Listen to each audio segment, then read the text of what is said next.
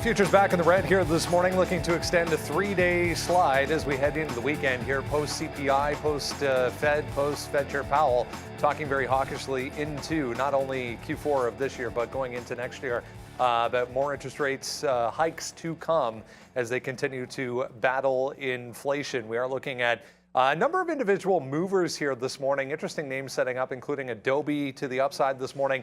Positive forecast for Adobe going into Q4 and into next year as well. So we'll have a look at that coming off earnings. Meta as well, relatively strong in early trading. JP Morgan with a positive note out on Meta. Amazon, however, to the downside ever so slightly. It's been a weak stock over the past few sessions here. JP Morgan cutting their price target on Meta as we head towards the weekend. Still a number of economic data points to come. Not only today, we'll get this manufacturing PMI number coming out at 9:45 this morning, but also into next week as well. We get Q3 GDP, we get PCE, two different readings going into the end of next week. So more to come as far as the overall market is concerned. It's Friday, December 16th, 2022. TraderTV.live starts now.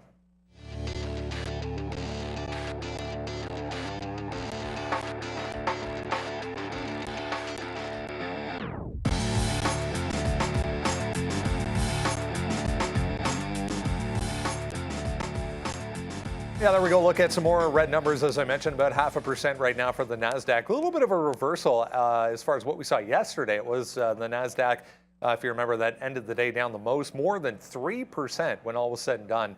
2% for both the S&P and the Dow when all was said and done yesterday. Looking like it's going to be another negative week, unfortunately, for all three. TSX futures here in Toronto back in the red as well. Crude, yeah, big move for oil stocks. I saw most down more than a full percent right now, 2.5% back to the downside for crude oil. Bitcoin and Ethereum moving around here as well. Bitcoin got above 18,000 yesterday, and then we come right back down through to 17,000 today. So the volatility continues as we head towards the weekend here. Arun back in the building for one more day. Sean taking the final 2 days of the week off. Good to see you guys. As we head into the weekend here, again, the final week before the Christmas break coming up next week. Volume expected to kind of die down a little bit here, but still some important data points to get through before the end of the year. Yes, sir. Quad witching is upon us, so that's going to be usually a volume event. You get some more volume at the open, some volatility at the close as well. So, options expiration will be happening. It's a big day usually for the market, but I got to start this one off. And I have to hit. It's because it's fantasy football season, but I'm going to Gronk spike it for whomever the lucky person that was able to get COSM shares in the pennies. It just goes to show, like, if you do some diligence and if you're up early, the early bird can get the worm. Like, there was a reverse split on this thing, and everything on this chart is real. When I sat down, I was like, this isn't real, but everything on this chart is real. 1 for 25 split. It was a 30-cent stock. Indicated price would have been about $8.25 after the pre-split. At 7 a.m., there were people trading this, or a few shares trading this in around $6, and then it absolutely cratered all the way down into the pennies. Now, at that point, reverse 1 to 25 split, and it was trading lower than the pre-split price. Now, obviously, a stock can trade at any price it wants, but it was essentially free money. By the time people, I think, figured it out, it was still breaking at 67, 65, 66 cents, now trading up and around $3. You don't see that every single day, but pretty crazy. It's done a lot of volume. I think it's going to be a pretty interesting one to trade because it's down 67%. A split like that, of course, is usually a bad sign because it means you're trying to regain compliance, and you're a penny stock for a reason. So it is a weak stock relatively, but at some point, these are prices that you can look for some longs. This market never ceases to amaze. I have never, in 20-something years, I have never seen anything like this. Never, not once, whomever was selling, and there was a few 100,000 shares selling beneath 30 cents. Like, real shares exchanged hands, and some people are probably hoping they can get those trades break. I don't think that's going to happen, but yeah, wow. Crazy action here on COSM. Other movers around there, AUVI, you already talked about Meta. I'm going to be all over that one. There's a couple of things out there in the chip space that we'll talk about. AMD, under the 50-period moving average, AMD, yuck. Yeah, it's going to be an interesting one. Keep in mind, with quad witching on today and volatility already spiking up with the futures market down at least 1% to start on the S&P side of things, this is going to be an interesting day already. So I would imagine that we should get some volatility. We've broken that 3,900. We should get some action. It should be an interesting one to start off. Brendan, what do you got for us? Just noting here, guys, there's so we're past the Fed, obviously, that happened back on Wednesday. That means that we're going to get back into this almost constant stream of Fed officials coming through with comments. So Fed's Williams making some comments right now on what has happened as far as interest rate hikes, where the market is, where the economy is, things of that nature. So we're back into that as well going into next week, which could be interesting. Here's the note that I sat down to this morning. Yeah, that R word popping up again. We heard Peter Schiff. If you missed it yesterday, make sure you go back and watch that. Great conversation with Peter Schiff talking about not only the U.S. being in recession already, but more to come as far as downside potentially next year, first quarter anyways, of next year. He wasn't too rosy about. But as we head towards the end of the year, guys, it might be a case of some shifting of portfolios needs to be done, as Arun was mentioning, coming up today and then into the last week of the year. But between now and then, might not see too much action. Window dressing, right? I mean, that's the time of year for window dressing, as portfolios need to be adjusted to make it look like they're actually better than they really are. So here we are. Call it like it is. Yeah, right? that's exactly what it is. That's exactly what window dressing is. Right? Is to make something nasty look better. Exactly, right? Maybe not nasty. That's what money managers got to do to keep their clients in check, or at least keep their clients. So we should expect some volatility in some names that have been beaten down potentially, and expect some decent selling as well in some names that have done really well as a potential. You got to consider window dressing. You got to consider potential tax selling as well. Taking losses. I mean, there's so many things you got to factor in on the financial side of things, especially when you get into the end of the year, because it's no longer just about charts and how it looks, if it's going to be looking like a down day, if it's trending in one direction. There's a lot more behind the scenes that needs to be done. Accounting. If you're doing the accounting for the fiscal year, if you're coming to the end of the year, or for the calendar year, if you're coming to the end of the year, you need to take care of accounting things, then I think you may be making some adjustments there. So it definitely will be an interesting one. Today should bring a decent amount of volatility in specific names with their rebalances. So, I mean, for now, we can take a quick look at what the imbalances are. A little bit larger than normal, right? Already at 850,000 shares on Coke for Coke KO. No. KO is Coke, I believe so. 847,000 shares to buy. Yesterday, I think the biggest we saw in the morning was like 400, and that was like at 9:30. These numbers are... They'll get way bigger. It's going to get bigger. It's 837 right now. It's going to get bigger, but this is not even, this is a drop compared to what you're going to see at the end of the day when the amounts are going to come in fairly large, as I believe there's at least one addition or migration up to the S&P 500, and then I think there's two going down, or something like that. There are some migrations. But there'll be a lot of reweighting going on. Yeah, there's some reweighting. We were talking Tesla yesterday. That's a big one. But you can't have a year like Tesla. Forget about a year. You can't have a quarter like Tesla has had with regards to the stock price and not have some serious reweighting in the major indexes. So we expect at the close, you're going to see some rather large buys and sells come into the market. By the way, I keep looking at the SPY.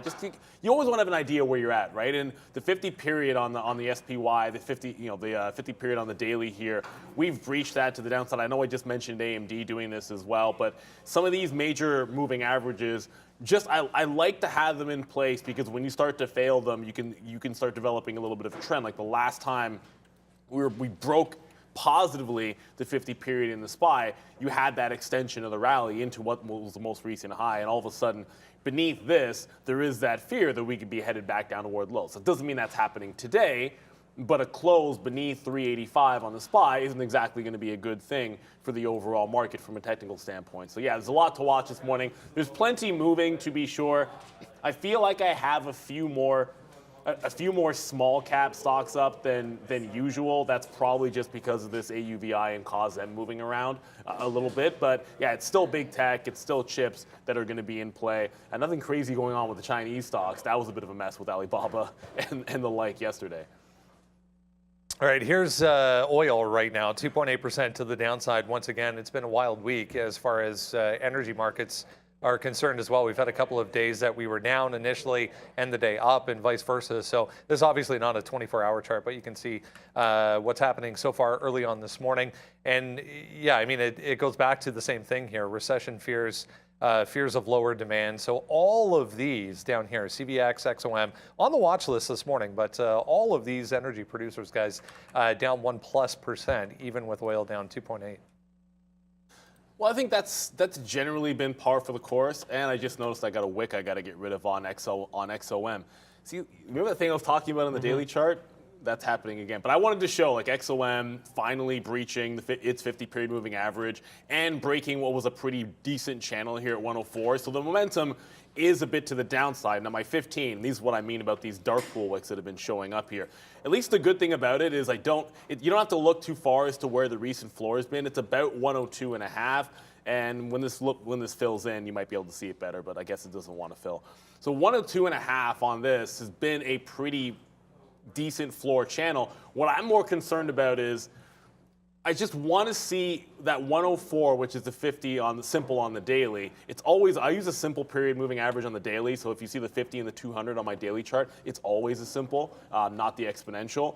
So I'm just looking at this 104, which ends up being where we're trading right now, as my line in the sand at the open for something like an XOM. If we end up holding beneath that at the open, I'm going to like favoring shorts in some of the old names. Whether you're talking about demand, whether you're talking about the overall economy, I know China's reopening, but they're actually having some issues with that, obviously, with cases spiking.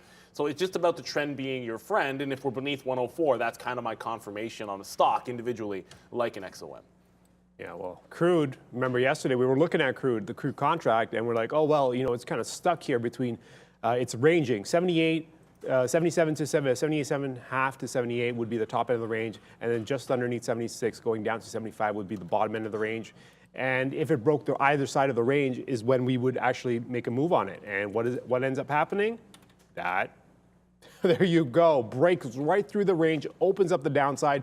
It's down 2.7%. A bounce back up, or at least the first bounce back up, would have got you into the short. And no, it's taken another move to 74. Now, I think the only thing you can do at this point, now that you've got the break, at least in crude, see if you can bounce back up into that same range here, into the 75s. At that point, maybe run the short against the broken range, or a range bottom. That's all I can really see on crude here. To chase it now gets a little dangerous because I don't know where the risk is here on a trade like this. 74 break would take you to maybe 73.5. That's 50 cents. Is that enough? The risk is probably even more than 50 cents. So I would definitely need to wait for a bounce to short on crude. But crude's not the only one. We know nat gas has been on. It's been doing something. It's been doing something is all I'm going to say, because this is the moves that you're getting in nat gas, and here you are down 9% on nat gas, based on. I mean, so yesterday we were up, right? We were just rallying up nicely, and then since we broke about 680, which would have been the afternoon low, we've just been trending, trend, all the way down. And then for the last hour or so, we've just kind of taken two big legs down, all the way down to 620, breaking through that low that we had going back to the 14th. So nat gas is also a big mover today there, Brendan. All right, let's bring in Michael Noss here, chartered market technician with Trade Ideas. Have a look at an interesting concept, especially as we head towards the end of the year, as we were discussing, to kind of go back. Great to see you, Michael. Welcome back in. See you. It's the time of year where a lot of people are kind of going back to see, okay, what worked this year, what maybe didn't work too well this year, what can I look to going forward that might be, a new tool as we head towards the brand new year here. I love this idea because it's, as you mentioned in the note you sent me this morning, it's very basic, it's very simple, but there's a lot of technical reasons why things can get accelerated off of what we're going to talk about here, which is inside days. Yeah, it's one of those times of year, and especially at the end of the year, that I always like to look back and go through a lot of my trades and see what specifically I used for entry and exit criteria and how I can refine that up. Because myself, I'm a trend trader, so what I generally like to do is just find a trend and follow it. And that's the easy part. So The hard part is to kind of zoom in on what's the best time for entry, what's a good candlestick pattern, or what's a good support resistance kind of a play that I can really hone in on entries. So as Brendan was going to talk about, we're going to talk about a new scan that I've actually been playing with for both day trading and swing trading, and a little bit of long-term investing, depending on your time frame. And it's the inside day, and more specifically, the double inside day, which is something that is, again, incredibly simple. But I'm going to talk about why it's a little bit important when we get into the second slide here. So the first slide is just kind of showing a bit on, and this is for people who trade Forex. I just like to talk about, I trade US equities, and I know the guys in the show do as well. But a lot of these concepts that are technical work across pretty much everything, right?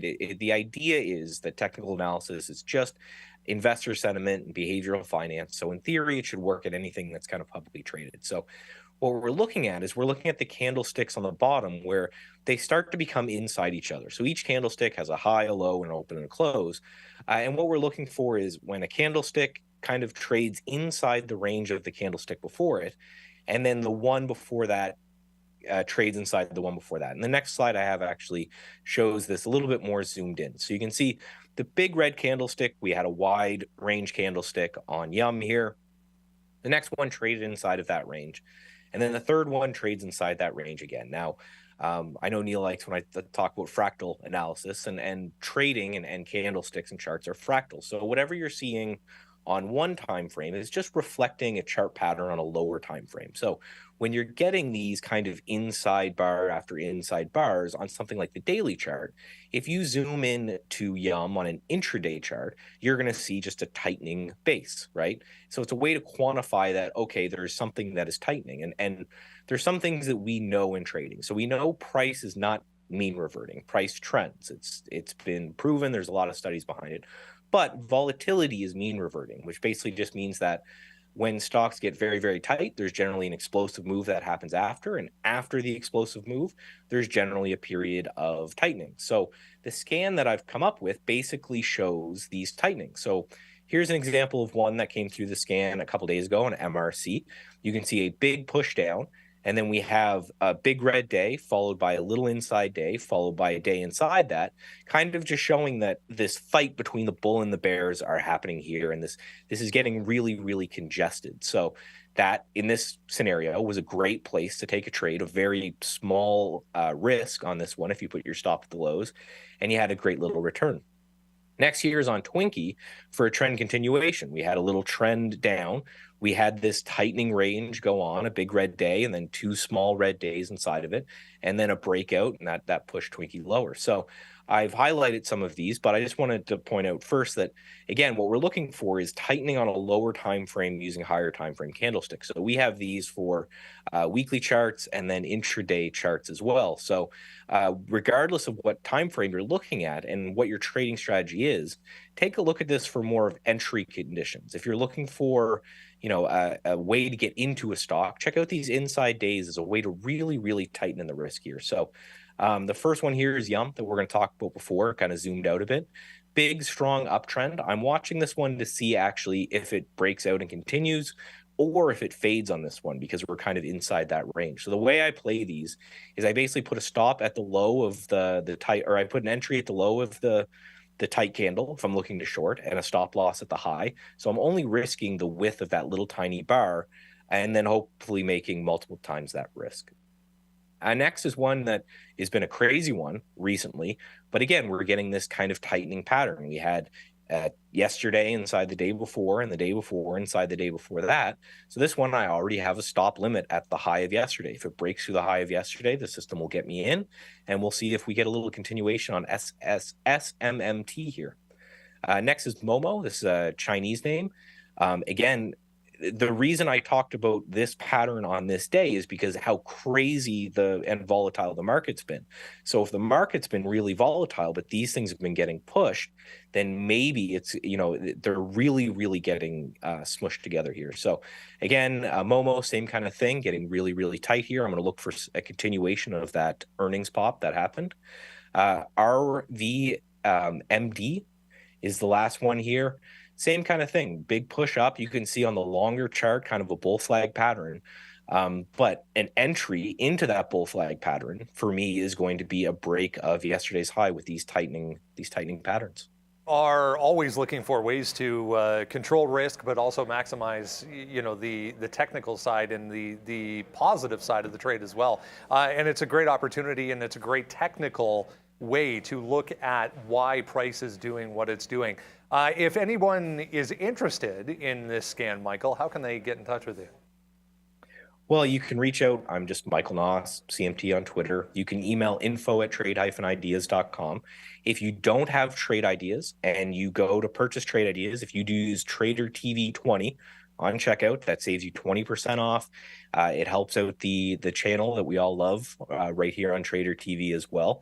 We love our partnership with you guys. But yeah, you can reach out to me. You can email into info@trade-ideas.com and we'll get you access to those scans. And this is something, as you mentioned, you can use on, say, a 5-minute or a 10-minute or a 15-minute, in addition to maybe the higher time frame. I also love the fact that you said, use this as maybe entry criteria if you're looking for a trade in a direction already. Yeah, and even further. So one of my favorite scans after building this, and I have to give a little bit of credit. This is from my study of the strat. I'm sure there's one or two people who know what that is in your chat and are very excited. There'll be more of that to come soon. But one of my favorite scans now for my swing trading is actually a double inside week, because what that's showing me is tightening on the daily chart. But you're right, every time frame you're looking at for this tightening pattern is basically just showing you like a bull flag or a pennant or a triangle or something on a tighter time frame. So if you want a 1-minute tightening pattern, then look for a 5-minute inside bar. And if you're looking for a 15-minute tightening pattern, then maybe look at a 30-minute inside bar. And the best part about this is the longer it takes to resolve, the more and more eyeballs end up finding it as well. And then you get the resolution that's even more powerful in either direction. Great stuff as always. Michael Noss, Chartered Market Technician with Trade Ideas. Have a great weekend. You too. Thank you very much. As always, thank you to Michael. And Summit, SMMT, Summit there is one of those names that we've actually been talking about this week, and I do see some opportunities there. I think the other way to be able to get that scan is I'll just wait for Michael to give it to me, and then when Michael gives it to me and it's in my layout, then you can just ask me for my layout on Trade Ideas. That's another way to do things, because every now and then I'm lazy, and Michael's amazing, and he'll just give us anything that we see that's pretty cool when he comes on Friday. It's like, ooh, I like that. Let's see that. Let's have it. I want to get to, just very quickly, just because we were talking Summit, and it comes up because COSM obviously just had a reverse as well. So when I see that pattern, we're looking at this. Look, I was looking at it in the afternoon yesterday, wanting to get involved in that $4 level, and I'll probably pay for locates to respect some of these highs you see at 4 and 440. But if we get a dip back, I'm just going to respect what happened at $3 on the stock. And if I see it down at $3 for the bottom of this channel to start holding again, the longer it stays inside of the range, I think there's a scalpable trade inside of that range as well, which I was really just waiting for this thing to break out. But there's another way to be able to play it. So I want to have my eyeballs on Summit here. I'm looking at a lot of these smaller stocks today. Summit, you're already in COSM. I'm on the bid closer to the 275. I'm looking at that AUVI, which is starting to bounce a little bit again. So a lot of small caps here today. Yeah, I'm just, I see in the chat that some people can't trade COSM through their platforms. Fortunately, we can through our broker here. So I've got some 3 longs, and to be fair, this is not really a technical trade. This is just a mathematical trade.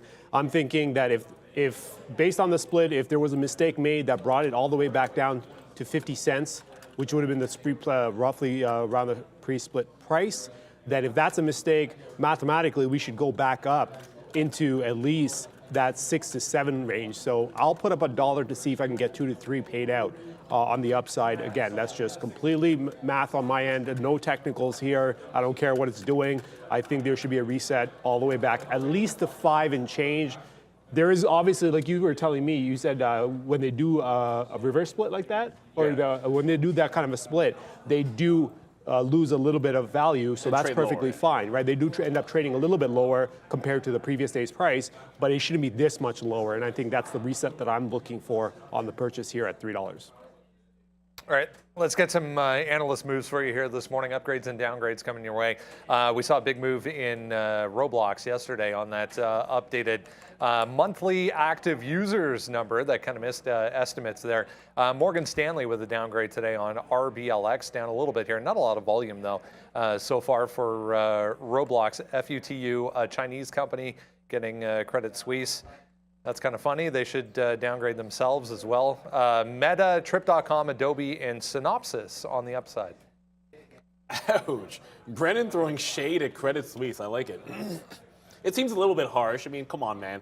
Kick them while they're down, I suppose. But Roblox, look, Roblox, Novavax was probably the weakest stock yesterday, but Roblox, you know, from a momentum standpoint, it wasn't terribly far behind. Anytime you break a channel like this, I know it's down a lot. I was short in the afternoon. Oh, it's not going to show at the trade where I got out of my 28 short, only to see it finally fall to the downside right at the close. But I'm kind of looking back at some of these same levels after that big of a move. Does it hold 28 to 28.5, like where we had these last consolidations, and can that be in trend bottom?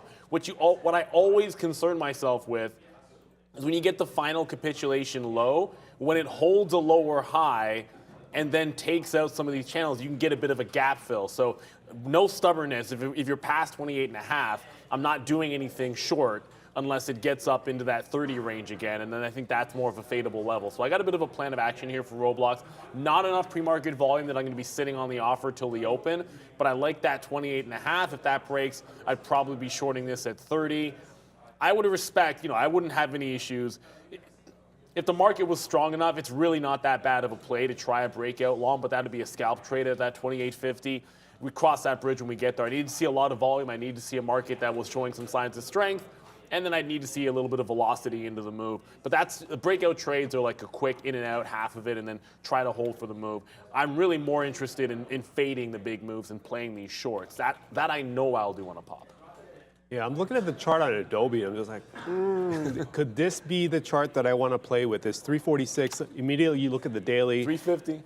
Yeah, you look at it's at 347 right now. 350 would put you right here if they were to take the high out. They've already gapped up below this range from the last couple days here, which is 340 to about 335 and change. So they're already above that, and now they're also above the high from the 14th, which is Wednesday. So with that now done and the momentum carrying to the upside, I would think 350 is in line. I'm just trying to get the risk here on this one. Where do I put the risk to take this shot? 347 to 350 seems reasonable, but then the stop would need to go under 342. I can't pay 350. I do think there's a long here. I just don't think it's going to be at this price. I do. If we can get a little bit lower, I'm actually going to throw a bit down lower and see if I can't get a fill.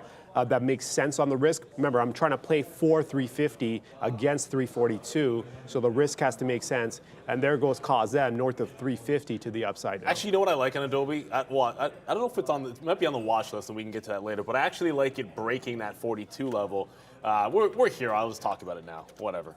I actually like it if it breaks that 42, holds 38, and then kind of can reclaim that 40 to 42 area. So if it does a dip that's a little bit too far, I'd want to try and engage along in that direction, because you're right, like taking a clean 350 break, the risk to reward is going to absolutely stink, and it's like the spread on the stock is going to be way too big in the pre-market to try to actually get into a position somewhere on a break without paying too much. That's the problem, the spread. In the pre-market, you want to throw a bid down, but the spread's already 70 cents. But it's witching day, so I'm expecting at the open you could, like the reason I don't mind seeing it fall down to 338 than looking for a long back up here is because I'm expecting more volatility at the open. And if it does pull back in, I don't want to be just sitting around in front of 42 in case there's a big flash at 9:30 and then suddenly it's like, oh, you're out $5 or $6 and you're put to a decision. No, I'd rather let it do that, and if it does that, then look for the long somewhere between that 38 to 40 range on the way back to the upside.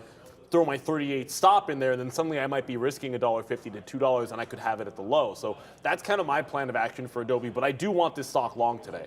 It's just a matter of Kazem might be taking $4 soon. It's at 480, 380 right now. So free money, man. Come on. I mean, I know some people didn't have access to it, but like when you do the math on it, it's like $3, put up $1 in risk. See if you can get 2 to 250. No, of Come course. on. But we were having this conversation actually. So when Brendan was talking, one of the things that we were saying, because Arun got in at 3, I'm like, yeah, but my out's at 235. I kind of want it closer to 250 if I can get it. But then he's like, yeah, but your move could be to $5, and that's exactly right. Sometimes you have to forget the fact that it's a cheap stock, and yes, you'd be giving up. If I take 3, I'm giving up 70 cents, but the upside is potentially there for it to break 4 and maybe get to 5. In my head, I'm thinking I don't like losing 30% on a trade, but if it's going to move like 60, 70%, then yeah, it absolutely justifies. So I'm trying to trade it normally, technically, when it's just got a bigger range than I'm expecting. So congratulations there, Brendan. The thing with that is, though, it's not a normal stock today. No, it's not. This is a complete misunderstanding of what happened overnight. And now it's got to do a reset. That's how I feel about this stock. That's why I think it should at least hit 5 to 6 somewhere in there to the upside. This is not a technical issue. This is not a chart breakdown. This is just a complete misunderstanding of what that split was all about. So that's why it looks like it's down 50-something%, but in reality, it really shouldn't be. Not to this degree anyways. So we'll see. We'll see if I'm right. If I'm wrong, I'll lose $1 on this stock, but for now, I am up 80 cents on it. All right, shout out to our friends at Surge Trader, bringing you the first segment of the show, as always, where traders can get a funded trading account up to $1 million. Keep 90% of the profits. The program has simple rules, no time limits. Go to surgetraders.com/TTV. Use the code TTV, get yourself 10% off. Let's get a check of how things over in Europe are shaping up so far this morning. Pretty red right across this board as well to kick things off on a Friday. Going to be a negative week, it would appear, for European markets as well. There's your social sentiment board to start this morning as well. Yeah, COSM down here, huge green sentiment coming through so far for that one. We'll talk about it. All kinds of volume and liquidity as well behind COSM. Mullen here as well, back to the upside today, at least on the sentiment side of things. Tesla green, everything else though pretty red to start off a Friday. Speaking of, let's get Arun in here, get a check of the overall market as we head towards the open on quad witching. Arun, what does that mean for everyone who's wondering? Well, it just means that there's a bunch of stuff expiring. Usually the third Friday of the quarter month, we end up having a bunch of different things expire, meaning you have stock options, you have futures, you have stock options, you have futures, single stock futures, and then index options expiring. So 4 different things all expiring today. So that means that there's added volatility. With the options expiration, that brings a lot of extra volatility to the table. So especially towards the end of the day, you might start to see some abnormal movement in some names. So throughout the day, though, if I were to now, before we go on to the futures, if I were to bring on the rebalance or the imbalance indicator, it's still early, or the imbalance locator, it's still a little early, but these are going to be a little bit bigger than you would expect anyways on a typical day. Towards the end of the day, this is going to be ridiculous because you're going to see some 5-10 million share imbalances in some names as there's migrations being done. People are rebalancing. We know Tesla's had a rough go of it. Tesla could be, they could shift down on Tesla's weight, which means that indexers have to shift down as well in terms of how much shares or how many shares they're carrying to represent Tesla in their basket. So that's all done towards the end of the day. It brings volatility, and we'll take care of it towards the end of the day. Well, I'm here, so we'll figure it out at the end. But for now, that also brings in some unusual movement into futures throughout the day. So as you can see, this is a 30-minute chart, and this is yesterday. Forget everything else that's here. This is yesterday's move. Starting down, move through 80, and down we went all the way down to about 15 or so before we kind of made a late session bump up and started going sideways. Sideways action after a massive move down usually indicates a continuation. That's just kind of not a exhaustion point, but a relief point, right? They came back up, they're done. Now they're extending the move down today once again. Now they finally took out 3,900. And if you take a look at the daily on the S&P futures, 3,900 would have taken out those highs going back to early November. And that's going to be the issue, is that now that we've lost the last support leg of this little sideways move, this wide sideways move, mind you. I mean, 3,900 with a move with an expanding top, but yet we took out the bottom, opens a door for quite a bit of space to the downside. So I keep an eye on how today plays out. What I'm looking for is a potential bounce north of 3,900 and see how we handle that bounce, because we know the daily's gone on the 3,900. We know we've broken that level out. So what happens when we get back above into that low from yesterday, which is around 10-ish? If we get into 3,900 and 3,910 and fail, that's exactly what I want to see. A broken daily with a broken low from yesterday and an attempted move back up that hasn't gone anywhere. I want to see that extend and continue to the downside. Keep in mind, if you were also to draw a 30-minute trend line here, clearly we've got a downtrend. It's not going to be perfect. I don't care for the trend line to be perfect. All I do care for is that there is a trend line that's pretty clear. So at this point, we're going to need an move attempt back to 3,900 that fails, that opens up the short. The flip side of this is that it doesn't even bounce and just continues on down. At that point, I just let it go. I need to see a bounce because I want to see how this market handles a bounce after breaking 3,900 overnight, right? Well, of course, the futures market trades overnight, but at the same time, the equity's not involved at this point, right? So I want to see how this market handles when the equity market is also open and we try to break through 3,900. Are we going to do some sort of recovery move that comes all the way back up to yesterday's afternoon high? Or are we just going to try to go and then fail? And I'm looking for that second scenario where we try to go through 3,900, fail, and then the shorts are back on and we'll figure out what the short stops are at that point. Until that happens, I'm not going to put any levels down because I do need to see that action first. All right, we'll see what happens here at 9:45 as well. I'll bring you that number that's coming up. It shouldn't be a major deal, but these days, it seems like every economic release is. That's a link to the watch list, guys. If you haven't done so yet, make sure you grab that every single day. Absolutely free. Just enter your email address, hit that link, enter your email, and then it just shows up for you every single day in your inbox. Let's go to Meta to kick things off, holding up a little bit better than the rest right now. As far as big tech is concerned anyways. JP Morgan with an upgrade today to overweight from neutral, pointing to not only some of the cost-cutting measures that they've already implemented starting to work, but their plan heading into next year also looking a little bit better for Meta. Yeah, like things starting to turn around for them. Obviously, when they acknowledged that they had to cut some costs like everybody else, that was a good sign because they're spending so much money. But this is a stock that's bouncing off its 50. At least it is for now anyways. I keep talking about the 50-period moving average because it keeps showing up on my daily chart. So that's about 118, and that's the current low. What I love about that 118 price is you've also got this nice little breakout that we had off 117.50, which gives a couple of levels I like to play in front for the long today on I almost said Microsoft, because Microsoft 250 is a thing. We'll get to that in a bit. But Meta, yeah, I'm going to like the longs in front of 117.5, but if we do get down, I'm not going to ignore this 116 zone of support. And if I see like a big move that stops me out and we do get a free fall Friday, I want to check back in on here because there was a ton of price acceptance in this range. When it completely gapped down back on the 6th, you had some resistance right at 116. You can then see how 116 had this bit of it was like a magnet to this price, and then every time you moved away, you basically fell away and then eventually ran away. So if I see 116 again today, I'm going to be on the long side. I'll probably be the second time long because I will take something off of these pre-market lows, liking that 117.5 as support. So I'm favoring just a trend. If it's up 2.5% into a down market, and it's got a positive catalyst. There was the TikTok news that kind of got dropped yesterday as well.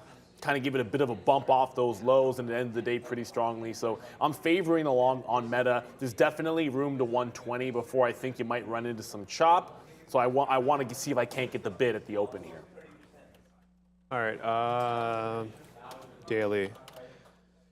That thing's a 420. Yeah, it's still going. I mean, Well, like I was, said, I'm just going to let it go. I know what the price where I want to get out first, which is going to be in front of 5. So I was going for a 2-to-1 payout. We're talking about COSM, by the way. And there was comments about Maxar as well. That's Neil has confirmed to me that is a cash purchase. Yeah, $53 cash Maxar. There you go, 53 buyout. So it's up a lot, yes, but I'm not going to trade it. That's not for me. Buyouts just go sideways and drift up towards the buyout price at that point. Unless you're Twitter, at which point you're going to fall apart at any moment until it actually gets bought up. Anyways, back to Meta here. Meta on the daily, it had a decent chance right here against that 112. Now, that's the last little support area where we should have caught a little bid. And what does Meta do? Decides that it wants to gap right back up. Keep in mind, there's also this issue of 125 that leads into a big gap. And 125, I say that with a ton of flexibility because I don't know how this is going to play out between 125 to 130. This kind of a gap makes an issue. Creates an issue because it's not a very clean gap. It's multiple days worth of lows. The gap technically would somewhere be up here, but because of that whole mess to the upside, I want to try to avoid pricing anything that high up. So knowing that that was the buy zone, knowing that we are now sitting not too far away from that issue that could become a gap, I think it all comes down at this point. Yeah, we're trying to take out that overnight high, that pre-market high, but at the same time, if Meta is going to make a move, yes, it's up, but I want the index on its side as well. Like I want the futures market. I want to get a read on the futures market before I start stepping into names, because although Meta doesn't have as much weight as it used to in the indexes, it still has some weight. So I have to respect the fact that Meta may decide to follow the index at some point, and the index isn't really showing any strength right now. Like I said, 3,900 break, fail, that kind of thing. So I hesitate to buy Meta on the highs. It's a different story if we do fall with the index and come into a support zone. So I am looking towards the bottom end here, 116.5, 116 even, see if we can get a move down there. That would put us back down towards the support zone. I think I'd be more comfortable with the idea of going for longs on a dip versus trying to chase this knowing that the daily looks like an absolute mess north of 120.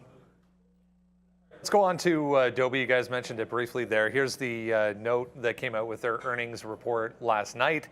So they increased not only Q1 2023 EPS forecast, but Q4 adjusted EPS forecast as well. Not a lot, 360 from 350, 365 to 370, up from 364. So a little bit of an uptick there. They're still saying revenue overall 10% to the upside in Q4, which was in line with expectations. But as we've seen throughout this latest reporting season, the forecast is what matters now. Yeah, it's been basically all about the forecast for the last little bit here. Are you going to have a good guide? And everything was pretty much all systems go for this report. I know they just had that acquisition. Now the name is slipping me. It was like $20 billion acquisition. They got beat up for that a little bit, but have since recovered. It's not breaking out of the channel. If we're going to put an X on this for the long, it's the fact that it isn't really breaking out of this channel until it clears 50, maybe gets above 55, 56 here on the daily chart. But the trend is pretty solid, and I want to favor something which has relative strength and only go for the longs. And the reason I was sort of saying that 338 level is just what's been going on at 338. That was a big resistance zone that turned into support. Essentially, you just only gapped away from it, and every time it traded toward 38, it was either resistance or it was support, and that's been for 2 weeks now. So if we do get, so now we're gapping through this, I feel if we pull back in, this is where I would anticipate a bounce. If it doesn't bounce there, then I don't want to buy the dip. That means it's carrying through, and it's going to fill in the gap at that point, and maybe there's something lower closer to 330. So I like this 338 level. We bounced there at the open. It's quad witching, so I expect we could see volatility at the open. That gives an opportunity for longs in the 40 range. We have put a couple of bucks up to be able to get it back into either pre-market highs or into that 350, which was afternoon resistance. So I'm favoring dip buys on Adobe here. The good thing about the market being temporarily down right now is if you like longs and dip buys, well, then when the market's rolling over a little bit, you should be patient and wait for your prices, where sometimes you're looking for a breakout. Like if the market was stronger, maybe I'd like a breakout on Meta, maybe like a breakout of the pre-market highs on Adobe, but not with the way the market's trending. I'd rather see it bounce off that 38, grab my long off that level, and then go from there, see if it can't get back up to these pre-market highs and that 350 target. Yeah, Adobe, it's a pricey one, right? It's 350, but who doesn't like Photoshop? I feel like everybody who's on social media is all over that Photoshop, and in terms of just YouTube as well. Think about it. YouTube, everything that's kind of put it through our thumbnails. I know Fahad is a fan of Adobe. He's a big fan. I mean, it makes perfect sense. But at the same time, Adobe's got more than just one product, obviously. But let's just look at it from, first off, the daily chart, right? And the daily chart looks like this. I'm like, okay, well, that's pretty clear. We know the low is somewhere down here. We know the high is somewhere up here around 355. So 320 by 355, everything in the middle is a range. Okay, how does that look on a 30-minute chart? You immediately do this, and you're like, oh, that's how it looks. Okay, so we are playing one bottom to the top. Pretty much at this point, I mean, you're knowing that you're in a range top, range bottom, Looking for shorts up here, looking for longs down here. That's all you can really do. If you're willing to play the range, there's your game right there. 355 up top, or not even 355. Actually, it's like 356 actually, if you were to be absolutely precise on this. So 356 up top, and then 320 down below, and you just play the range in between, and that's all you can really do on Adobe. Yeah, it's got a ton of movement. That's the other issue, is that you try to take a trade on this knowing that the range is in play. Your risk on this is going to be absolutely nuts. So what I'm going to do, there's an old alert here, but what I want to see is a 350 break and fail. Since we've got strength, why not? Let's run with it. 350 break and fail lets me play the range top, so I can actually see if we can get a move back to the bottom. I kind of have a hard time going after this here at 343, knowing that we're sitting a little bit lower from the range high, and we could easily just pop right back up. So I think for me, it's just at this point, we're going to need a pop on this one as well, north of 350 to activate a potential short. So I need a move up to set up the short on the downside there on Adobe. All right, we saw Meta up 2+% here, trying to lead as far as tech is concerned. Here's Amazon, on the other hand, rolling over currently to the downside, 0.8 right now, but leading the market, in fact, to the downside, trying to hold 87.50, I guess, was yesterday's low. But if you zoom out a little bit here, this thing's had 2-3 days in a row to the downside. Not a great week for Amazon. JP Morgan cutting their price target today. Yeah, if you're just talking about ranges, range bottoms, all that matters here on Amazon. 87 is the round number, as Brendan rightfully said. It's been holding this low. I had the bottom here on this last couple of weeks, or at least for December, at about 87.40, and that kind of lines up with where we're at with the pre-market lows. So a bottom break here is technically that 40 level. And then I think you could, like 87's a round number, so you might have a little bit of cover there. And then 85, of course, it being a Friday, that's an options eligible price. And I think you'll see maybe some bids at 85. But relative strength, relative weakness, I'm favoring shorts on Amazon. If the market were to pop, then I'm not waiting around to the absolute top of the range. I'm just looking right back into yesterday at 90.5. So in that 90.5 range, it breaches 90, does not get to 91, then I want a short in front of 91, right at about 90.5. That's if the market pops. Otherwise, straight shot, look for an 87.40 break, takes about in front of 87. If 87 breaks to the downside, there's just room to run. I was going to show the daily chart, but I got these crazy wicks pre-split, so I can't really show you that. But anyways, 87 is the level anyways on Amazon. That's all we need to be concerned about. This low of the day, it's one of the better floors I see in the market, that if it breaches and we have a free fall, I know the stock I want to be on. Yeah, I mean, there's nothing to add there. I mean, we've had this alert for a while now here. 87 is the floor. 87 break opens the door to the downside. The only other low that you have below that is going to be going back to November the 9th, which sits at about 85, 87. So you've still got about $1 and change in space to the downside as we break 87, if we were to break 87. Oh, and one update on the futures before we continue on. I didn't actually wait for 3,900. I think I saw it just enough to take a short on the futures right here. So I am short 38.84 on the downside against 3,900 to the upside. So we'll see how this one plays out.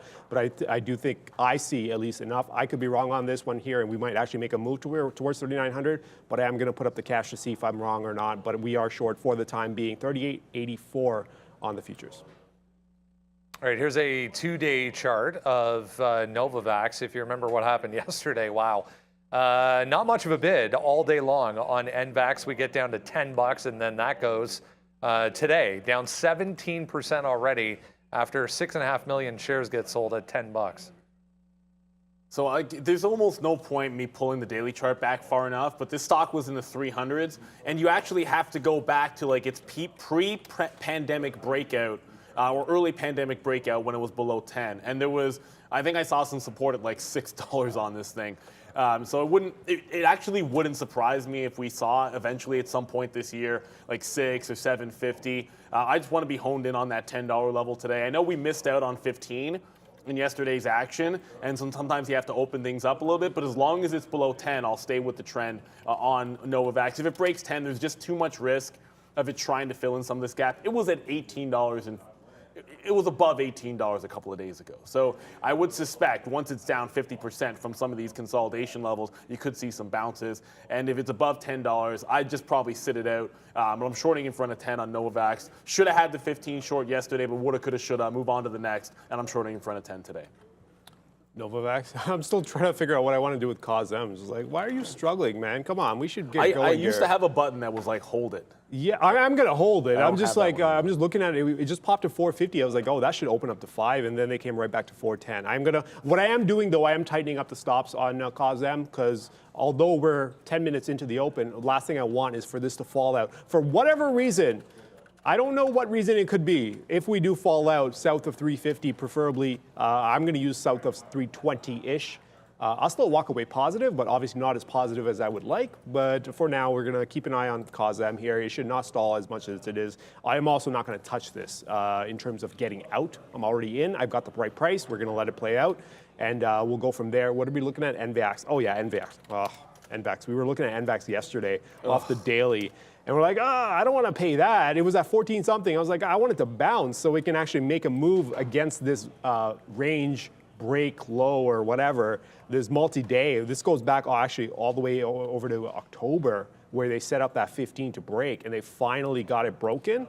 I guess at that point you just get whatever price you can because it decided that it just wanted to trend. I mean, that's your 15 break, and that happened early in the morning. By the time we sat down, it was at 14.20 something, and I was like, oh, we can short the bounce if we can get the bounce. No, we never got the bounce. It just went straight down. Where was the bounce? I don't know. Bounce? What bounce? Exactly. I mean, like we went to, maybe this one, 13.50 to 14. Oh, but that's a small bounce. It's a 30-minute chart, by the way. So it just continued all the way down here. Here we are at 950 now. Okay, then. I got nothing on NVAX. I know this is a trend. This is a very clear trend, but I got nothing here. I don't know how to play this one at this point. The 15 short was easy. This one gets quite complicated at this point. Talk about oil here, just to wrap things up, guys. Now 3.25% as we take out session lows here for crude futures, 2.3 for XOM. Mind the crazy wicks on this chart, but down 2.3 for XOM. If you look at something like Oxy, only, no, it's 2.4 now as well. I thought it was holding up a little bit better. Is there a trade here for some of these energy names? The one I'm looking at is actually XOM, ExxonMobil. And it's just, look, I talk about these sort of I like to call them flat bottom breakdowns because that's what Sharif calls them. I like that name. But really, you're just looking at support going. For some reason, this one doesn't want to go back further than the 7th on my 15-minute. But you've got this 102.50, which could break down. What I'm favoring is shorting in front of 104, yesterday's low. And the reason for that is just simply that's the channel that looks like it's breaking down here on the daily chart. So I want to have the opportunity to short a bit of a pop. I like it's beneath the 50 period, so I'm looking for the trend trade. It could break the floor, and there's a lot of room to the downside.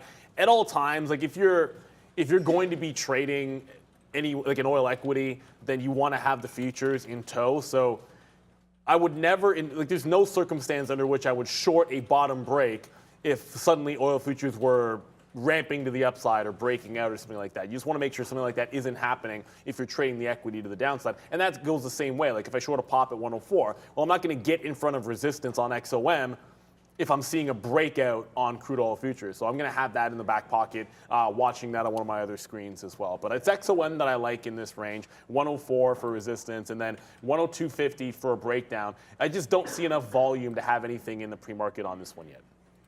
Yeah, I mean, we talked about crude. We talked about crude earlier. I'm looking at the crude contract. If it can get back into that 75 area and set up the potential for a fade of a range move. I mean, we broke the range. We were looking at this range of 75 being the low, and we finally got that break overnight. We try to kind of somewhat bounce into like 74, 75-ish. Close enough, I guess. That could have been a trade. If this market was at that price, I would take it. But I mean, I'm not going to pay 73.50. I don't know what the downside is here at this point. Could it be 73.5? Could it be 73 even? I have no clue. So I would rather just wait for a move back into 75. I know that there's previous supports that can potentially help me on the short side of things. So we'll see if we can get that. If we can't, I mean, crude might be making a move without us today. Down 3.4% right now. And we've seen some crazy moves in crude. Remember that day I was here? We were up 4.2%, and we ended the day down negative. So there's a lot of activity that can potentially happen in crude. So just keep an eye out for it. There could be some trades here later on. This is going to be traded throughout the day, obviously, until at least about 2:30, I think, when volume starts dying down. But for now, we are just going to be looking at crude, not making any moves on it just yet. And COSM, my mathematical plays, struggling here at 4 even. Remember, we went for the long. I stay away from these names most of the time. You could trail half it out, though, couldn't you? Yeah, but I want to see the open. That's my whole thing. Like again, this trade is completely, like I said from the beginning, it's mathematical. This is not a technical read. This is not any other read than, hey, this was a misinterpretation of what happened overnight with the split. So let's just kind of take it back to where it should be, where fair value should be. Now, if it's technically struggling at 4, I know that my 2-to-1 payout is going to be at 5 to 6. So I want to target that, but if I don't get what I'm expecting, I'll trail it, but I'm not going to play it close to the vest. This is not going to, I'm locked in for profit anyways. I'm not going to, I want another dollar. This is meant to be mathematical. Let's let it be mathematical, and let's play it out, and we'll see what we get after the open. If this still attempts a move back above 450 and fails after the open, I'll believe you with the resistance there, and then maybe we'll just kind of walk away from it. But I do feel like there should be drift to the upside towards where fair value should be on this stock, and I'm going to say somewhere between 5 and 6 would make sense to me. Yeah, well, that gets up to like 650. That's a stock I just want to short if it gets back up to where it was earlier in the pre-market. And we didn't talk any Tesla here, and I don't know if we're going to go back to Brendan before the open, but just very quickly here on Tesla. Everybody knows Elon sold a bunch of shares, and that caused a lot of what we saw earlier on this week. But it made a nice bottom at 150. Wick bottom on the higher time frame, but the 15 period will show you got lower highs, or it just got meta on a dip in front of that pre-market low. But you got this 155 half. I want to be long in front of this previous low. Disregard that wick, say that the low is the same as it was before, 155 half, 156. Buy the dip, it has a chance to break that 161. I think that's where resistance lies on Meta. Brendo? A couple other interesting notes here before we get to the open, guys. 5 minutes to go. Goldman Sachs is going to cut about 8% of their workforce. So GS, they've had banks in general have had a tough couple of days here. Back to the downside for Goldman, not a lot of volume. There was also a note on GM, that robo-taxi we were talking about earlier in the week, getting a safety probe, so they're down to 37, now down 1.6 for GM. So a few things leading as far as downside as the market. Well, I mean, we're trying to bounce here. I also wanted to talk about this other small cap because it might come in on the bid here. Applied UV. There was a supply chain. There was a deal with Canon there. It's a disinfectant company, and I just look at the breakout, and it's above $1, and anything that breaks $1 kind of catches my attention, especially when it has such a tight consolidation, like 90-cent low. Breaking out of this range and through that dollar price. And then you have this 105 to 110, which had been previous resistance. And then that's your 50 period at 108. So I want to be long in front of that 105 to 110 area. And as it starts to come back in, like whether it's a 105 stop or give it to 1 even, you can kind of go half and half there. I tend to want to give it to that low, and then I'll make a judgment at $1 when it gets there. Sometimes there's size. So I'm just going to try and grab this bid in front of 10s, give it to 5s, see if it can't get back into the high of the day. Just looking at the higher time frame for why I like the dip buy here in AUVI. Yeah, let's go to imbalances quick. We've got NASDAQ imbalances out now, so now we should pay attention to all of them. Ford, buy side, this is still not that big. It's fairly small for the open. I would have expected a little bit bigger here. Ford sell side 1.4, and then AVYA sell side 1.3 and change. And I think the big tech name that's got the imbalance here is going to be Amazon, and that's not that big. But they've paired off a lot of this, and you're going to see a lot of this today, is that the imbalance was at some point 6 million shares, and they've already paired off 5.5. Oh, there you go. Imbalance got a little bit big. Oh, there you go. Apple now a big bid. Yeah, Amazon a bid. Look at the paired value, and I think this is where it really makes a difference here. Oh, wow. Look at Met. Wow, that was crazy. Yeah, this is where it makes a real big difference because the paired value is just coming out absolutely nuts. And you saw the futures market just pop like 5 points off that move here. Apple's got a 12 million share imbalance at some point. I've seen this party before, and you know what? I've seen this before, and generally speaking, I already took some out of Meta, and if I can get in front of 120s, I thought 120 might be resistance. If I can get something, if I can get it out in front of 120, I'm just going to go ahead and do it because it's witching day, and a lot of times you're going to see crazy whipsaw action at this time. So if you get an opportunity like this where you get support and you get it into resistance, take the trade, then let the opening range come back because there's every bit of an opportunity that you can just get long in front of 117.5 again at the open if I still like it, or if we just end up trending upside the rest of the day, which I don't know if that's going to happen, I can take 120 breaks, I can take pullbacks into 119, I can just make another trade. Take the money and run. Obviously, Amazon short through 87 isn't going to happen anytime soon. It's these impaired values because these imbalances are big. They're just getting offset as they come out. And you saw Apple's buy side of almost 12 million shares. They've already paired most of it. Now they've got 696 left to be done going into the open. And Amazon's there with almost 7.5 million shares. That's almost paired out. So we've got a decent amount of action coming across the board going into the open. But I guess once it's done at 9:30, all these are going to be executed, and that's it. They're done.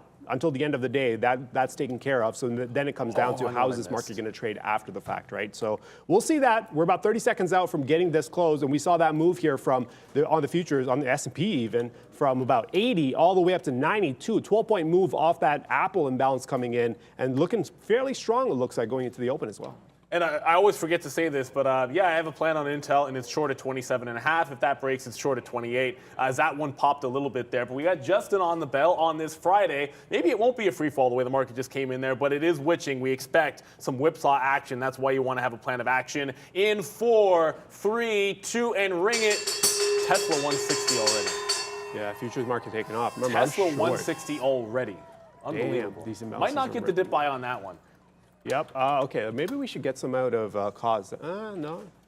Should I get it out? Yeah. No, we're going to leave COSM. I've got a target on it. See, COSM, I kind of like it here. I was actually looking at that $4 range, which is still holding. Just adjusting some of my orders here because obviously the range is a little bit different as we come in. I'm looking to see if Novavax can come to the upside. I just realized we failed to talk about Netflix. I'll get to that in a second. But if Novavax gets anywhere near that 10 level, I'm looking to fade that one off the 10. COSM's going to halt at 424. Oh, for the love of... Oh, why am I not in the bid? Yes, please. Okay, that's good enough for me. I'm going to dump some off the open here on COSM's market. Oh, I missed that 4. As it comes back from its halt, we are going to throw some into the halt, and we'll see where it reopens. But I'm going to cancel. Actually, you know what? What am I doing? If it indicates a flat open, I would hold it. Yeah, you know what? I changed my mind. I'm going to just leave my offer out. Run me over. I don't care. I'm sitting underneath 5 even to the upside. We'll see. It halted at 424.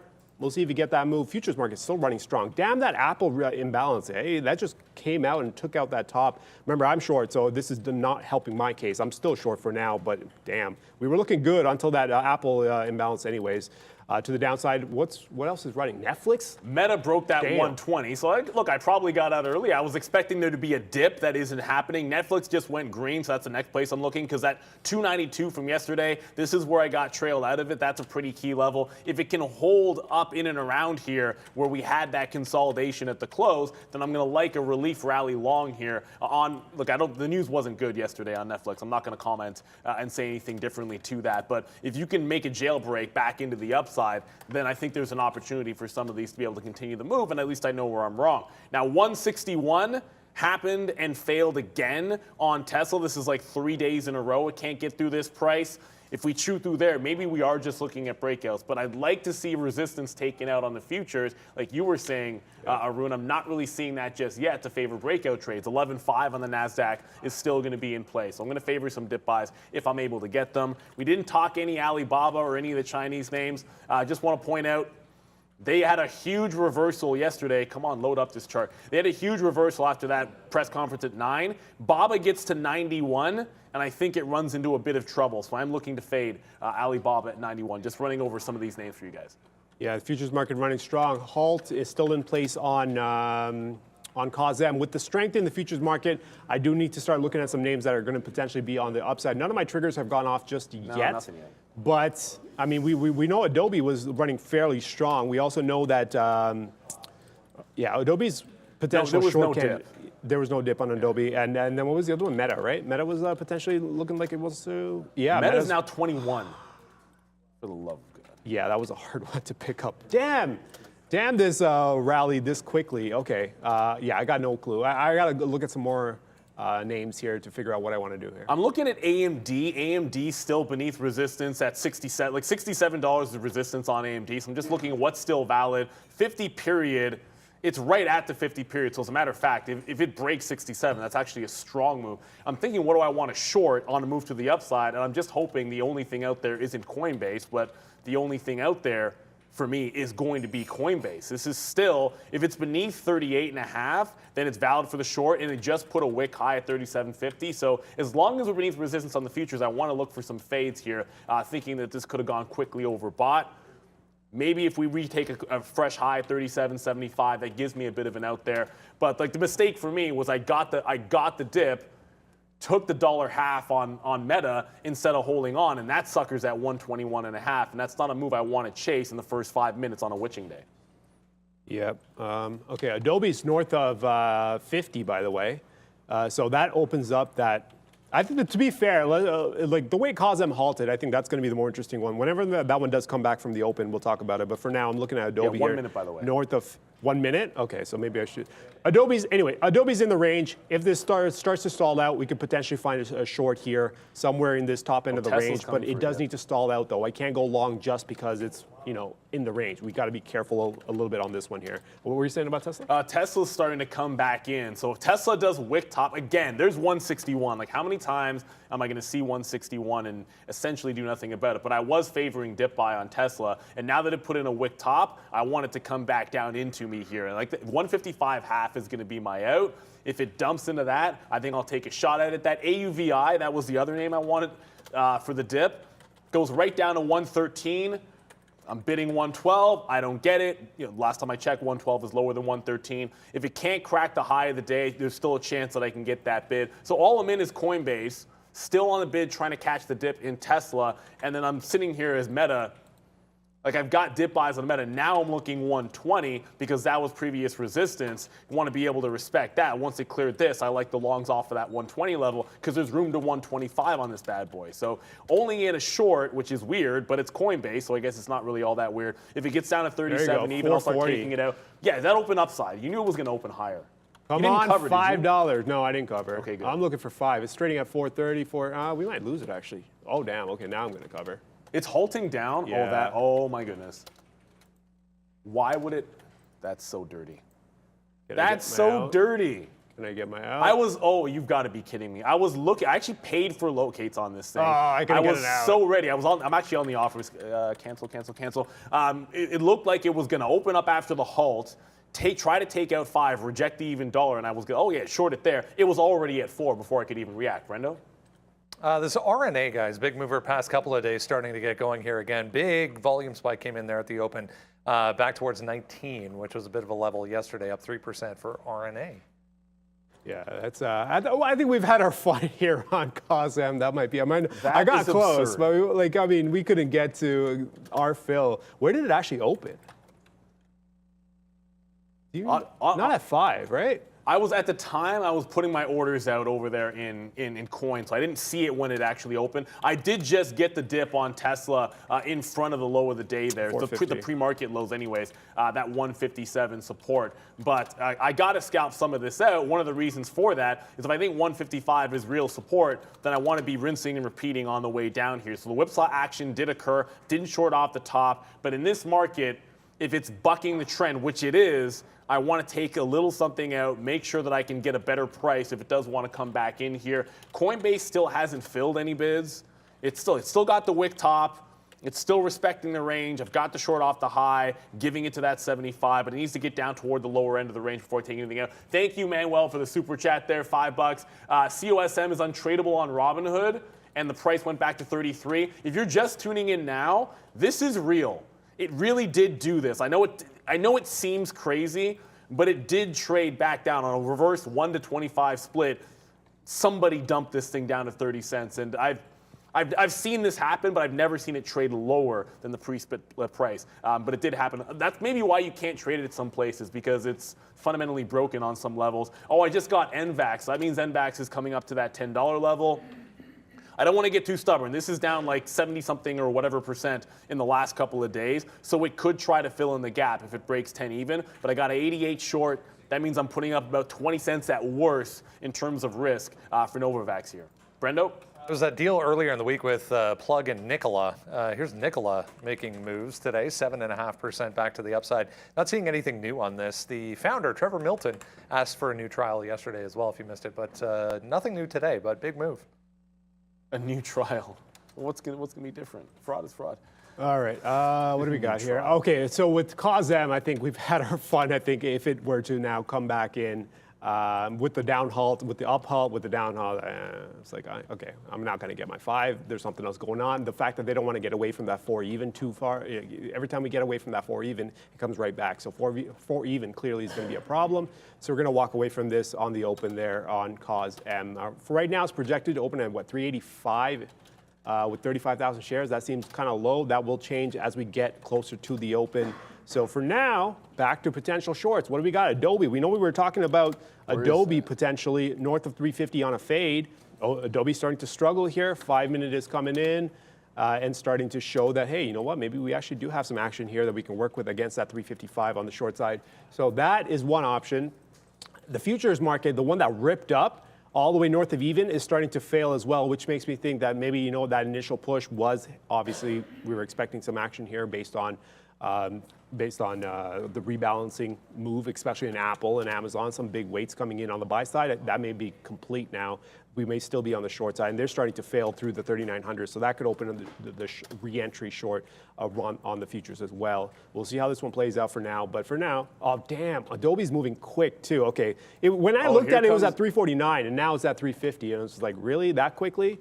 Or now it's at 347, I mean, and that trade is, okay, I'm gonna have to put an offer out, but see if we can get a fill here on a move back up towards 350 on Adobe. So Novavax just stopped me out above that $10 level. We'll have to take that one. I will slap the fail on that. I'll get to Tesla first and coin second because Tesla is now against. I got the reload off the low, the pre-market lows. 155.5 is support. I grabbed some here at 56. I'll only add one more time in front of 155.5. Novavax. Did I just go into? Yeah, you know what? I don't want a long in Novavax.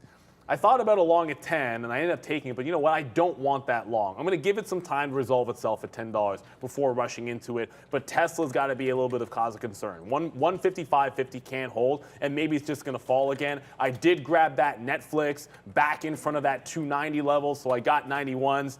Actually, I got 90.99 for some reason. I didn't even put it in at the even dollar level. So I'm looking to see if this can get back into that 95 range on Netflix, just barely holding positive. Coinbase is starting to work to the downside. We got to go to Brennan because he's got a runner.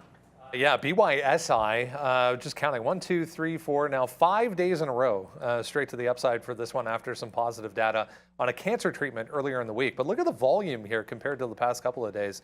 Huge volume coming back in, not seeing anything new for that one.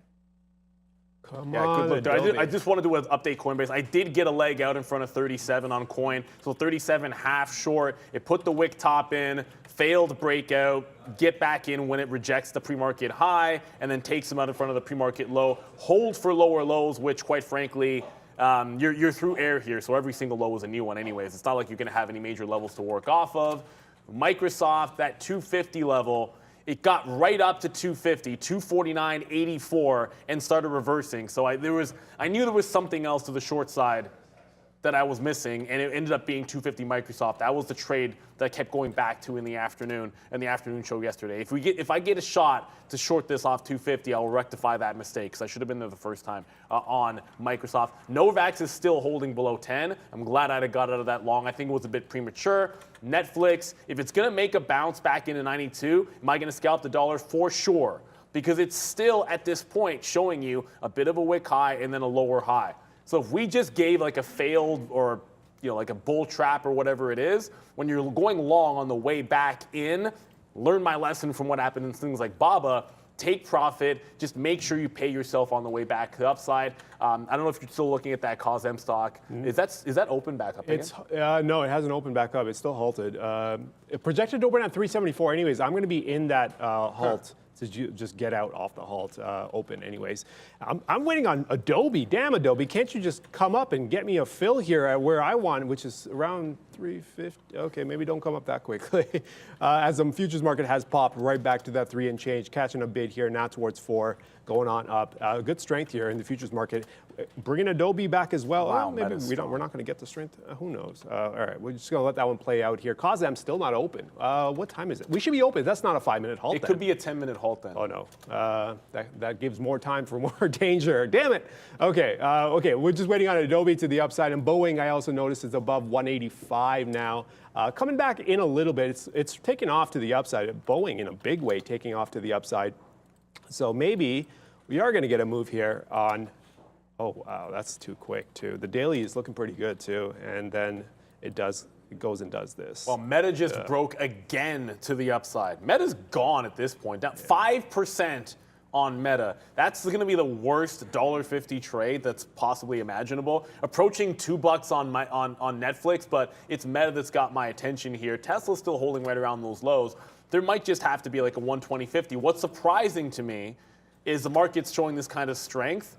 Is that, Intel is nowhere near getting me short. That failed 27. Oh, goodness, I have to try short in Intel.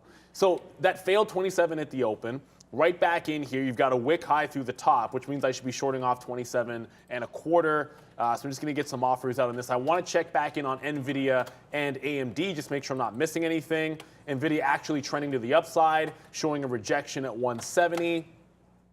Yeah, 171 is the price. So forget about NVIDIA. 171 is the key price there. I don't like a 170 break on NVIDIA for a long. AMD, just want to check that to see. It did not hold above 67. So you still got 67 resistance on AMD. Still have 171 resistance on NVIDIA.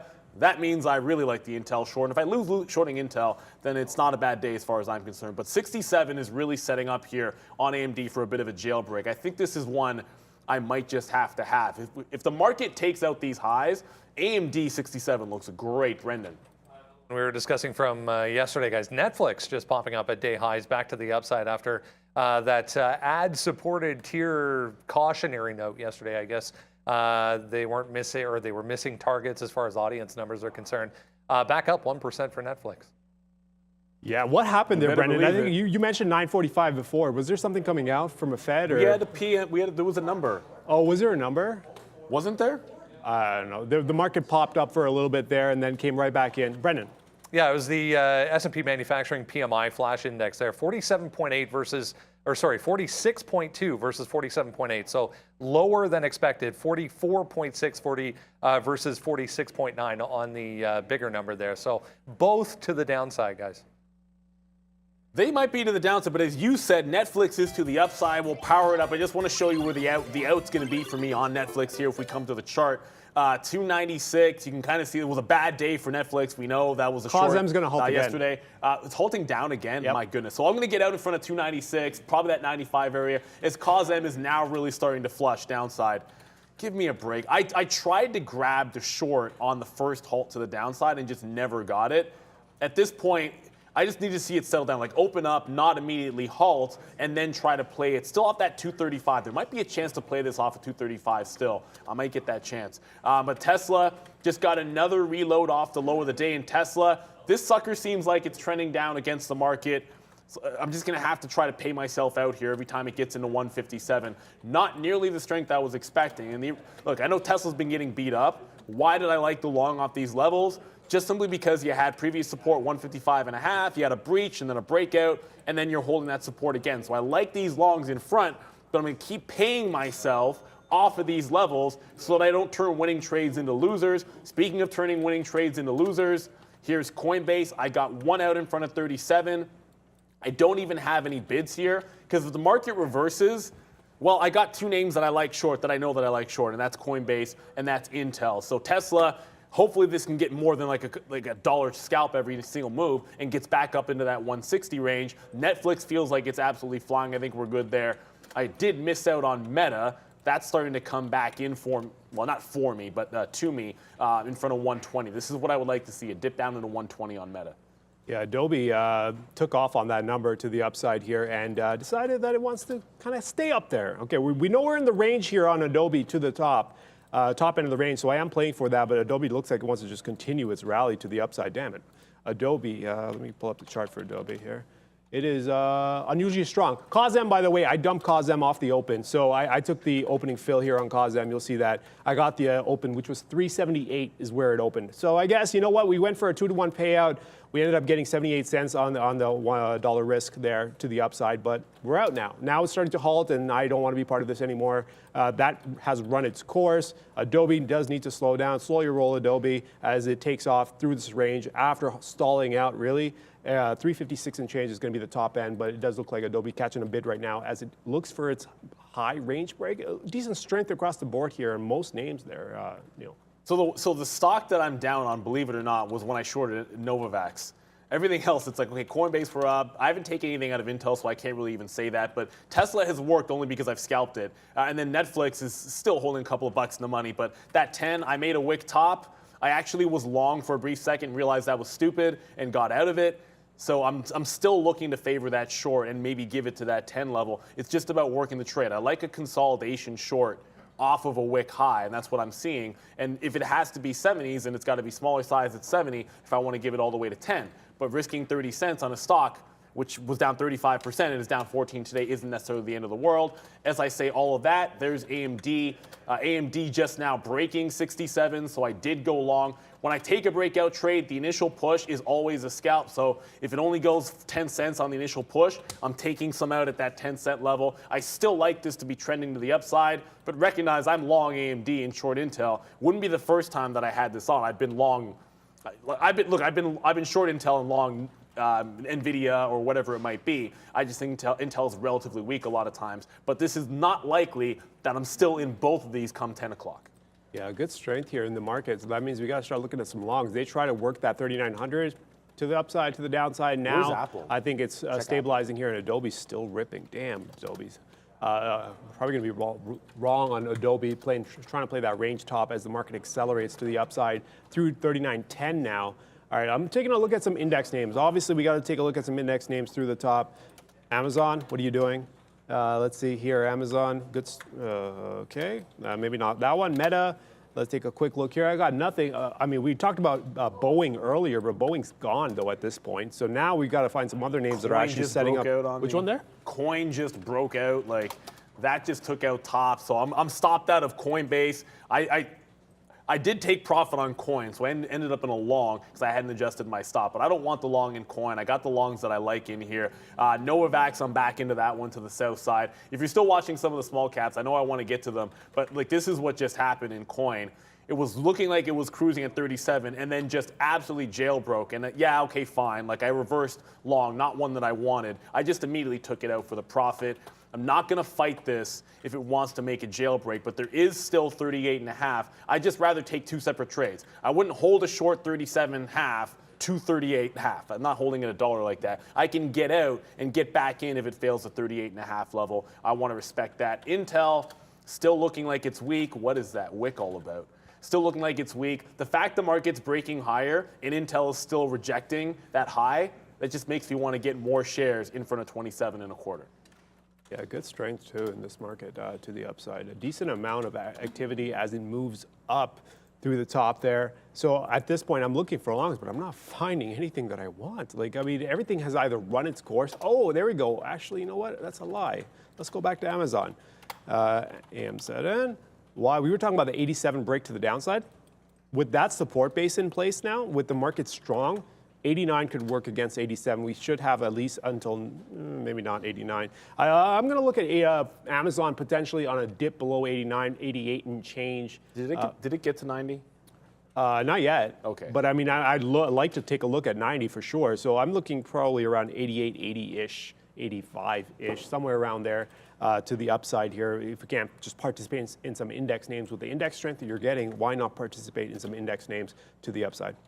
So we're running into some resistance again at 158 on Tesla. So, you know, the bounce off 56 is good. It can't get through VWAP. It's a wick top through 60, meaning resistance 61 and a lower high. So this is weaker than the overall market. I don't have to tell you guys that at this point.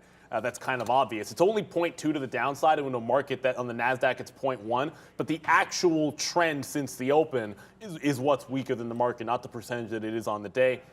If it can't clear 158 here, I don't want this thing getting back beneath 157 without taking some more out. So what I'm going to do is trail out what I have in front. I'm willing to take the long off the lows again, but I'll trail out what I have. If it breaks 158, I want to get out in front of 160 somewhere. So I'm just adjusting my orders so that I'm locked and loaded to get out if it gets back to that high, trail it if it breaks 157, regroup at 155 down there. Novavax making another charge at 10, but I want to be a little bit more patient with this. I've got in once at 980. I want to let it challenge that high. If it fails at 1010, I want to add to it around $10 and then see if it can continue the trend down, recognizing the fact that it is trending off the bottom. So I don't want to take 10 swings at this short.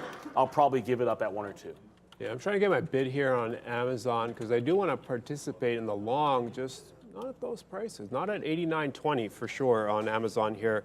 Adobe, still flirting with its moves down. Okay, here we go. Tesla. I know I have an alert set on Tesla. No, 155 was supposed to be the alert that's supposed to go off on Tesla. Tesla refuses to get through there. Still kind of, this is a hard one on Tesla because you put the bottom in right here at 155. Yeah, buddy. You put the top here, and it doesn't want to go through either end. I mean, if you're willing to short the top, that means you're putting up $4 in risk, but you barely have any downside space. So you're kind of stuck. I would prefer the break on Tesla to the downside. So we'll see how this one plays out. But for now, Tesla is still kind of in the middle of nowhere, not doing a whole lot. We know Apple kind of had a rough go of it yesterday, as did the market, but Apple catching a bid now. Remember, 140 was the big break point here off the daily as well. Couple decent moves, getting us back above 137 should open the door, I would think, to at least an attempt back towards 140, and that's what I'm looking for right now, is some more stability here on, at least, oh, that actually looks half decent. Let's just wait for this one to get to, yeah, 50. If it can stay above 50, I think we're going to jump on board on Apple and see if we can participate to the upside here. Oh, it's struggling here. So okay. I'll slap a fail just quickly here. I got to slap a fail on my AMD breakout. It did give you that initial push. It goes 20 cents. Tried reloading off yesterday's highs there, but if it's going to break channel down, then if I want it again, I want it a little bit lower than this. And it just feels like it's giving you a wick top through 67, and that kind of failure makes me want to draw back a little bit on it. And this is like, you know, I'm still working Intel short. So you got to understand, like, I do still favor some of these shorts in here. Tesla just continues to do this thing where it cannot get through 158. And I have to ask myself, like, if it's not going to break 158 here, is there a particular reason why I don't just take out 58s? And I'm not coming up with much of anything. You know, I came in here thinking that this could be a nice little bottom level, and it's showing me $2 and not wanting to give much more than that. I'm going to tighten up the stop again into 157.5 just so I can lock a little bit more profit. I still want to have a trailing stop, and I really don't mind getting back in off that low, that 155.5, give me some 156 long, and then play the range. But if I can't capture this, and this is all it wants to give, then I'm not being successful as a trader. So we'll go ahead, not look a gift horse in the mouth. I understand that Tesla's giving us some pretty solid scalp trades, and wait for the low of the day. As I got out of AMD, you can probably guess what I'm doing with Intel at the same moment, which is just getting more short. So I'm now all in Intel off the high. I'm not taking anything out until this breaks 27 even. There's no point to it. Like, I'm structured short inside of this range, looking for it to break the low and get back into the low of the day. So if it never gets back to the low of the day, there isn't a reason to get out of this sucker. And your Adobe, I'm assuming. Yeah, that's not a good look. Well, here's the thing. It's up 7%. It's still above 350. But if the market reverses, do not forget 356 on the daily has not been breached. So if Adobe's not through that and the market reverses here, that's where I would like to short. Because I know where I'm wrong on the daily chart, just standing in front of your face at 356 level, Brendo. These officials come out and say that they have also given the all clear as far as delisting concerns in the U.S. for some of these ADRs. I mean, none of these are really doing much in the pre-market. This is XPeng right now, straight to the upside on heavy volume as well. You can see pre-market, we were just kind of chopping around. Going sideways, just took out 11 there to the upside for XPeng. Yeah, Cosm's open and now it's halted again, by the way. Nuts. Nuts. This stock, man, like it's crazy. Like I was looking for a bounce off the 235, and I understand like you're trading a bunch of things. It's hard to focus on something which is halting every couple of minutes. Yeah. But it bounced off it before I could even get to it and get along. It's already halted up. But if you just respected that 235, that bottom from before, it's a decent bounce trade, which I wish I had. I don't have it. There's nothing you can do about it. I want to go back to Tesla here. It's gravitating back toward that bid, so I want to be there. If it gets there, I'm just going to get on the bid so I don't miss it. Playing inside of the range. If that's all we're going to do today, fair enough. I'm not getting 120s on Meta. This is still going. Wow, Meta is incredibly strong. At this point, I got to think either we're going to get to the top or bust, right? And the top being this 125.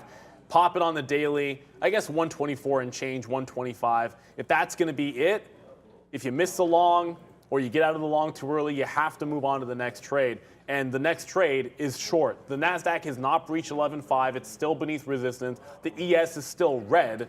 So Meta, as far as I'm concerned, as strong as it is here, I bungled this trade. And now I have to think about the short off the high of the day. There's nothing left to do. Brendo. Another crazy halter here just popping up. ALLR now 300%, just broke through $1 and halted for looks like the 4th time on volatility here. So ALLR, big move. Okay. Like these are coming out of the woodworks. Like too many halt trades to focus on. This has done a couple million shares, which seems like a lot, but it's not tremendous volume for what is a $1 stock, right? Like it's up a lot, and it's going to run into some resistance levels. I got to think about when multiple names like this are going, and it's got a couple of halts on it, I'm usually thinking about where the reverse will be, and that just leads me to this 150 level. So when that opens back up, I'm going to pay for locates and be looking at that 150 on ALLR. Got to get locked and loaded and ready for it if it happens.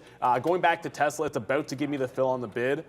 So I want to go to what's next. It's a break coming down into that 156. Looks like it was the right call. 158, can't seem to get through it. Trail it out at 157. Don't have to hold on to it. Just jump back in when it gives you the range at the bottom. Play the key prices. It won't give. Print me at 11. I'm just waiting at 11 here. There we go. It was just sitting there like 11 was on the bid. I'm like, it's going to fill the bid. It's going to fill. Adobe's coming back in. Adobe's coming back in, and Apple. Oh, somebody warned me. It's like, oh, you're going to lose money if you go long here. I was like, I'm going to go long anyways, and I'm losing money. Damn it. As it comes, no freaking way. It looked good at the time. The entry price looked solid, and then it just completely fell off. Gotta love the timing on this one as the market comes right through 3,900 once again. As it flirts, it tries to go through 10, gets through 3,900, and then we had some sort of catalyst that just kind of drops us right back down, or in Apple's case earlier, it took us straight up. So for now, it does look like Adobe is back in the money. Yay, Apple is not. Damn. And then we've got Amazon as well, picked up some longs here on the drop as the market comes back into these 90s, high 90s anyways for the time being. We're looking for somewhat of a bounce here. If we can just get a move. There should be some support. Well, not Apple. I mean, Apple, timing of that one sucked. But at least Amazon should have some support here in the 50s. If I thought I could get 50s, I would have got 50s. But I didn't think I could get 50s. So I took some 85s, I believe, 87s. And so for now, we are getting a downward shift in the market, but it is still here. It's been here before. We'll see if this continues to the downside or not. But let's see what's happening now with Brendan. Hey guys, 10 o'clock, Chart Prime bringing you happening now. They offer top-notch indicators that automatically find chart patterns, points of reversal, and so much more. They're having their biggest sale of the year right now. Get 40% off. Check out the link on screen there for Chart Prime. Another red board, unfortunately, but we are off the lows here to start things off. In fact, getting close, 0.2 to break even there for the NASDAQ 100. Composite about 0.3, still to the downside, but choppy kind of sideways action so far, coming off a couple of big days to the downside. We were talking about a few things. If you joined us pre-market, Meta, Adobe, Amazon. Among those, Meta, the big movers so far, a ton of strength out of the gate. Not quite the same story here for some of these oil stocks. We were wondering how it was going to play out, but a bit of a choppy sideways day for oil so far as well, guys. Yeah, it's a bit disappointing for oil, but I just got another stock that went from green to barely red to, well, I guess, flat. Reloading Netflix. Tesla is now looking like it's going to break support, so the early scalp longs, you had to take your profit where it lied. If we cannot hold positive or green in front of 290 on Netflix, I just got to get out of that one. I only have 2 shorts, which is going to kick me in the junk, so I'll be mad at myself for it, but here comes 290 on Netflix. Going to have to give it up if it goes through. ALLR. Just to give you guys when it's going to open in about 1 minute. That is the next one I'm looking at, and that COSM is still going. But here comes Novavax and to the downside Intel, but I don't want to be celebrating when I have to concern myself with a 290 on Netflix. And even Tesla, it's now broken support there, so we have to give up Tesla. That's now gone through. Successful scalping it, but it is still a trend down. Tesla seems like it is not done. Kaputs for that one too said downside. Now I can go back over to this ALLR, which if it's not a 10-minute halt, it should be opening up in the next 10 seconds here. I mean, with Tesla, with the market as a whole, like these shifts that happen, 9:45, boom, upside. 10 o'clock, boom, downside. I'm looking at them, it's like, what came out? Nothing. I didn't see anything come out at 10. At 10 o'clock? No, at 10 o'clock there's nothing. But there was a quick downward shift at 10 o'clock. We were up at like 8, 9, and then we just shifted right through 3,900. And I'm looking at the only thing that's left to come out is like the U.S. rig count, oil rig count. So market's on its own little thing today. So it's bringing Apple down. I mean, like as one shifts in the money, the other one shifts out. I got 2 longs, 1 short. The short is working out. Amazon is somewhat flat. It's down 10 cents. But Apple coming off here into support. Tesla breaking back down as well. Remember, 155, we talked about Tesla. If it breaks down, 155, that should get us out of the range. Let's see if they can actually keep us underneath this 155 and actually make a move down. If we can't, that might turn into a problem. It could even be a false range break long potential. I don't know. We'll see. But for now, it is working with that 155 to the downside, and we'll see if we can get some bounces off here for a potential long. Or the flip side is the break, it gets underneath, breaks, holds, and then we go for the short against that middle of the range here as resistance, previous support as resistance on the move back up. So if you heard me slam the desk there, so we don't actually have locates on ALLR. Oh. So we can't short it. Look at how perfect this would have actually been, because it opens back up, opens at 125, tries to get 35, and then slams back down at the quarter. Yeah, because that's not an obvious entry to a short. Gives you the 125 short and goes immediately into a downward hold. That's quite possibly like that's like the best setup you can get. Netflix ends up bouncing off 290. I got stopped out of that Tesla. You guys see I'm not in Tesla anymore, but Netflix is still bouncing off 290. But if the market's trending down, this is exactly like Tesla in that in a downward trend, give me a break. Don't run away. Sometimes you should just cross the spread and get out. So I'm going to do that here. If it's going to bounce off this and reject VWAP, then yeah, sure, I want to see it get back up to 95 and it's trending higher, but I got to pay myself out. It's ridiculous not to. So once again, ring the register. Overall, this market is down and it has a bit of a bearish feel to it. So if you catch a bit of a bid, fair enough. You should be happy about it. I've been ignoring these, and I don't mean to ignore Intel here. It's just, you saw, like Tesla, we're going long in front of support as it's breaking. I'm going to go talk about the loser and what's coming back in so we can preserve what we're at in Tesla. And then if something's working, just let it work. So Intel, the short, continuing to work here. I want to get another bid down in front of the low of the day. You're beneath $27 on Intel. You're beneath the 50-period moving average. I can see 26.50. I can see 26 if this market can't get back up to green. As far as I'm concerned, you basically trapped a bunch of bulls, or at least anybody that got stubborn about longs here today. And so anything that's relatively weak has a lot of room to fall into said downside. Novavax, I did get stopped the first time on the short of Novavax. You don't care about daily. It's now back beneath VWAP. I tried to grab more shares here at 980 when it failed 10 a second time. And as a matter of fact, because this is 1-to-1, I'm going to get some shares out in front of 960, then 950, then the low of the day. So I am short Novavax here, looking to add to it. ALLR is indicating an even dollar open. So when that opens back up, there might still be a trade, although because I'm favoring short the stock, I'm unlikely to be able to trade it because I don't want to go long that thing. Yeah, this market coming off quite aggressively, and it's taken Apple with it. Always Damn it, short really, Intel. as it comes off here. Tesla's coming off, and so you're seeing some decent selling in some index names. Tesla, obviously, Apple. Oh, Apple. Oh, the timing of that one. Oh, that's all I could say is, oh. Yeah, the long here, we're going to get out soon if it breaks 135. That's gonna suck. But at least I'm covering some of those hits with Adobe here. We are short Adobe, 350. It took us for a ride, but we held with the 356, and now it's in the money, 225, covering Apple's losses and Amazon's losses. So we're going to still be net positive, actually, surprisingly.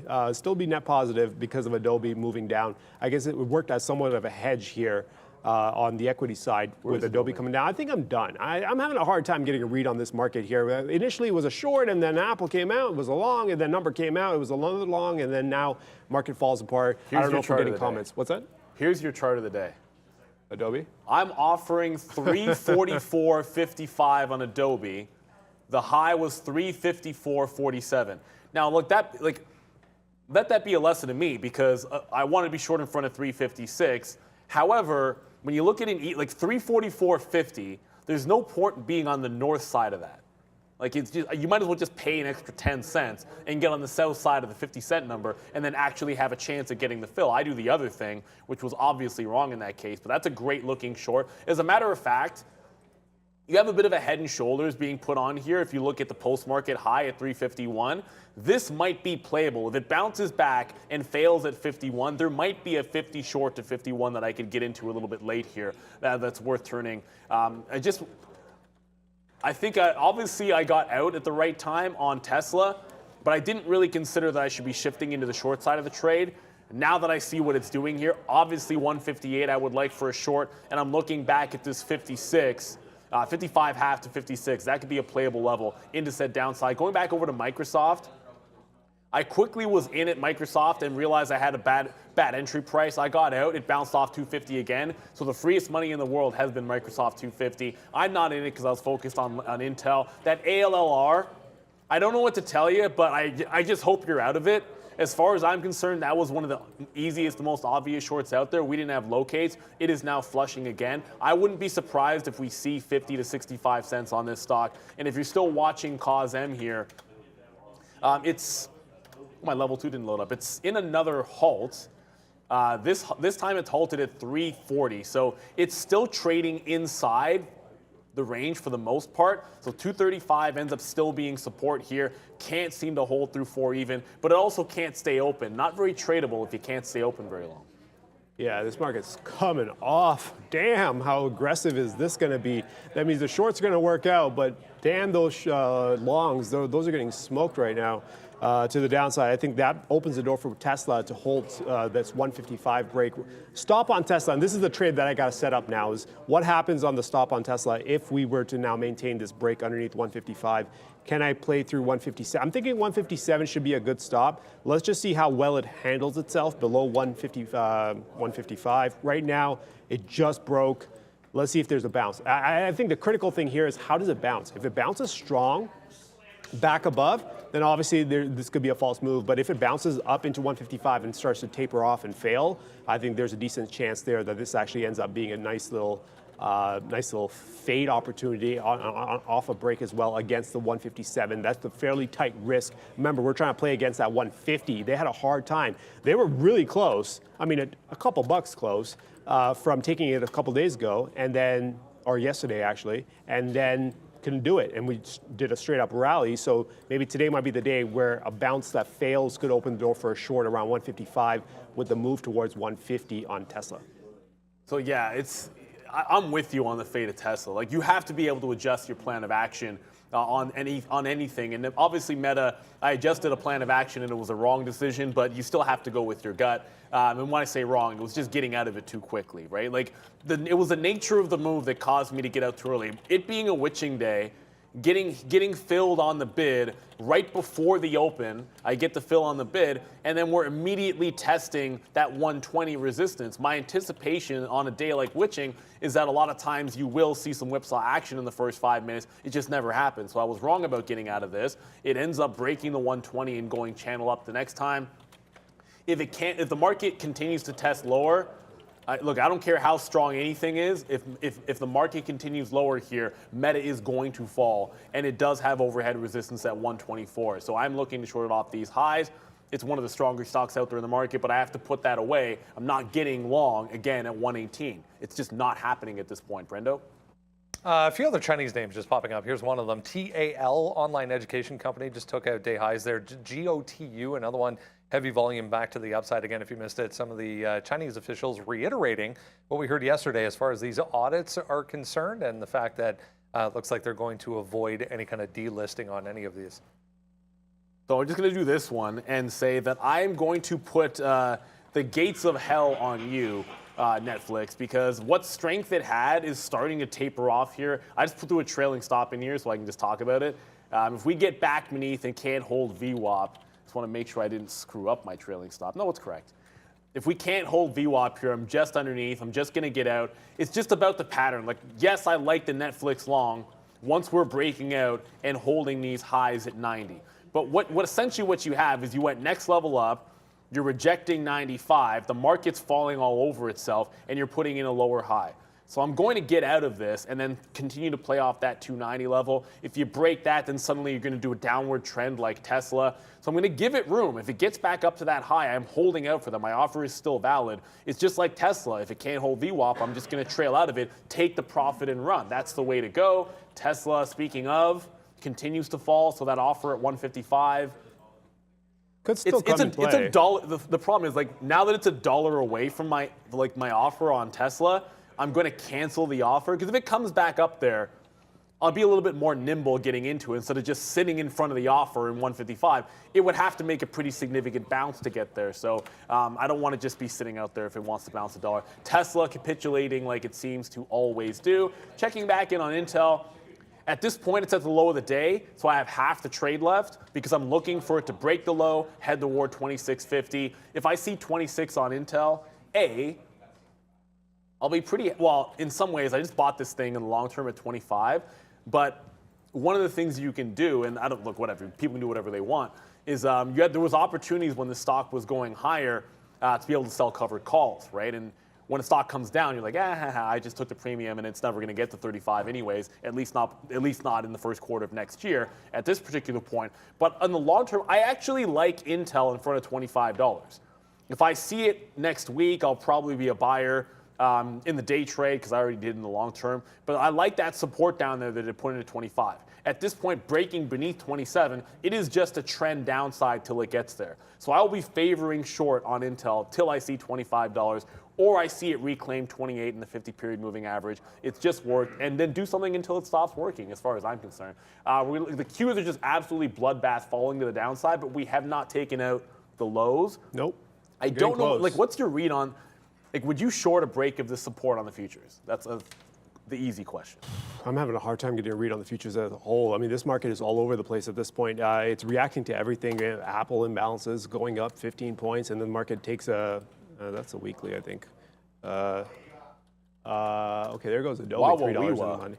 Anyways, it has gotten below these 80s. Now, it all comes down to how is this bounce going to kind of hold up? Is this going to hold up, or is this not going to hold up on the way back up? If it doesn't hold up, then we may have a chance.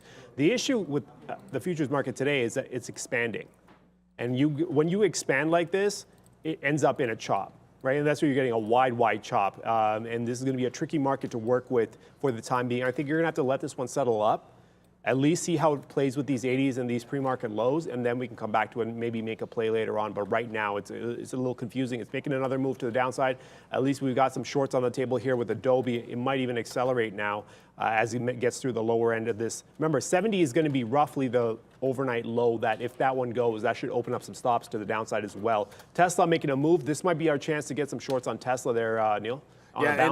But speaking of making a move, I've got to also respect the fact I'm tightening up here again on Netflix. It just continues to come back into the upside, but I just feel like you're almost destined to reject this low. And if the market bounces off of that low and starts trending back into the upside, there's going to be opportunities to get back into this long, whether it's VWAP at 92, whether it's retesting 290, whether it's breaking out and consolidating off of 95. There's ways to get back into the trend. But if we break the low, and I didn't take anything out here, and you don't want to fill me on the offer, fair enough. I'll just take 93s. I'm taking profit and running when I get it on these longs. And maybe I'm just a little bit too bearish, but no one ever went broke taking profit, and I did not take profit up at the 93 range on Netflix. So when I see 92 and I have a better price at 90s, ring the register. Understand that I am favoring some of the shorts here, obviously, and I'd like to get some short pops. I can get back into this if I have the opportunity to. As the market tries to come back up, my first thought was, oh, am I getting a chance on that bounce to be able to catch Meta short off the high of the day? No. So I'm not going to be engaging Meta here. If anything, the trade would be market holds a low, you play long off VWAP. But if I'm looking for short on Meta, it has to be off the high of the day. Way too strong to be shorting this far away from resistance. Yeah, decent move here. Look at that. Futures market bouncing off the bottom end of that channel. This is going to be what you're dealing with, and I think it's probably smarter to just back off there. But the flip side of this is Tesla. I think Tesla, at this point, I've got to take that shot here, which is going to be that 155 short against 157, $2 in risk. See if we can't get 150 to the downside. That's going to be the goal here. That's going to be the target. Potentially we get it, maybe we don't. But at the same time, I'm going to give it a shot, see if we can't make a move here on Tesla. So for now, we've got two longs that have not obviously done well, and then we've got Adobe covering the losses on those two longs. And then we're trying to grab some shorts here on a Tesla move back up to the upside if we can get that. But for the time being, I mean, I don't want to do too much because this has already been quite a rocky morning here, to say the least, with all this activity that we've gotten, especially since it was perfectly fine. It was smooth sailing until about 9:26-ish when we got the Apple imbalance and the Amazon imbalance that were large buys. And then all of a sudden, the market just went haywire at 9:45 and 10 o'clock and whatnot. So for now, I'm just going to kind of play with Adobe here. Adobe being the big winner, I do have to figure out how I want to manage this to the downside. Adobe, remember, short into the zone, great. It's coming back in, great. What's my target on Adobe? Not here, I'll tell you that much, because if this market is going to show this kind of volatility and Adobe can handle it and still come negative, being $3.10 in the money, I'm not going to look for a quick move here. Remember, we're shorting at the top end of the range, so that means my target has to be somewhat much lower than this. So if I'm going to play it, I'm going to manage this, of course, but at the same time, if we can get below this pre-market low, roughly around 344, it should open up the downside. I'm going to target, and we'll see how you're going to be with us in the afternoon, so we'll see how this one turns out. But I am going to target, dare I say, low 30s here on Adobe. Low 30s? Low 30s. We're at 46. I'm going to target low 30s because I suspect if we're going to play the range, you got to play the full range. So if you're short here, let's make a move towards the bottom end of the range today. I don't know if that's possible. That might be asking for too much, but at the same time, I'm not going to just hold on and not do anything about it. I mean, we're going to manage. I've been thinking 38 support on Adobe. So if this thing gets to low 30s, that's a hell of a trade. I'll drop and give you 20 because I think I'm going. If I see 38s, I'm probably going long this bad boy. We're way too far away from that for me to be thinking about it too seriously. Forget about that for now. It's not there. Yeah, we don't need to worry about it. It's not close, but there was a bounce off the low of the day just there in Intel, which I do have to. Ooh, what is with this wick to $52 on Intel on my 15-minute? But it just broke the low, reclaimed. Okay, this ended up being a good thing. I was about to say it broke the low, wick bottom, and was recovering. So I was going to take some more shares out if it broke the channel to the upside here at 26.85. But before I could even talk about it, it's right back off the low of the day. However, I am going to slap a trail, not on all of it because I'm holding this short. Not on all of it, but I'm going to probably get another quarter out, maybe another tenth out if it breaks this channel to the upside. So it will be a trail, but not for everything because I want to stay net short over here on Intel. So I'm just going to adjust, get that order in, just so I capture more profit. And when you see it coming at 90, that's if it breaks channel 84, I'm crossing my bid to 90. The stop is actually here at that channel. Just the way that it shows up. Like the way that our orders show up for you guys, it's the limit price that you put in. So on a stop order, like you'll actually see the line at the limit price and not at the actual stop price. I actually put a request in that if I put a stop order in there, can I just see my stop order where it's lying? But that's not something that's coded in our system, unfortunately. Did I just hear Brendan? It is 10:20. Let's go to the small cap recap. I was looking at a bunch of them, and I've traded none of them. Brendo.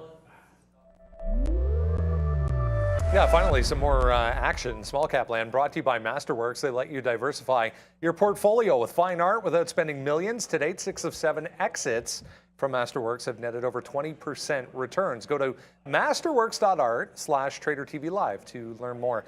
AUVI popped up on that Canon note. This company makes disinfectants, if you were wondering. Started to get going. It was holding this 115, 120 area in the pre-market. And then as soon as the market opened, we saw a whole bunch of volume come in. So I'll give you a quick little scalp there through to day highs, but has failed at day highs all the way back through the range now, trying to hold The bottom end, once again, for AUVI. This one, I was sitting here watching it since the open, really kind of looking for a place to get involved. 250 to 270, 265, 270, really the top end of the range on the daily chart. So just going to work this off 250, 270 to the downside, see what happens. But low float, so just be careful if you are trying on BYSI. I took one shot at this COSM as well above 4, just risking $1 there because who knows. We get back through 6, 7 even to the upside. But yeah, got away from that on these halts. Can't even trade. Opens and halts all day for COSM, guys. Yeah, that's crazy. I understand what Moderna is doing today, so I am angry with myself. Like the day that I decided to trade, like I missed Novavax yesterday, and that was so great. And then I'm trading Moderna every single day except for today. And it puts in, remember 208? That was where we finally got it. We got the tops on Moderna when it put in that. It was a good opportunity in Moderna off these levels. And then look at the wick top.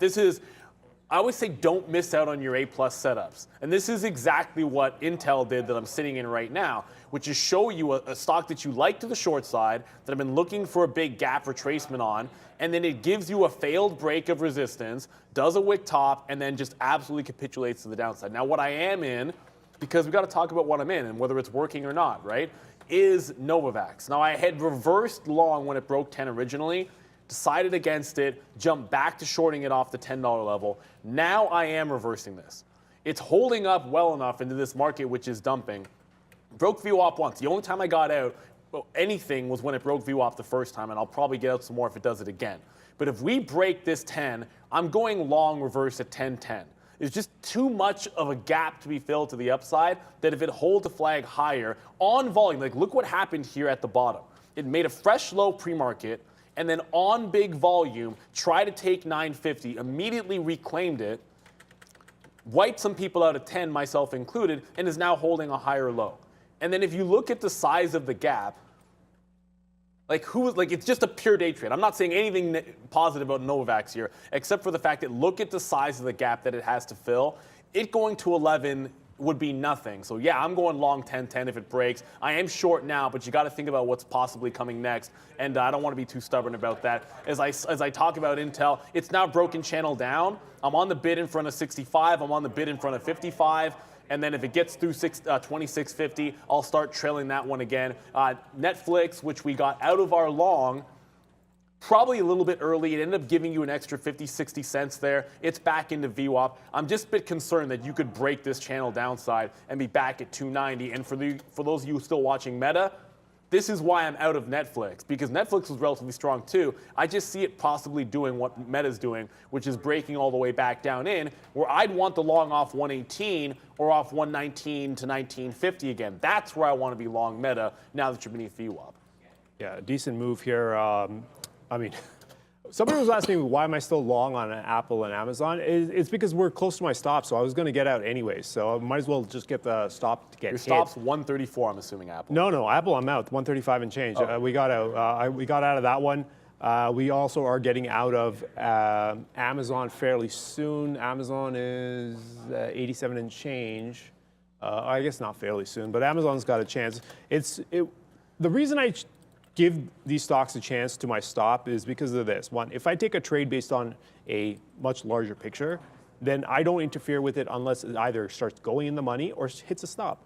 Prove me wrong, my stop is right here. So if I'm gonna be long where I'm long here on that move back underneath 89 based on a much bigger chart, then you're gonna need to get me out, because although Amazon's a big index name, it could be going down less at a slower speed than the market is, and then when the market pops up through relative strength, we can get a move up on Amazon. So if it's gonna make a move to the downside, then make a move to the downside and get me out, but I'm not gonna step in and get myself out just because it's coming down. It's gonna be a situation of let the market prove that I'm wrong. If I'm wrong, I'll take the hit, we'll walk away from that and we'll set up again. But for now, Adobe, $5.32, covering Amazon and Apple at the moment here. So we're still net positive on the equity side with a move now back to 344. Remember earlier I said, as long as we can get below this point, we should open up a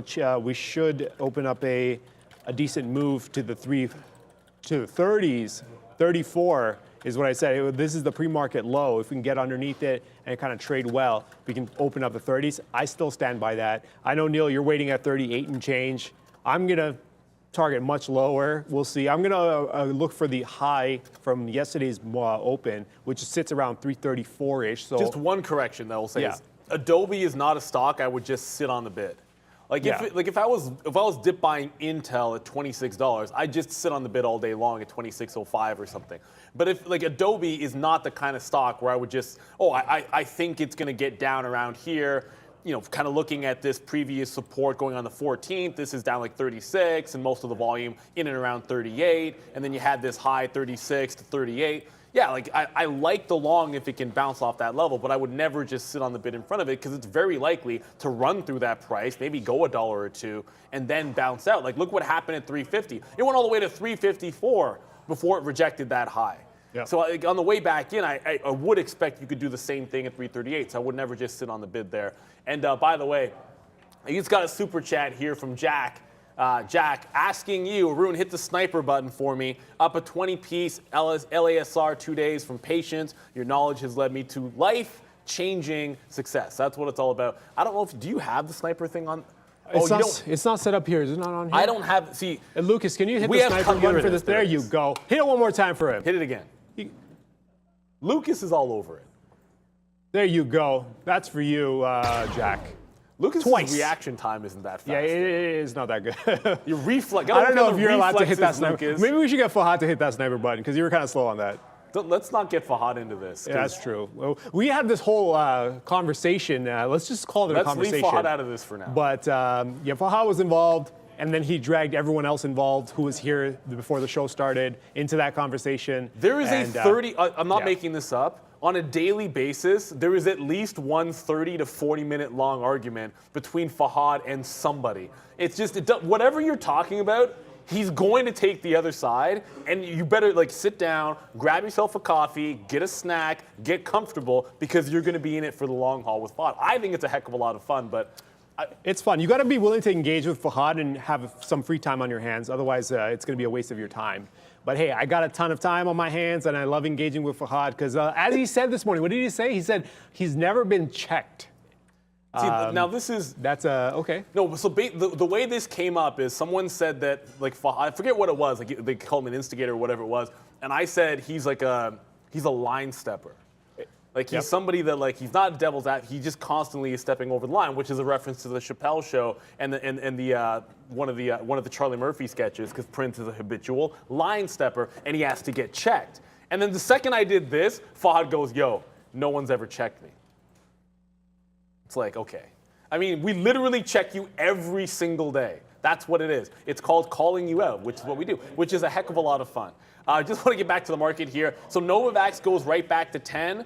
I just want to add one last time here on Novavax. If it breaks 1010, remember, I want to reverse this to the long side off 1010. So yes, I'm short it now, but if it breaks 1010, I am going long Novavax looking for the gap fill there. I did not hear what you guys just said in my ear. I think you said dough. I heard dough, as in like Homer, dough. Oh, that's what it was. Crypto. It's crypto. It's 10:30, and after that rant, we need to see what's going on in the world of crypto. Let's go to Brendan. Hey guys, yeah, a bit of a quiet morning overall. We are downside once again for crypto markets, Ethereum, BTC as well, showing a second here. Both in negative territory. This headline this morning, though, comes out. This accounting firm Mazars is suspending proof of services or proof of reserve services right across the board for all crypto exchanges, adding a little more questions to whether or not the legitimacy of some of the numbers that come out. They really didn't give a reason for this, but not going to provide accounting services for any crypto firms going forward. Here is BTC back downside, as I mentioned, 17.5 straight through to 17,000 in the past 24 hours or so after we get up to 18,350 going into the Fed, going into CPI earlier in the week. 2.7 right now. There it is. 16,958 for BTC 1200. Meanwhile, holding for support on Ethereum 5%. But yeah, pretty ugly red numbers once again here for crypto markets, guys. Well, I mean, it's pretty ugly everywhere, obviously. But I know. Wait a minute. Where's my? I just got long on Microsoft. Like, maybe it takes a couple of seconds. You know what? I actually don't know the lag between when we get a fill and when it shows up on the position board. I just looked over and I'm looking over here because we have a big program monitor, but I just got long in Microsoft off this double bottom here. And this is about it's 245.86 is the low of the day. I'm long at 246.15 here, just in front of it. And look, when you take a trade like this, I get it, it's counter trend, and short 250 was the play. But if I can risk 30 cents off the low of the day, I mean, 1-to-1 is if it just comes right back into here, let alone if it gets to VWAP, which I don't necessarily think it's getting to VWAP, by the way. But risk to reward definitely favors the trade. So I'm going to be in this Microsoft. If it breaks the low, I'm out. It's a pretty big level. I mean, you can look at the higher time frame as well to be able to respect some of these levels on whether it's Softy, whether it's Apple. But you've got $5, maybe actually almost $6 till the 50-period moving average. So if this shelf breaks on Microsoft here at 246, like it's just a random double bottom. There's not even that much supporting it. So as it goes, what I was about to get to say is as that one fails, there's actually room for this to get down to 241.60, and then that's not even the 50-period moving average. So pretty significant level. If it holds below it long enough, I will start favoring the shorts. The reason I'm not reversing short at that double bottom, which I think should be fairly obvious, is 245 is clearly an options eligible price, right? So if it gets to 245, it might consolidate there as well. So I don't necessarily like shorting inside of that dollar going into a 45 level. I'd much rather get a better price if it's going to hold down here, shorting like 46, shorting 47, 47.5, shorting 45 itself. So yes, it's going to end up working, so I look like an idiot, but that's just my line of reasoning. I tend not to like low of the day breaks when they go right into support, which I think will be at 245. It's the same way I don't like taking a breakout long if it's into overhead resistance. I don't like taking a short off the bottom if it's immediately into some support there. I've got a short that's working that I'm holding on to all day, so I am covered if the market wants to fall. Hey, you hear that, market? If it wants to fall, Neil says you can fall, and Adobe has listened. It is now $8 in the well, $7.80 in the money. It's getting there. It's getting there. Remember, I said mid to low 30s is what I'm targeting. So $8 is halfway there is on this risk, and I'm going to need it to cover some hits. Well, we're going to be covering the hits from Apple and Amazon as well, but let's make some more than just covering some hits, right? So if we can just accelerate towards 340, that should bring us the next set of levels. And remember, when going back to Adobe, I probably won't get into too many at this point with the market moving the way it is. It's kind of hard to position anything new. We were playing this range top. We talked about this. Brendan, this stock was on the rundown this morning when Brendan brought it up to us. And we played the range top, right? We looked for that 350 break and fail. We got the 350 break and fail, stepped in on the short. Obviously, the risk was high. We both were looking at it. Neil was sitting a little bit higher than I was. I was willing to just step in much earlier at 350. I was like, screw it. I like the top of the range. I think the range is wide. So am I going to put up $6 in risk? Yes, I am. Because I believe that the payout here is going to be much larger. So I'm looking at least at a 2.5 to 1 payout on a $6 risk to the upside. So Adobe working its way back through the bottom now. 342 takes out, it looks like that evening 630 low or so. Not that it matters, there's no volume there anyways, but now we should really have nothing stopping us, because even if you were breaking it down on the 1 minute chart on this whole move up from yesterday, that's what you've got. You really don't have a whole lot. Even with these tails, those are probably single prints going off on the time of sales, not actual trades down there. So I would suspect that 332 would be the target, and that's what I'm looking for, 332-ish. Somewhere between 332 and 335 is where I'm looking for the target here on Adobe. We'll see if this one pays out or not, but it definitely is trending in the right way. Did exactly what it needed to do when it was at the top end of the range, and we do have it. So for now, we have that one. But Tesla, damn Tesla. Unbelievable. I had a 155 offer, and then I'm like, you know what? I don't think I'm going to get 155. I moved it down to 154, just underneath 154.5, and it was trading right here. And the high on that was 154.30, and then down it goes. And you know, once it gets to 151 and change, you're looking at 150 in its face right now. So you've got to open up that potential to the downside as the futures market now at 65. Remember, not too long ago, about 37 minutes ago, we were trading at 40.10. And no, 39.10, sorry. And now we're at 30 or 38.65. Quite the move here on the futures to the downside after 10 o'clock or so. And now it does look like everything is screaming to the downside.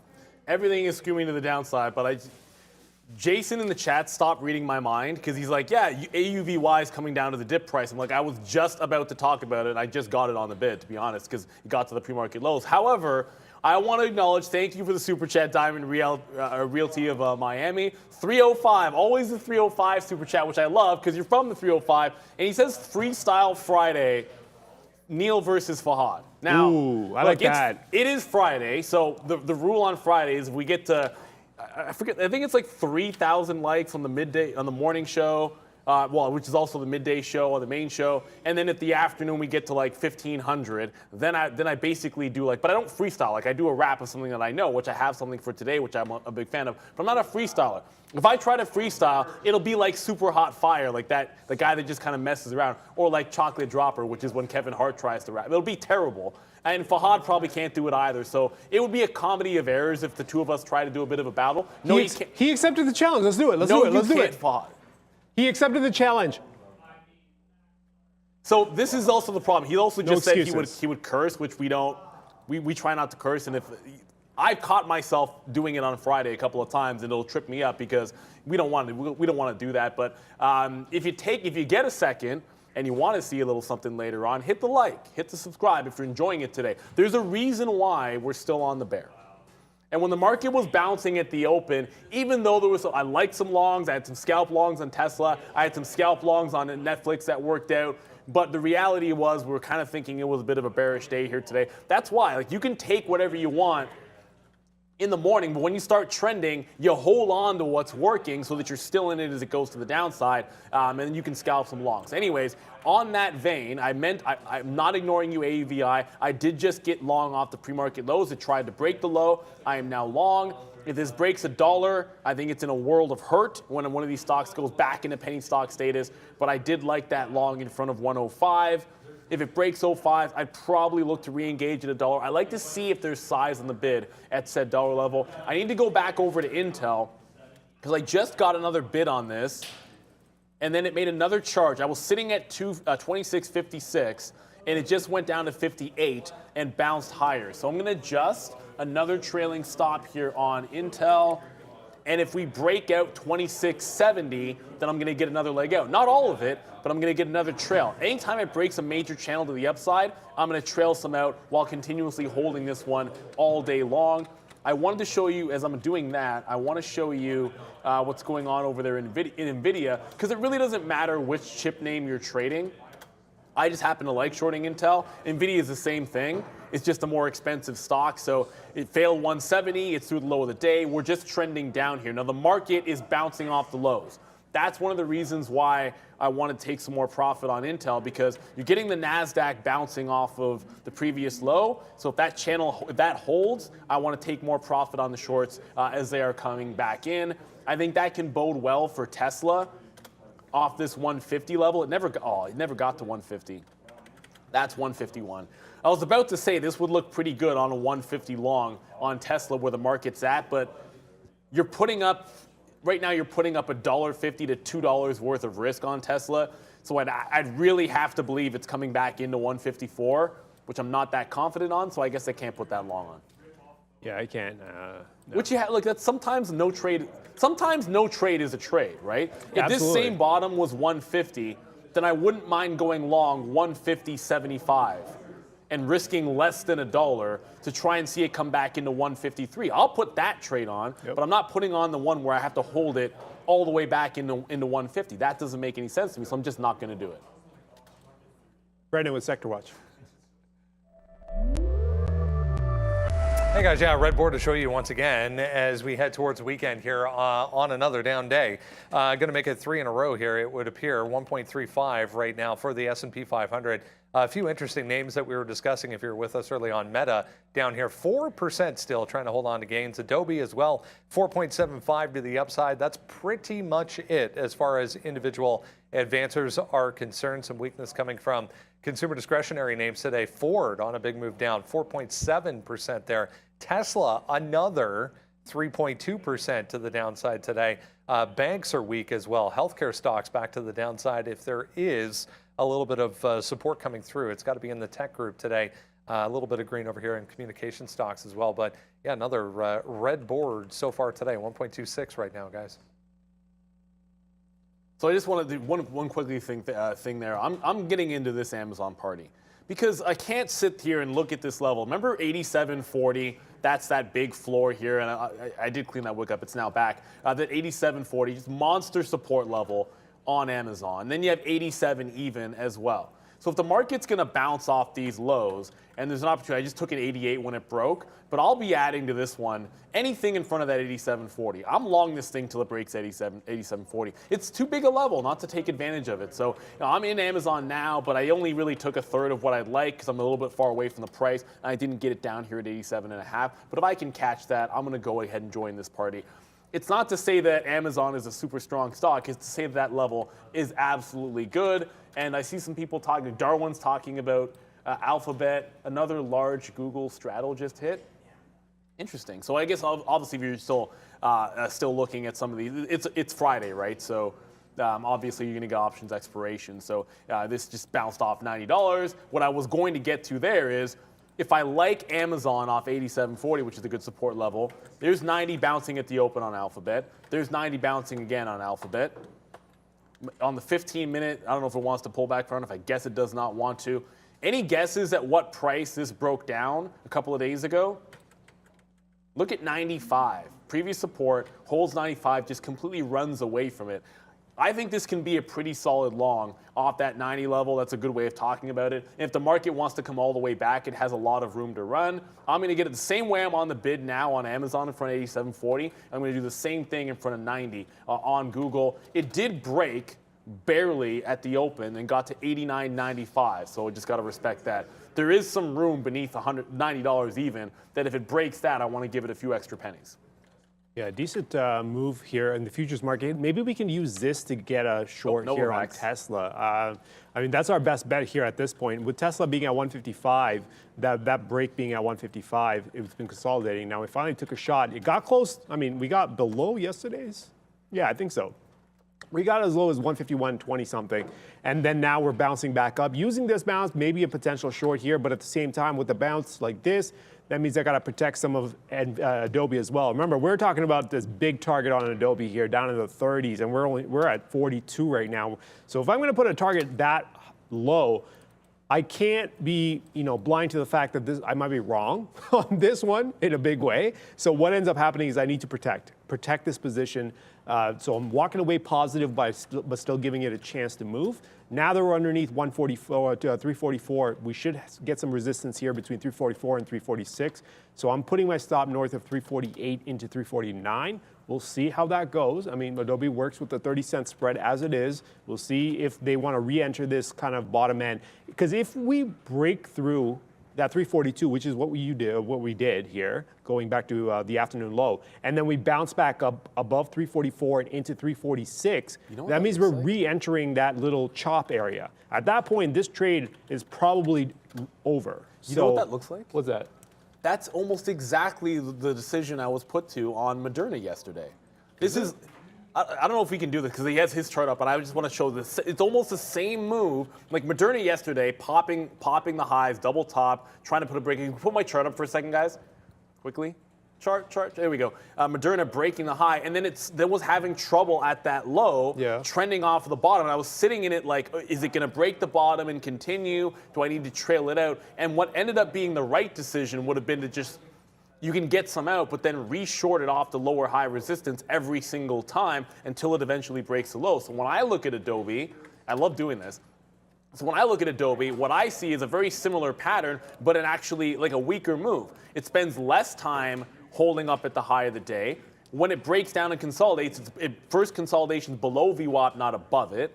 It actually breaks low earlier. Like that trend's even better to the downside, which almost leads me to say that whatever NVAX did, this should move more to the said downside. And by the way, not NVAX, I mean Moderna. I had NVAX on my mind there at the end because NVAX, I'll slap the fail on the short, That 10-10 broke. I got the long. I did scalp some out almost immediately there as it got to 20s. And I'm not taking anything out till we get to the quarters and the 30s. I'm actually going to get more shares if it pops a little consolidation down here at 10 even. But as that happens and the market comes back to the downside, here comes that Alphabet 90. So that happens pretty quick. I'm like, yeah, I'll take some longs on Alphabet in front of the low of the day.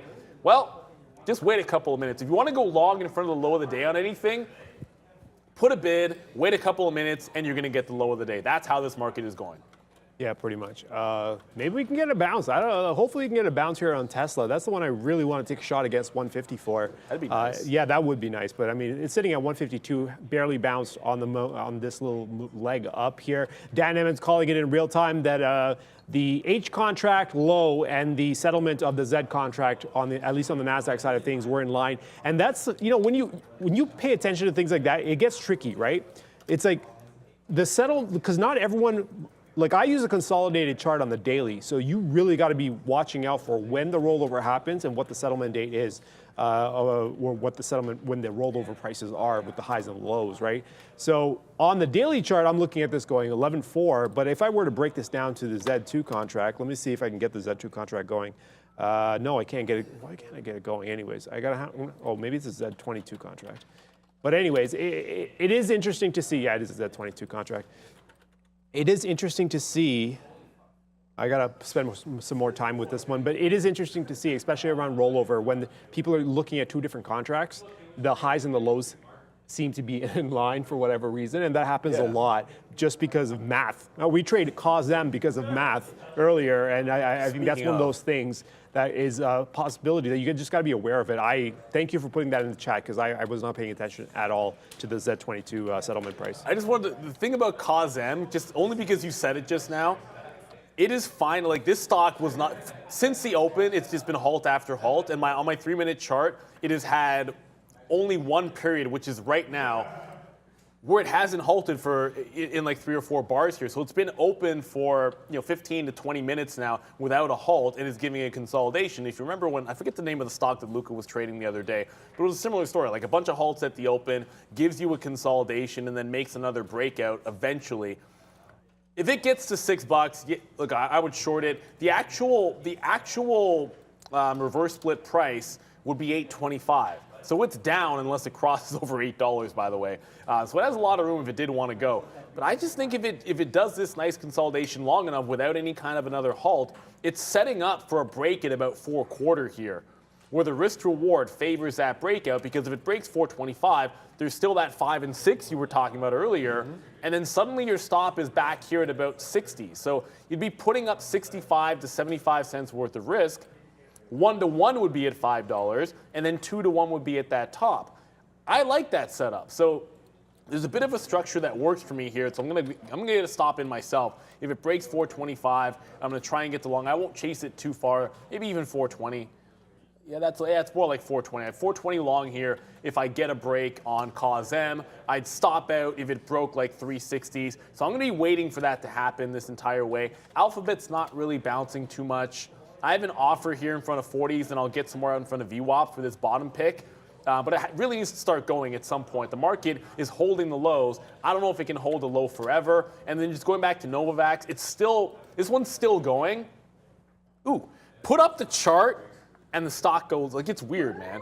I just flipped to the chart saying I'm waiting around for it to break 25s to take the next out. Second I put the chart up, it's like, yeah, it breaks 25, I get the next out. I'm sitting in front of 30s. I'm gonna get an offer in front of 1045 as well, just so I can continue to take profit as this trends up. I think it has a chance to get back up, maybe even to 1050. If it falls back in, I'll play some dips, and then maybe it works up to $11, which I think would be a short at that point. It's already 1050. Let's go to Brendan and see what is going on in the world of currencies.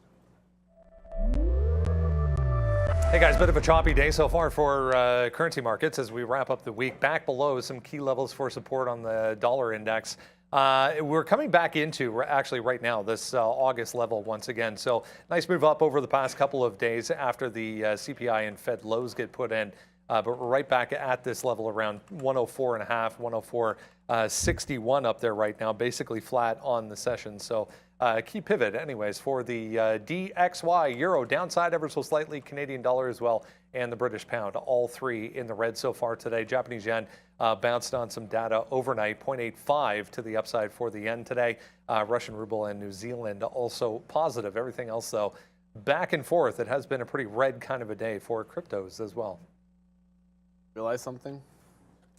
As I got into COSM, I just realized this because I'm like, oh yeah, I'll stop out at 360 on a 420 long. So the way that these things move, it could actually technically go into a down halt on me with that stop. So if it continues to go, like goes to like 450, it does run the risk at some point of putting a down halt. So what I have to do in that situation is, as it goes higher, continuously adjust that stop. Like I'm not just gonna, because I'm not gonna get trapped in a downward halt. I'm never doing that in a stock, because a lot of times it does a failed break, traps a bunch of longs, and then you realize the stock has been looking relatively weak, and then I'm not out because it goes into a halt and it hasn't breached my stop area. I never want that to happen. So anywhere this goes into the upside, I'm going to continuously trail this and not just leave my 360 area stop on it. It's good for now, but I have to watch it a little bit closer than that over here on COSM. Just want to make sure I said that. We always like to talk about, it's not just about where you want to get in and where you want to get out,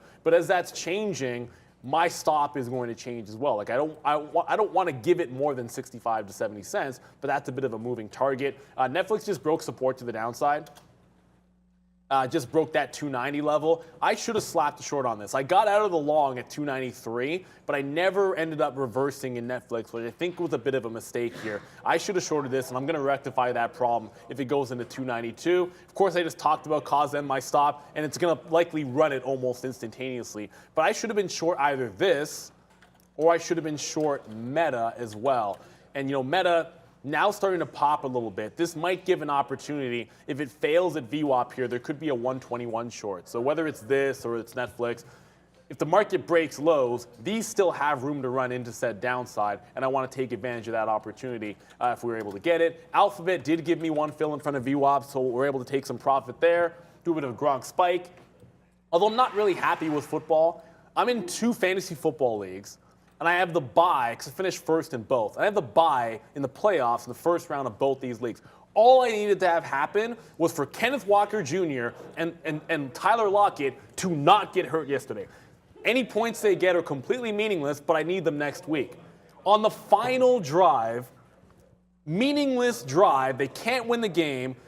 Starters are still in. Tyler Lockett breaks his finger on the final drive, and now I'm not going to have him next week. So I'm actually not happy with football right now. It's fine. My team is dirty, so I'm probably going to be okay. It's a 2 QB league. I got Mahomes and Allen. I don't have problems, but like, are you kidding me, Pete Carroll? Take the start. I can't win the game, man. Just take the starters out. Of course he doesn't, because he doesn't give a damn about fantasy football, and that's my life. But we'll take some more out of Google here. If we break VWAP, I want to hold on for Dodge. You know what? Actually, I don't even want to do that. This market's way too weak. If it doesn't break VWAP, I'm trailing this bad boy out. Take the profit and run when you can with the longs. It's been the way to go today. Yeah, and in our case, because the longs have not worked out, and Amazon's still holding on for dear life. It's only down 90 cents, surprisingly. That 87 was supposed to be the target, and Amazon has picked up a bid here for whatever reason. I mean, we know that 87 is going to be there in play, so it has picked up a nice little support base around that 87.80, 87.5. I mean, this is why I leave the stops to do their thing, right? I don't want to interfere with them too much. So with Amazon making a move up, if it's going to take off, sure, great thing. We'll see if we can't get a move going. I just got to protect Adobe at this point. And I don't think Tesla, at this point, even with, there was a slight move up on the futures, but even with that move, Tesla was barely moving up, right?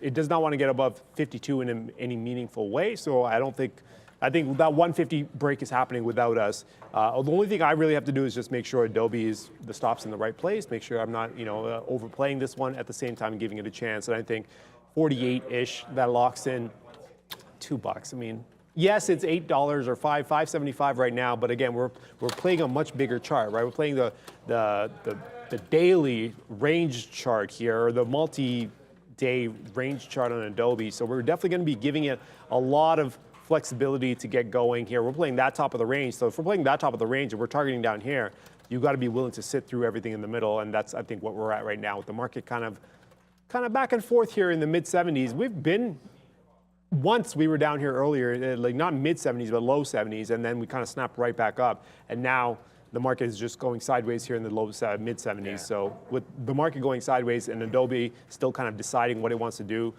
is it going to make an attempt back up? And if it does, we're out. If it continues on, which is what I'm expecting, then obviously we're looking for 32. My first bid is sitting not too far in front of 32. That's all I'll say. That's $11 away.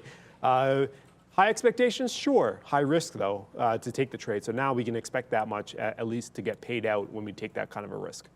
And just to go back over to some of the small caps, because really, like long cause M, long AUVY, those are not necessarily going to follow the market here, but they are bouncing off the low. So I did get first fill out on this AUVI, wick bottomed here in front of 105. I got in I wish I could say I had 105. I got 108, so I just took some out the first 5 pennies. It's kind of random, like put an offer the first 5 cents because you happen to get 108. So I'm on 113 because it happens to be 5 cents away. I don't know if traders just do that.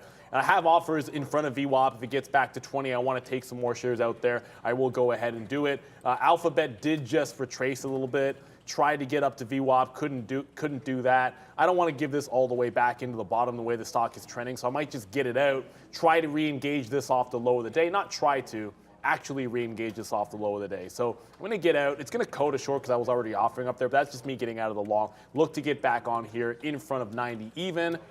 Because it's Friday and sometimes you slow down until you get to the close, I want to be able to play inside any range that I think is still valid and then take advantage of said ranges if they're going to be out there for us. Meta just popped into VWAP.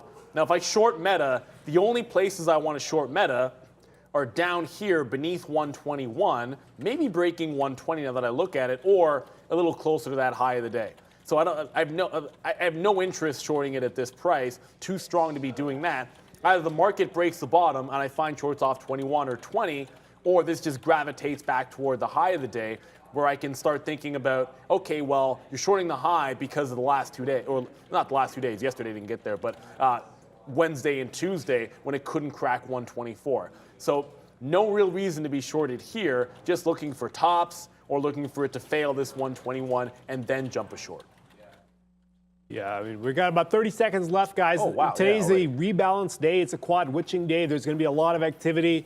I mean, even as the market somewhat goes quieter, there's going to be some opportunities midday, especially with Tesla doing what it's doing. We've got Amazon and we've got Apple moving as well. So we know, Sharif, the sheriff, is here to take care of business during the midday there. Sheriff. Yeah, he's going to take care of business. He's got his tight-fitted hoodie on. He's ready to flex on this market a little bit here. So we'll see how this one plays out throughout the midday.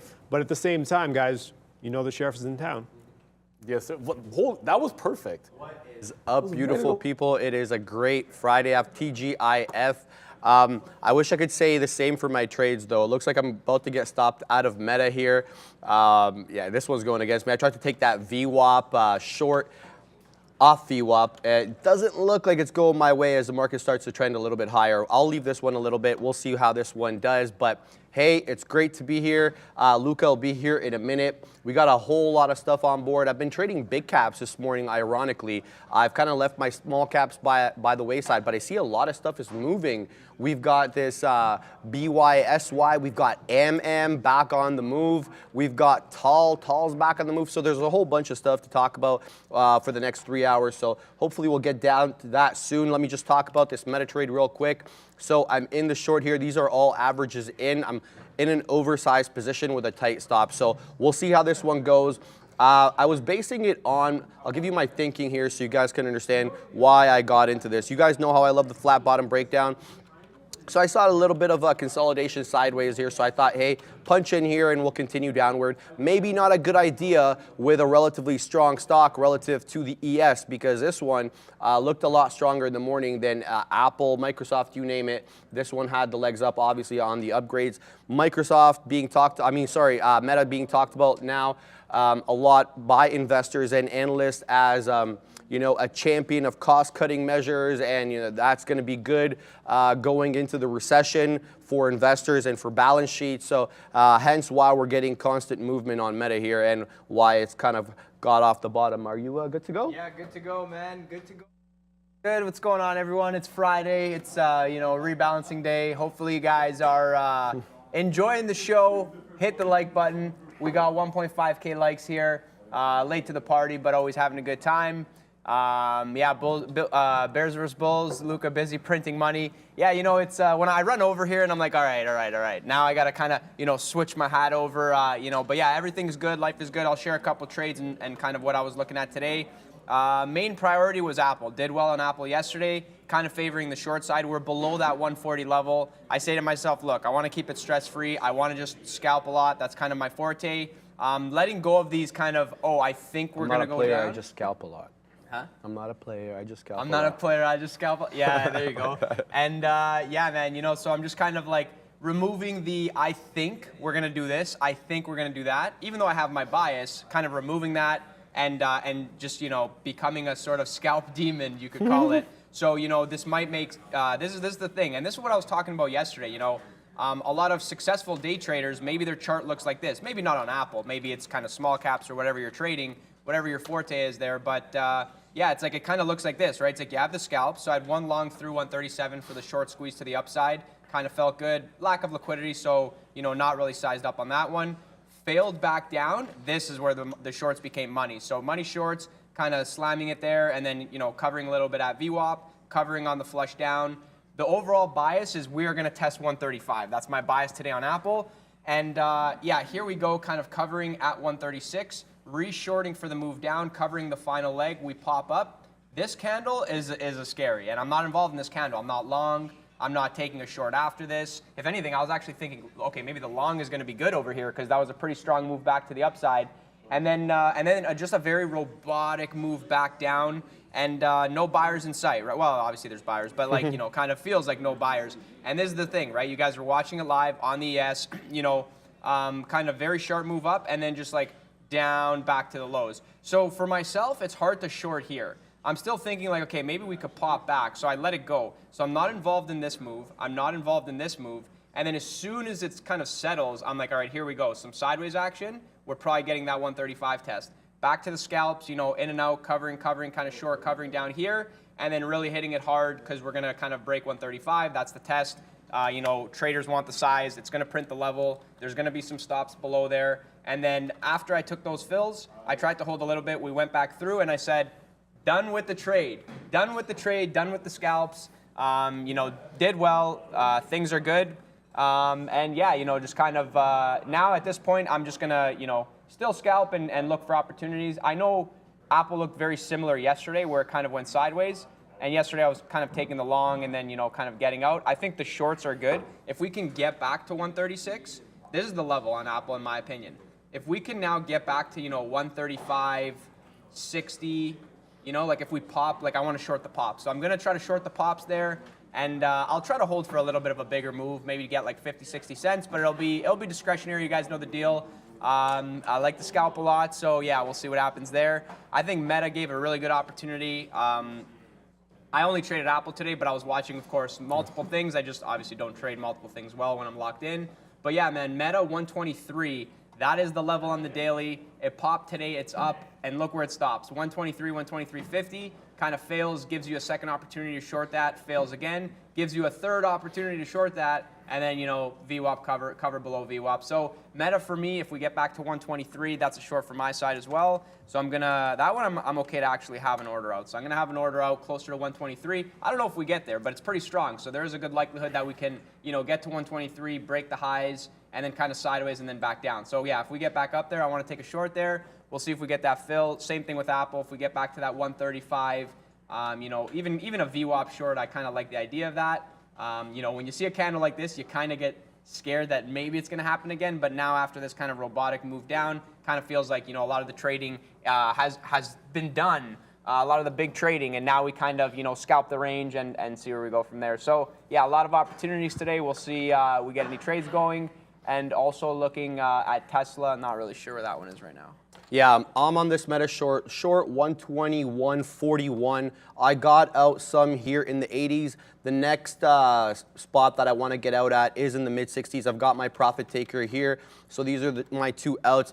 Kind of consolidating a little bit, so is the market. So a little bit of sideways action here, but below VWAP, which is what I'm really keeping my eye on. The whole point here was to take that VWAP bounce to the short side. Printing so far, I got lucky with, I didn't get lucky, but I got a little lucky with where I got filled because there was an aggressive wick up with which I was able to get in. So, I've taken out, let's see, a little bit, I've taken about 35%, 33% or so of the position, still holding quite a sizable position so far. But what I like also is that we're continuing to stay below that 121. I mean, it's popped back up there a couple of times, tried to fight it through, and the sellers have stepped in and pushed it back down. So a bit more consolidation sideways here. I suspect we may be range bound for a little bit on this one, and by range I mean 120, 150 to the upside and 120-ish to the downside. So yeah, a good range to play, and that's kind of what I'm doing at the moment, waiting for that 60 print to come in as I see 70s come in on the bid again. Again, very range bound for the moment, but I have a really big position on this one, so I'm trying to keep focused on it. You heard Luca talk about Apple. I like this consolidation sideways here on Tesla. Again, a flat bottom breakdown pattern that I like to trade these ones. Market will have to cooperate though, right? So, I mean, Tesla is relatively weak today relative to other stocks and the market, but for this one to really have an aggressive move down and maybe reach that 151 and even 150 on Tesla, all-time lows, obviously. So keeping my eye on those two. Funny enough, can't believe I'm trading these big cappers today, but that's what the opportunities are presenting themselves, Luca. I mean, I wake up in the morning and Adobe's got a great report from yesterday. Meta is in the news for cost cutting. So there's a whole bunch of catalysts leading me to these big cappers and not really looking too much at the small cappers today. Yeah, it's always trade what's in play, right? Trade what's moving. It's going to be different every time. I think, having the opportunity to trade at a prop floor is very exciting because you're not limited to one type of thing. You can trade many different things. You can work on many different kind of aspects of your game. Kind of, similar to, I want to say, let's say you like basketball, right? And you're on a team where you have to be the shooting guard or you have to be the center. There you go. But so in this situation, it's like you can play any position you want and you can work on any part of your game that you want, which is kind of cool. So you kind of develop out all these different strategies, build the playbook. That's kind of the deal there. Somebody in the chat was like, Arun, let me know the updates on Adobe. I'm a ride or die with you. I don't know if Arun's still at the desk there, but he's right here. Yeah, he's Arun. I don't know what. All I'm gonna say is everyone knows where my target is. Everyone knows the target. We see if we get there. Yeah, that's what Arun said there. Arun, you gotta send over some of that patience, man. You gotta send some of that patience this way, man, because I just don't have it. Like this guy can just sit through a storm. No, I am the storm. Okay, sorry to interrupt. Well, it's kind of like I'm not really too sure of his position there, but I could tell you, I'm like looking at the chart, and I almost want to say that there's like maybe one arrow here, and like maybe there's gonna be an arrow down here. Yeah, I don't know. I'm just kind of guessing there. Well, my chart? Yeah. Because I know you kind of nursed the. Yeah, there's like one arrow at the top somewhere, and then okay. So good luck on that trade. I'm personally not gonna take that trade. It's not really my style there, but I'm just kind of quickly glancing. Yeah, it looks okay. Someone's saying, Luca, how do you like these discounts? Man, these discounts, I think they could get a little better. So we'll see what happens after today. Going into the new year, I personally believe we could see a flush, and then maybe it gives really, really good discounts on a lot of these large cap names. One of the names that I'm kind of, when I watch this name, Microsoft, like this is a name that I would want to own.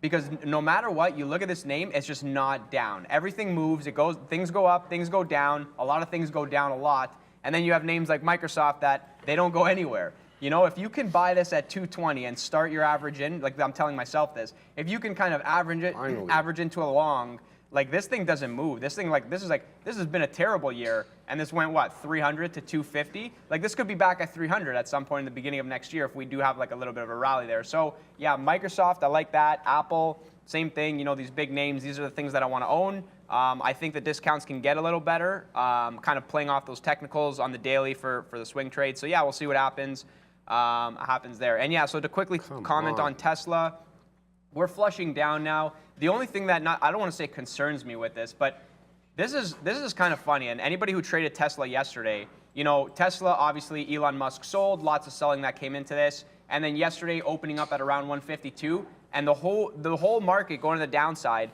and Tesla just like straight to the upside, 152 all the way to 160.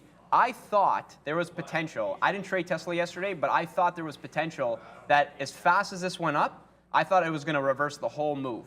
And I didn't really trade it, and I said, you know, 159 maybe short, or maybe I had the one short of the scalp over there, but I thought this move would go all the way back down. And then look at this today. Nope, not yesterday, but if not yesterday, maybe today. Here we are, 160, didn't break 161. What a banger short for anybody that had that off 160. Now we're probably going to get a 150 test. I don't know if we get that 150 test right now, but I was even kind of glancing at this before, and it's like, this is straight down. Then you kind of get a little bit of a bounce, instantly sold back, and kind of really, really dead. And that's what the man to the right of me calls a flat bottom break, if I've ever seen one before. I love those. So isn't that what I was just talking about? Now Yeah. it's materializing. Great. I was too busy fixated on Meta, but I get the out on Meta. That's an 80 penny winner, man. 121.41 short. I got my last piece out at 120.65, I believe. That was the last one. So really good out there. 4 pieces. I got the first one out at that that break in front of 121, the second one in the 80s, the third one in the 70s, and then the last one in the 60s. It came down to the 50s. In fact, I had a resting order at 55, but such is my luck that it wasn't filling, and you know, I got no patience. So I saw the money and I punched out. I'm just kidding, of course. I see that we're coming near low of days on the ES. That's kind of what triggered me to get out. I'm worried about a bounce off this level. So I said, hey, you know, just get out while you're close to low of day. Obviously, we may form new low of days, no question about that. But hey, it's a very profitable trade, so I'm pumped about that. Let me just get some super chats real quick. I think I saw one before I get to the one that Bears versus Bulls sent me. Yeah, Manuel Avina, what's up, guys? COSM is still untradeable on Robinhood. What happens next? Thank you. So what exactly do you mean by untradeable? So they've blocked it on the platform like they did with GME, COSM. Let's have a look at COSM. It's not worth trading, he says. But what if he's locked in? I guess like maybe that's kind of worrisome. I heard them mentioning it this morning, and I know people were talking about it. I'm not really sure. I guess they block it. But yeah, maybe it's a good point. I was going to say this thing halting like crazy, and not really. This kind of reminds me of AM in the sense that it was like up, less velocity.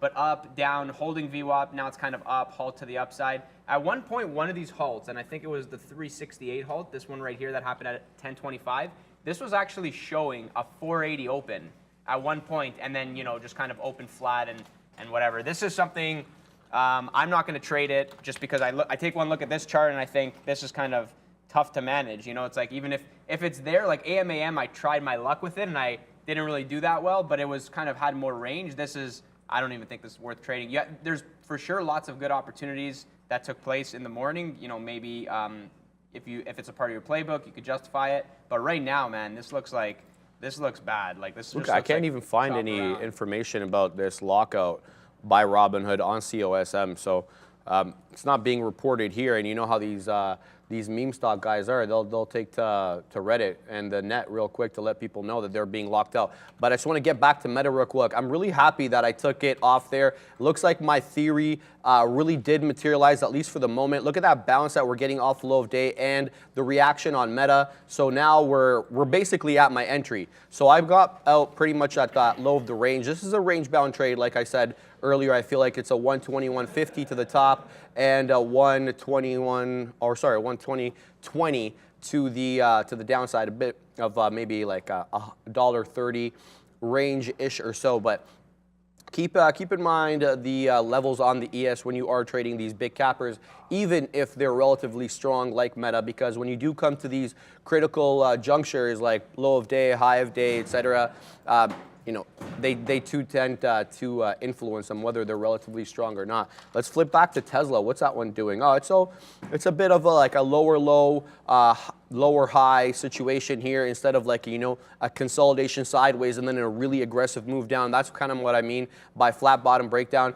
This is just sort of a trend continuing where you have this is the high here, and then you have another high here. This is low here. You have another lower here. So it's just about playing these ranges, downward sloping channels, Luca. Yeah, you know, I see Ben in the chat saying, if the short is wrong, go long. I like to say, you know, if abort the short, then the wrong can't be long. I like yours better. That's yeah, for sure. And yeah, no, guys, it's I'm just kind of, you know, looking for opportunities right now, just hanging. You know, Apple kind of still down. AMD ran for that 65. I think AMD, I want to just pull up the daily here because this is something that I was thinking about looking at, and I'll do this live right here. You know, AMD didn't really have the best year with everything else kind of moving to the downside. But, you know, not on every name do you get these really, really clean channels and clean setups. And I'm not one to, you know, draw lines, but you see this, right? But just to kind of visualize it, this thing is just riding the channel to the downside. And I almost want to say that, you know, I remember trading AMD at like $3, like back in the day. I remember it was, you know, $3, and AMD? I think yeah, oh yeah. Wow. And it's even funny. I had a trade of AMD at like 350, and then it went to like 410, and I sold it. I was like, what a banger. And then it's like at 150, and I'm like, you know what? Maybe I should have been an investor as opposed to a trader. Yeah. Would have made a heck of a lot more there. But you know, it is what it is. You can't go backwards. You can only go forwards, right? So just kind of be positive. I never thought this company was all that good. Can I tell you why? Yeah. I mean, I don't know what you did during university, but most of us had laptops, and I always tried to avoid getting the laptops with the AMD processor. At least back in my day, I always tried to lean toward Intel. The one time that I got the AMD processor laptop, I had all sorts of problems. So it was just like the Radeon, what was it called? AMD Radeon or fact check me, but I was just never pleased with their processor. I don't know if that's the case anymore though. I mean, you know, I don't really know too much, but a lot of my friends that game, they tell me that AMD recently got good. Okay, and it kind of lines up with the run up. So it's like it wasn't that popular, I would say, back in the day, and then it got more popular, kind of gained market share, better chips. You know, now maybe people say that the AMD, I mean, you know, people, it's kind of like the iPhone versus the Android. The Android. Yeah, you know, yeah. You have what you have, and people are like, no, this one's better. I think they're all People the are same. loyal like, to you their know, brands, it's too, I mean, you'll see the minor differences in terms of what you're doing, but obviously it depending on what you're doing. But going back to this kind of example of the channel, you know, AMD kind of interesting because we sell off and we just hold 60, chop around, and so just nothing's happening. Then we rally up, we chop around again. And I was even thinking, I'm like, hey, are we really going to break 80 in this type of market? I don't think we are. And I think it kind of shows you that. And something to note is on this day, November 10th, I'm not really sure, maybe this was kind of market related. Maybe there was a CPI number and this is the rally up. But something to note is there was actually big size that was reloading consistently November 10th and November 11th. And that big size took place at around 63 to 65 to 68, if I remember correctly. And so it lines up with the breakout. And so now it's interesting because we are now below that level. So something to be said about, you know, CPI comes in, the market goes up, take your pick, you look at stocks, big size. As a day trader, you're watching things over and over and over again, right? So I didn't have a swing trade on this, but I should have said, oh, wait a second. There is like nonstop bids that are reloading this AMD. Maybe this can actually run and test top of range. And it really never went back through until right now. And so, you know, 65 to 68, that was the breakout. You see on the bid, 500 lots reloading over and over and over again, runs to the upside, little bit of a sideways channel, now breaks down. You know, that's an opportunity where you take it, you're instantly in the money, you let it ride. Okay, it fails, you get out of break, even if you're somebody who's like, I'm gonna let this ride, maybe we go to 100. But I think, you know, it's showing you that it didn't want to break 80. Now we're back down. It kind of gives me the feel that, you know, based on the fact that we just kind of stayed in this channel the whole time, this kind of really does feel like we're going to go back and test the lows. Like 50 has not been breached yet. I think 50 is a big number, and I do think that AMD easily can get down, break 50, and test, you know, 47, 42s. I think everybody's watching kind of like, I know this wick is here, but just to, you know, annoying. That's 72 to 73. That was support. And so call it 70 to 72.50 was that kind of bounce, then had the run up, then coming back down, and here we go, you know, holding the level, super strong bounce to the upside of the channel, then coming back down, finally breaking that, now rejecting. And so that area, 75 to 80, is a serious resistance level. And it's easy to say this in hindsight. And a lot of the times when I do these kind of daily comparisons, it's all hindsight bias. So, it's like everyone's going to be like, yeah, it did do that. But so remember, it is hindsight bias. It could have went up, and I would be saying, look, it's a breakout. But the thing is obviously it's hindsight. It's easy for me to say this. But I think, looking back, you had that key support level. It showed you that it wanted to hold. When it failed, it becomes resistance. So how many times do things do this on the daily? And this year's been very trendy. There's been good opportunities on the day trading side, on the swing trading side. You have to wait for your levels and make good decisions there, right? So yeah, I think we're going back down. I think we're going for a 50 break. Not sure when that comes. Maybe sometime next year. But yeah, I wouldn't be surprised if that comes in. Looking at it from a fundamental standpoint, you have like the chip issues, supply chain issues. You have a lot of uncertainty. You have kind of global headline risk that sort of kind of goes into that supply chain issue and everything else. So yeah, it's just not, it's not looking good for NVIDIA. It's not looking good for AMD.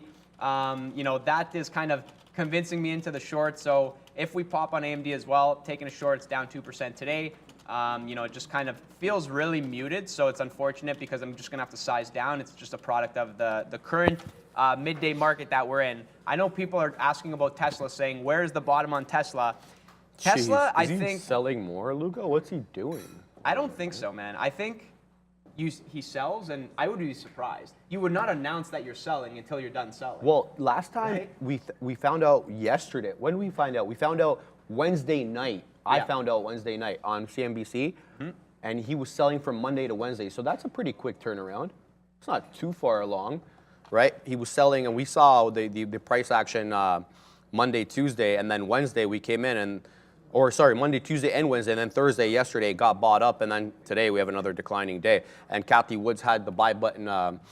She bought it. Yeah. Oh, she was buying. She was buying big. Yeah, 22.5 million or something like that. That's not that much. It's not that much. Yeah. But continuing to average down. Amazing. Yeah, no question. I mean, she's a true believer.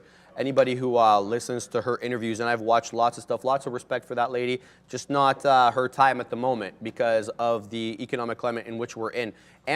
Some people are talking about this on the chat, so I'm going to have to address it. Guys, we have a bit of a very clearly defined level here, 281 on This one's bounced once, twice, 3, 4, and 5 times off that 281. That is the high of day. I don't see any size here reflected on the book to warrant, all those 4 or 5 rejections, but obviously we can be dealing with an iceberg. So let's see what this one does. Something tells me that this one will go quite parabolic if we're able to break through that level. But watch out for the retracement. So be quick on the keys. Have resting orders or have hot keys, whatever you got to do.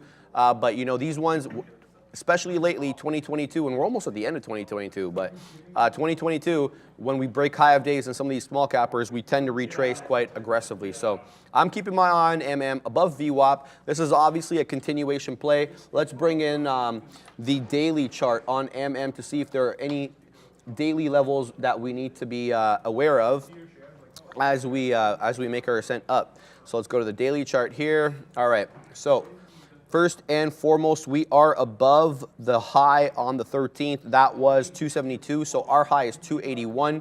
The next level we need to concern ourselves with is the high of the 12th. I'm not gonna say the high, the wick here. You know what, I will. I'm gonna say that $4 level, probably the most obvious area of resistance. Mind you, that's still $1.20 away.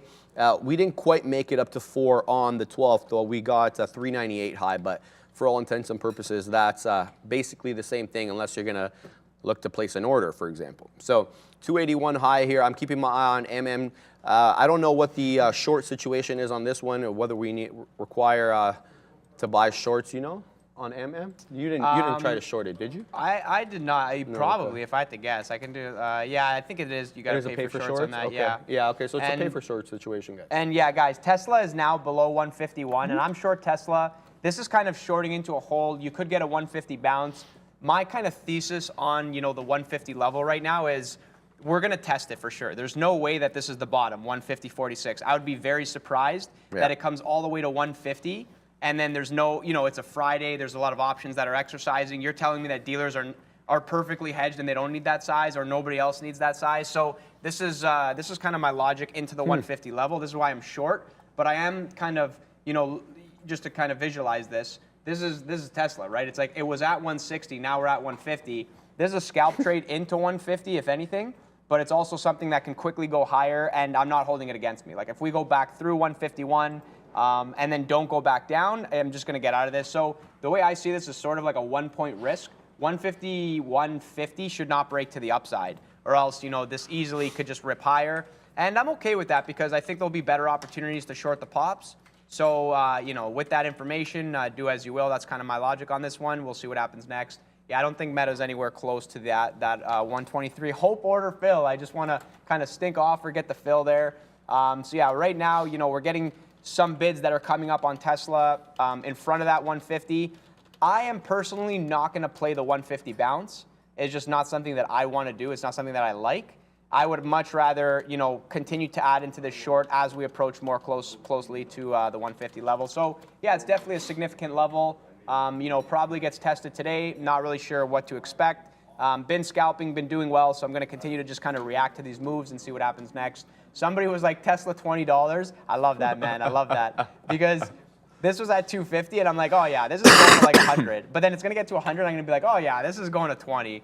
This is going to, my call on Tesla is $50. This is going to $50. You probably get some support there. It breaks. And then at that point, where's the overall market? And, you know, we'll see where that one goes. So, yeah, something you want to watch. You know, it's like as size hits the offer when you're watching something like Tesla, what is the market doing relative to that size? Does it whip away from the size? So, for example, size offered at 43, 10,000 shares. It kind of whips away from that. So it's kind of giving the feel that, yes, we are actually going to go into that 150 level. So will be interesting. Probably get a test of that if I had to guess right now. And, yeah, not really sure my target on this one. Maybe add to it right now. Yeah, Meta giving you ample opportunity here to get short off VWAP. This is where I got out, and guess where it retraced to? I'll give you one guess, VWAP. And then look where it went back down to, right where I said that 120, 50-ish area. So that's near where we got out, a little bit lower. But giving you ample opportunity. So, you know, keep working the trade until it doesn't work. I mean, if it makes its way back up to that 120, 120 area where VWAP is, you know, punch in short. And if you don't feel comfortable going in full position there because you think, you know, it might wick you out or might make a step up, obviously average in. So have some resting orders unless you're going to be really quick on the keys. So if your initial order is going to be at that 120, 120, have that resting, and then right when it makes its way down, for example, if it breaks 121, you add another piece, and then you're scalping all the way down. So however you want to do it, as long as you're comfortable, but this one's giving you a lot of opportunities. And it looks like we're going to test recent lows. Recent lows on this guy here is that 120.20 area. 120.50 is the more recent low, but let's see if I want to see if we can make a newer low here. We definitely have lower highs, which is, there's no question about that. We just need to continue to make lower lows, but keep in mind, you know, the reason I'm focusing on Meta and not something like Tesla, because, oh, nice cover, Luca, by the way. I'll send it to you in a second to talk about that. But the reason I'm focusing on Meta is because I feel like it has more downside potential being up 4%, whereas Tesla is already down 4.75%. So, yeah, you know, the other flip side to that is, well, why are you shorting a relatively strong stock? And for exactly that reason. So, you know, it's a two-sided coin. Depends really how you look at it. I keep my eye on the market to make sure that, you know, I'm not offside with respect to levels there. All right, let's have a look at AMC. Somebody saying AMC in free fall in the chat. So let's have a look at that. It looks like we started the day off at 5 3/4, and now we're at, you know, well, a little bit below 5 1/4. So, you know, a decent move. It's down 7.23% on the day. So it looks like a gap down from yesterday. Let's switch to the half an hour chart. Yeah. Okay, so looked like it made a move earlier on there. There we go. Hold on. What was our high of day yesterday? Our high of day yesterday was 605. So some decent movement on AMC. You know, nothing really that great, but down 7% on the day. So we'll watch that one. We'll keep that on the side chart. My main focus today, though, is these big cappers. Yeah, let's see which ones are the ones that are going to be in play at the moment. Let's see. Let's bring in the big cap chart here. What is Microsoft looking like? Yeah, Microsoft looking quite relatively weak here. 244.01 is the bottom. Our 249.84 is the high. Compare the charts between Meta and these other ones. Apple, definitely weaker than Meta. Amazon, not so much. It doesn't give you much of a range, Amazon. 87.21 to the bottom, 89.35 to the top. Neither does Google. It looks like the ones that are in play are Tesla, Apple, Microsoft, and Meta. And if I had to choose, it would just be these three guys. Tesla, Microsoft, and Meta. I did have a trade on Apple earlier in the day. This one made me wait. I'll show you guys exactly the area I'm talking about here on Apple. Let's flip from MM. There we go. So it was this area. Let's maximize the chart. It was this area here. So this was back at my desk. I'm like, great, okay. Here we go. We're getting a decline in the market. I'm punching short here. Then we had a consolidation sideways. I'm like, great. We're going to have a flat bottom breakdown, but it kept wicking up. So I averaged in a couple of times, and then we had the nice move down through 135 into that 134.80s, and then that was all she wrote for my trade on Apple. So decent day so far. Luca is up to something at the moment, so we'll give him an opportunity to fix that up. Let's go back to MM here as we approach day's highs again. Now we're at 280. We talked about that 281 level. The tape again, the book not really showing me much at 281. In fact, the majority of the size that I see at the moment is at 280. So yeah, not too much size given a $2 stock, obviously, but let's see how this one acts when we get to that 281. The volume declining on it a little bit, if I'm telling the truth, so we definitely need a little bit more volume to get to the high side, especially to break through these tops. So we'll have to see a pop in volume. Let's see what the chat is up to. Do we have any interesting tickers? Okay, I'm seeing some stuff here saying BBIG curling up. Let's bring in the side chart here and have a look at BBIG real quick. I don't want to flip from MM in case it does break through that 281 level. Here we go. What's BBIG doing?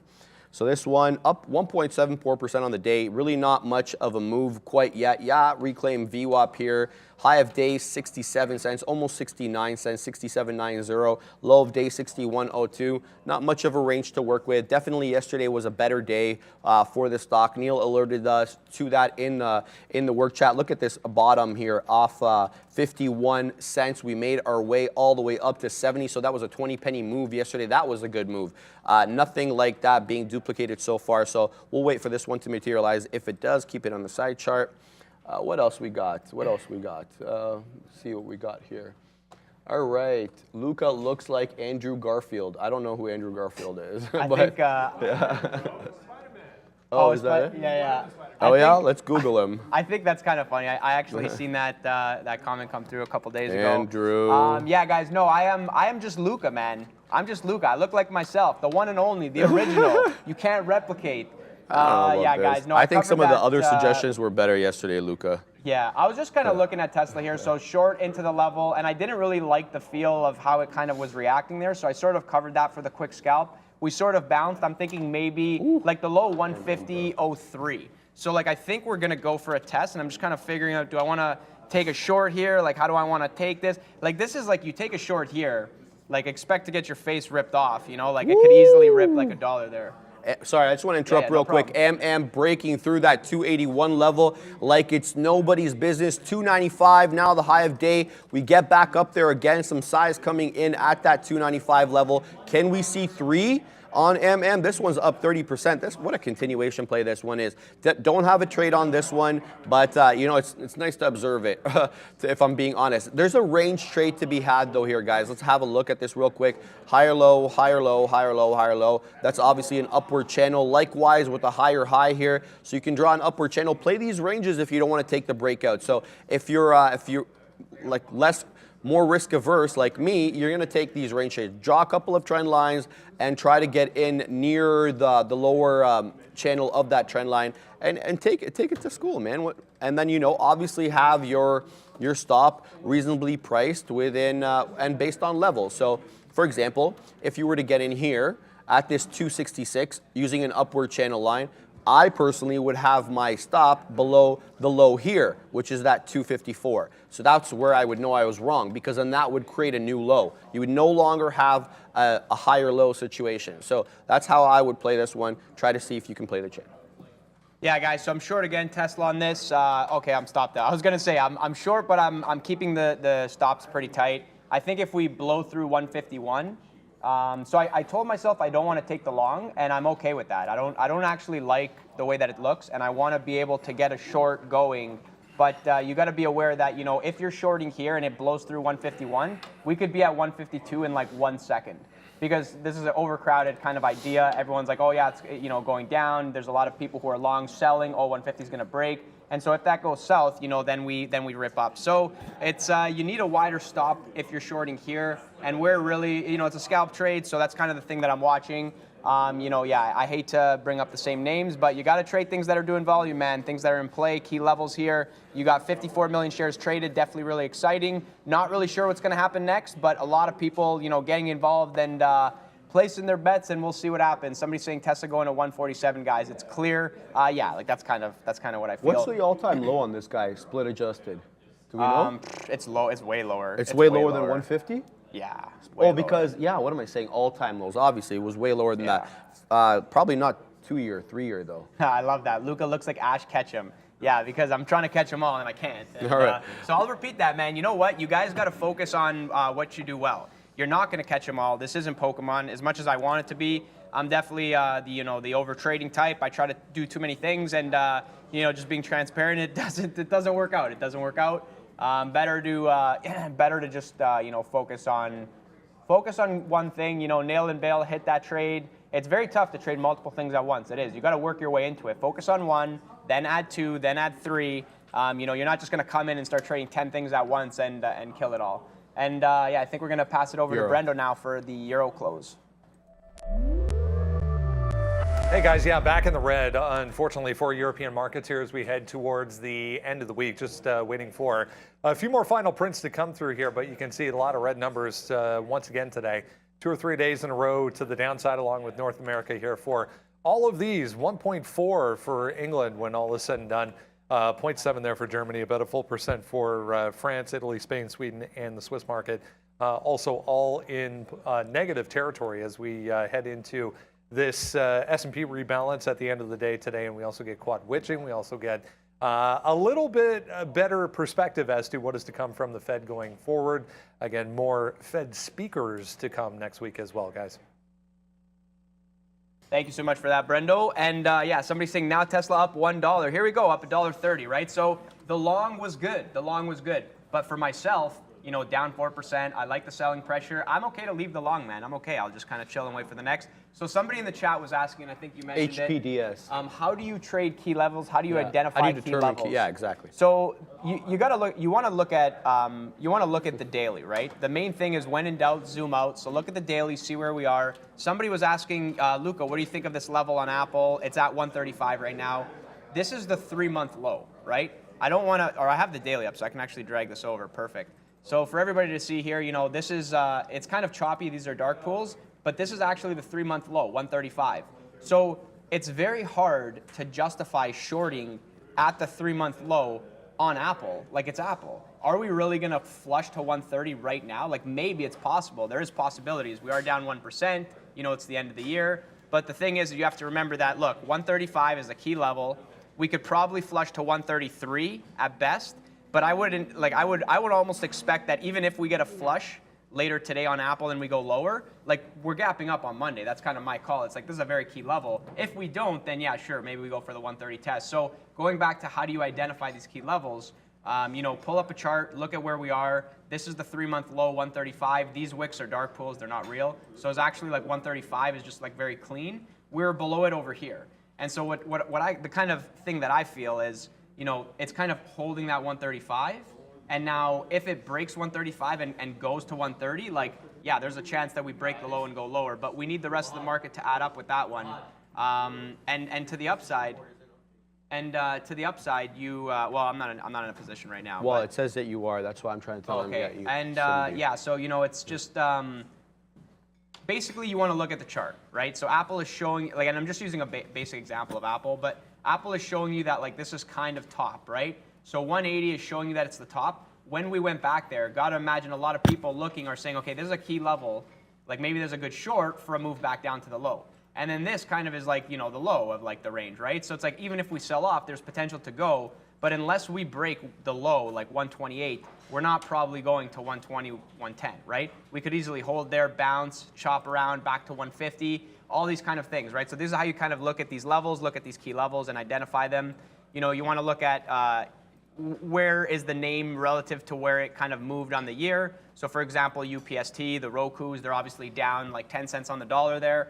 And it's not looking good. You got to imagine any investors that bought, no matter when they bought it, they're all underwater. And so if this thing pops, it probably goes back down. And so that's kind of how you look at these key levels. Glass guy, who is the hardest worker there? For sure, me, man. I work the hardest over here. I'm the first one. Actually, no. You know what? I should say Neil because he's the first one. I was gonna say I'm the first Neil one and at Brendan the desk. are like the first two in. Brendan beats you in. Okay, I'm definitely not the hardest worker he does here. the watch list, I'm probably right? I'm probably the laziest guy here. I kind of stroll in. I think I'm. Huh? I'm not the. Yeah, no, I'm not the. I'm right in the middle. I'm like. I don't think you're the lazy. Yeah, no, I'm just making jokes. But yeah, man, no, we all work hard over here. Some people work harder than others. But the beauty is that, to put on a show like this is work. This is a lot of work. I just sit down. I come in, I sit down. I go, what's going on, everyone? You having a good time? These are the levels. Let's get some trades going. And I just have a good time. So for me, it's a great time. But a lot of work goes into it. Obviously, a lot of work goes into trading. I put in a lot of work into my trading.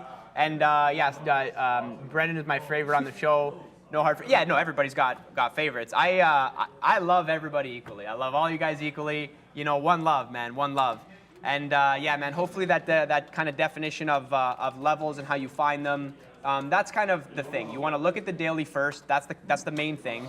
And then from there, you want to, kind of zoom in a little bit, look at where we are, right? So it's like, for example, 137 is not really a key level. Like I would say 140 is the key level. But the reason why I like the short is because I'm like, okay, well, 135 is a key level to the downside. Somebody probably needs to take that size if we get close to there. I think we're going to test it. That's my bias. And so that's why I only had one long and a lot of shorts. But again, you got to trade your playbook. So I'm not shorting here and then covering down there. I'm saying it's probably going to get there. I want to short a lot, recycle, and then if we do crazy moves, I'm not going to be involved, and then I'm going to short a lot again, right? So the first step is identify where the key level is, have the bias for that, and then the second step is kind of build the strategy around, right? So trade off levels, don't trade off these random kind of indicators and all that stuff. That's not really anything. These indicators are just kind of like, this is the average of like the price action. That doesn't even mean anything. It's just kind of showing you the obvious. You want to find key levels. This is where institutions are trading. You want to trade with those institutions. There's going to be a lot of volume. You can jump in and out. People were asking before too, they're like, how do these guys have top wicks and bottom wicks? So for example, sometimes you'll see, how did you get that top wick short and then it instantly went down? Sometimes they're key levels.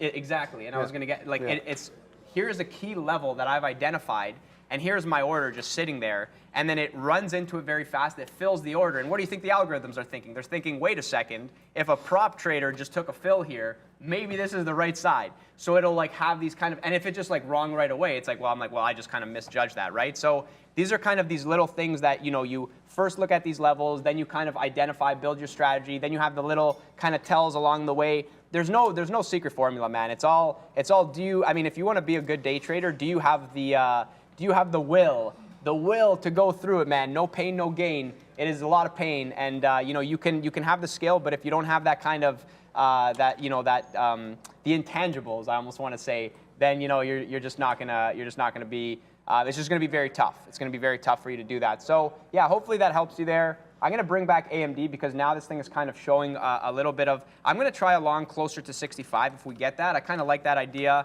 And again, it's not really, I like the short better, but I think we could potentially bounce. It's a little bit of a short squeeze bounce type play.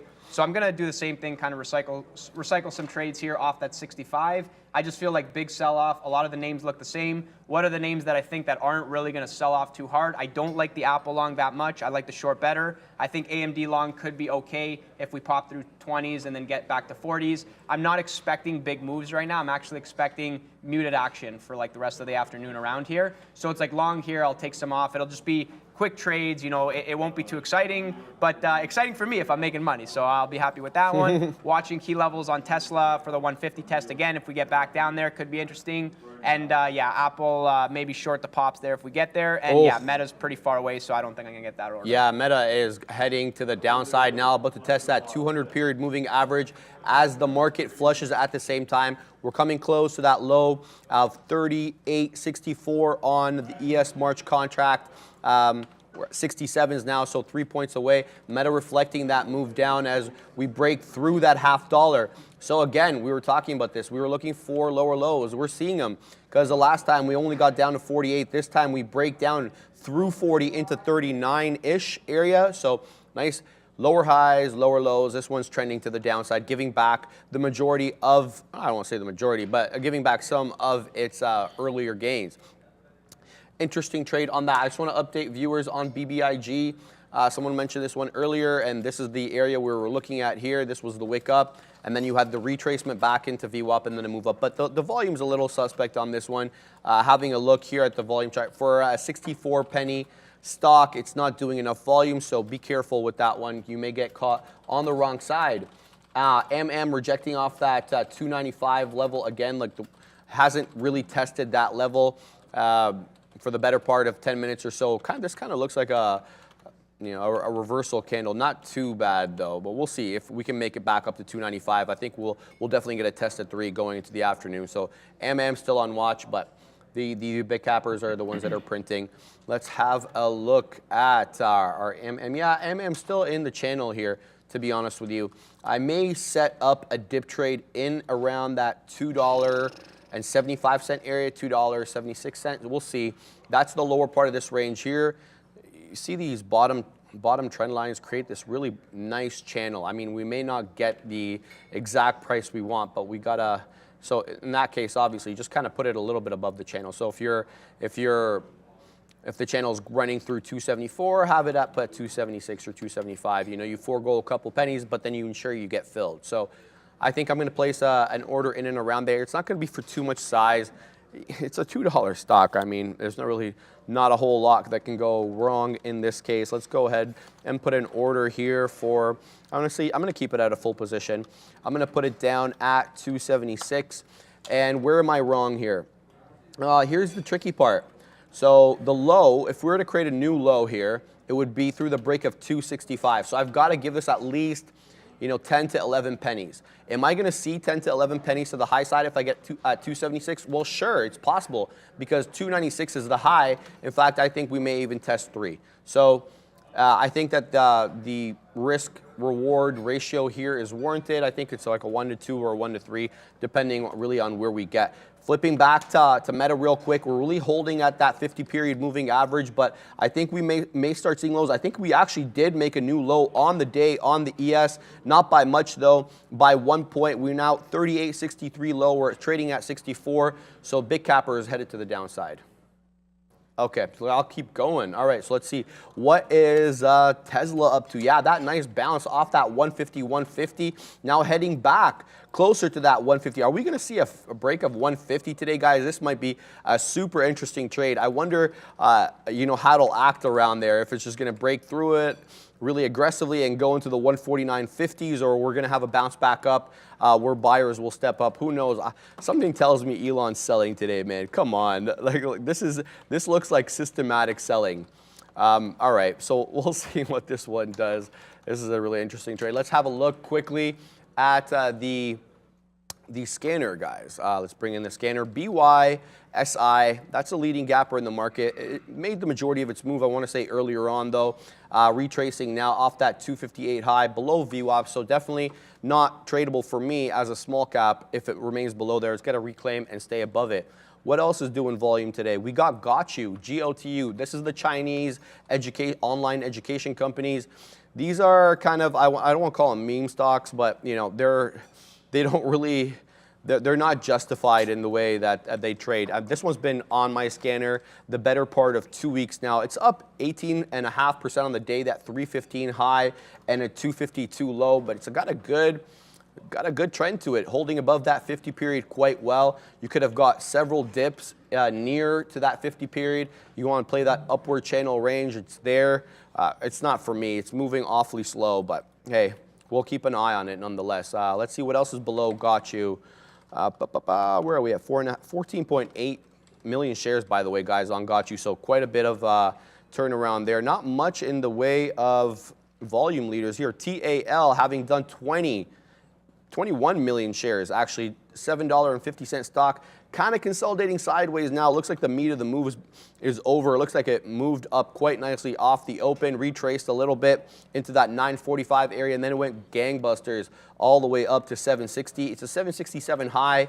Could have had a couple of obviously dip trades in and around VWAP here if you set it up quite right, but you know, that's more of a range trade than anything else. All right, we'll continue onward. Let's see what, actually, let's bring this down. Let's see what the watch list is telling us today, guys. Anything standing out on the watch list? Yeah, XPEV stood out to me earlier in the day. In fact, I was actually looking to trade this one earlier. It had a really aggressive move off the open. Look at this. So you have that 930. This was actually moving before 930. You get that pop right after the bell, obvious retracement. There's a lot of volatility in and around that time. But then you had on XPEV, this is a lot, guys, at 1045 bottom, and it went to 1115 uninterrupted. Look at these are 1 minute candles. You could have punched in anywhere there and probably made money all the way up to 1115. But then you have that V-shaped retracement all the way back down. But it did stop at an interesting level because this is the area where we retraced to that 1045, 1050-ish area, and that's where it stopped out again this time. So the buyer stepping in and around there. You like to see when the levels are respected on the charts. That gives you more confidence getting in and out of the trade. So off that 1045 and then a 1082 test, but below VWAP at the moment. So not tradable for me. So let's see what else is on the watch list. Yeah, guys, just to quickly comment here. I see somebody in the chat's like, oh, you got out of that Tesla short too early, 147. Guys, keep in mind, I am a scalper trading my own playbook, so you know this 150 level, definitely a key level. I want to be locked in for this specific moment, but yeah, I'm favoring the short, man. I'm favoring the short. I'm not thinking long. I kind of short a little bit here going into the level. The problem is I'm very aware of the fact that this can go down, go back up, and then rip. So I cannot like get smoked on this. Essentially, is you know, just being fully transparent. So that's kind of the play, man. There's lots of volume going off. I see somebody in the chat is like, I'm long here Tesla. That 150 level is interesting, man. If we break that level, who knows what happens next? Do we like flush and not come back through it? Do we kind of bounce? And I'm just thinking back to the other levels on Tesla. You know, 250 was really good to the downside. If you played the bounce, you like it just went straight through, right? So hopefully you had to stop there. But then 200 was terrible. 200, it broke and it was instantly at like 261.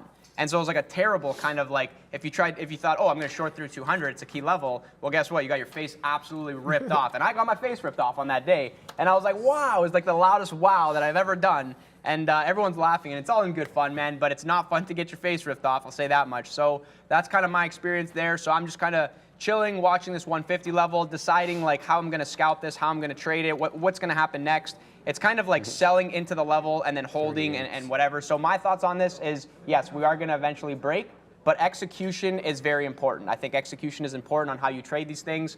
You got to make sure you kind of, you know, trade your own book. And yeah, if we get that Tesla 150 break right now, it kind of, you know, comes to fruition, trade that trade, and then go from there. Then we go from there, and there'll be lots of other things that I'll be looking at after that. But yeah, for now, that 150 level, I think, is the main level. That's the one that I'm watching right now. Don't want to repeat the same things. I know Coinbase is now at like 37, if I'm not mistaken. That's kind of pulling up coin is crazy, man. Pulling up coin and seeing that is just like, wow, like I did not. Like, you know, I thought 40 may have hold, but, you know, maybe there's more problems. Maybe there's more downside. We'll see what happens. Probably get that Tesla 150 break right now, so let's see what happens. I think I'm going to try, you know, again, favoring the short side. I kind of want to short it here, but, you know, it's one of those things that you know, it's just bouncing around, lots of liquidity vacuums. So, yeah, watch your orders on that. Just make sure, yeah, 35 on coin is a kind of, that's crazy, man. It's crazy. Like, is this going now to 25? I don't know, but where do we bounce? Your guess is as good as mine on that. Yeah, I'm taking that short on Tesla. I got short at 38. Scalping, I mean, it's there for the taking. Took some out in the low 20s, 15 penny winner. Nothing really to write home about. But Yeah, and by the way, it's a quarter size. I'm not taking a full position whatsoever on this trade, so let it ride. You know, I think that we may get that 150 test or close to 150 at least, and I'll take a little piece of it if I can. So let me just cover a little bit more. Last time I got some out, where did I get some out? I got some out in the low 20s. Let's get some out in the teens this time. Let's go here. Let's lucky number 13, right? So we'll take some out in the teens. If it triggers on 13, we'll take out, and then we'll be like left with, I don't know, just a few percentage points of the position. I don't want to belabor that point because Luca's already on that, so I'll flip to something else. Meta, what is Meta doing? Let's zoom out a little bit. Yeah, holding that 200 period quite nicely, to be honest with you. But it's mimicking a little bit of the futures because we're consolidating sideways on the futures, not really breaking through that low, that 61 low quite decisively, just hanging by it. We're at 64, low is 61. So Meta kind of doing almost the exact same thing, if I'm being honest, consolidating sideways. And so is Tesla, at least for the moment, but we'll play that range. Yeah, you know, guys, let us know what else you're looking at. Yeah, IPO's getting wrecked. You know, coin, yeah, kind of crazy there. Yeah, did you play the Robinhood IPO when it came out? I did, yeah. Robinhood IPO was really good. Remember that one? It had a very sharp up move followed by just a down move, and yeah, where we are now, right? Kind of funny there. Yeah, so 150 probably coming inbound here. This is basically my focus for the next little while. Yeah, Sharif, I don't know, COSM if you're looking at that as well. Yeah, let me have a look at COSM. What's COSM up to? Let's take off that MM chart and just put COSM. This is the one that apparently is blocked for some users on Robinhood, despite the fact that I really couldn't find anything much about it being said. Why is this not coming up for me on my chart here? Hello, refresh, COSM. Okay, well, it's not showing up on this one, so let me pull it up on the other one here. Let me flip to one of my other charts.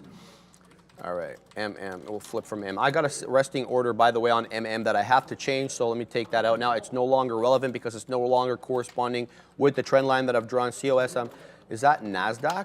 We're about to find out. Yes, it is. So COSM down 42%, but moving up. Like, look at this. Let me zoom out here. What am I doing? Let me zoom out. Yeah, so it looks like we gapped down quite aggressively. At least that's what my chart reflects. I haven't been able to see it on my other chart, but we've been bouncing off the bottoms. The bottom, by the way, is, what is this? Is this accurate? Holy, are you kidding? So did we really go to 20 cents on COSM and then we're at $4? We're almost at $5. Is this accurate? What? Oh, okay, so that's interesting. Well, that wouldn't have been on my radar anyway, sub $1, but it looks like it reached $1 about 7:40 a.m. I completely missed this one, if I'm telling the truth, but it looks great. I mean, it's extended off the lows, but not much you can do with that one at the moment. Let's see quickly what I'm doing with my Tesla short here. It's still, you know, it's hanging out at that 150.30, 150.20-ish, not really coming down into the teens all that much. Buyer stepping in at the 150.25 level. You'll see an odd 19 or 18 print, but really nothing sustained. Luke, are you good? Or okay. So let's continue on and let's just wait, see if we can get printed on this. There we go. Now we're getting some 19 prints here. Right back up to 20. Boo. All right. Let's flip and see what the chat is up to. Let's see what we're talking about here. Okay, Amazon 87 break. Let's have a look at that. Let's flip from here, COSM. I'll come back to that. I don't know why my COSM chart is not working on the side. All right, Amazon 87. Let's have a look. Let's go, load, load, load. All right, that's a nice little wick there that's messing up our chart. We'll have to flip that, AMZN. Okay, here we go. So Amazon, like the overall market, decidedly weak. That 87 looks like we made a low at 87, 87.04 now. Let me see what the book looks like on that. Do we have any size there? Yeah, ample size on 87. So we'll see if this one breaks or not. I saw several, I think several thousand lots on that 87 level. So this one, you know, it could be quite aggressive if it makes its way down there, Luca. Yeah, man, AMD is 20 cents. My stop on AMD is the low of day, I'm pretty sure. My stop on AMD is going to be 64.79. I'll just announce that because I'm not really too worried. Yeah, it's pretty obvious. If we break the lows there, then we break the lows. It is what it is. It's just gonna, it is what it is, right? And I know people in the chat calling out, yeah, Tesla 600K or whatever, 600 lots at the level. Yeah, man, there's always gonna be size at these even dollar levels, especially when they're new levels. Just kind of watch that there. Amazon is interesting at 87 here. I think 87 is the low. So yeah, it could be something there. I maybe try. I would almost like let this break. There's maybe like 1,500 lots there, 2,000 lots. Maybe like let that break, let the selling subside, and then if you're looking for a kind of relief bounce, play off these levels, right? Look at the levels. Maybe 87 is a level. Maybe you can justify it.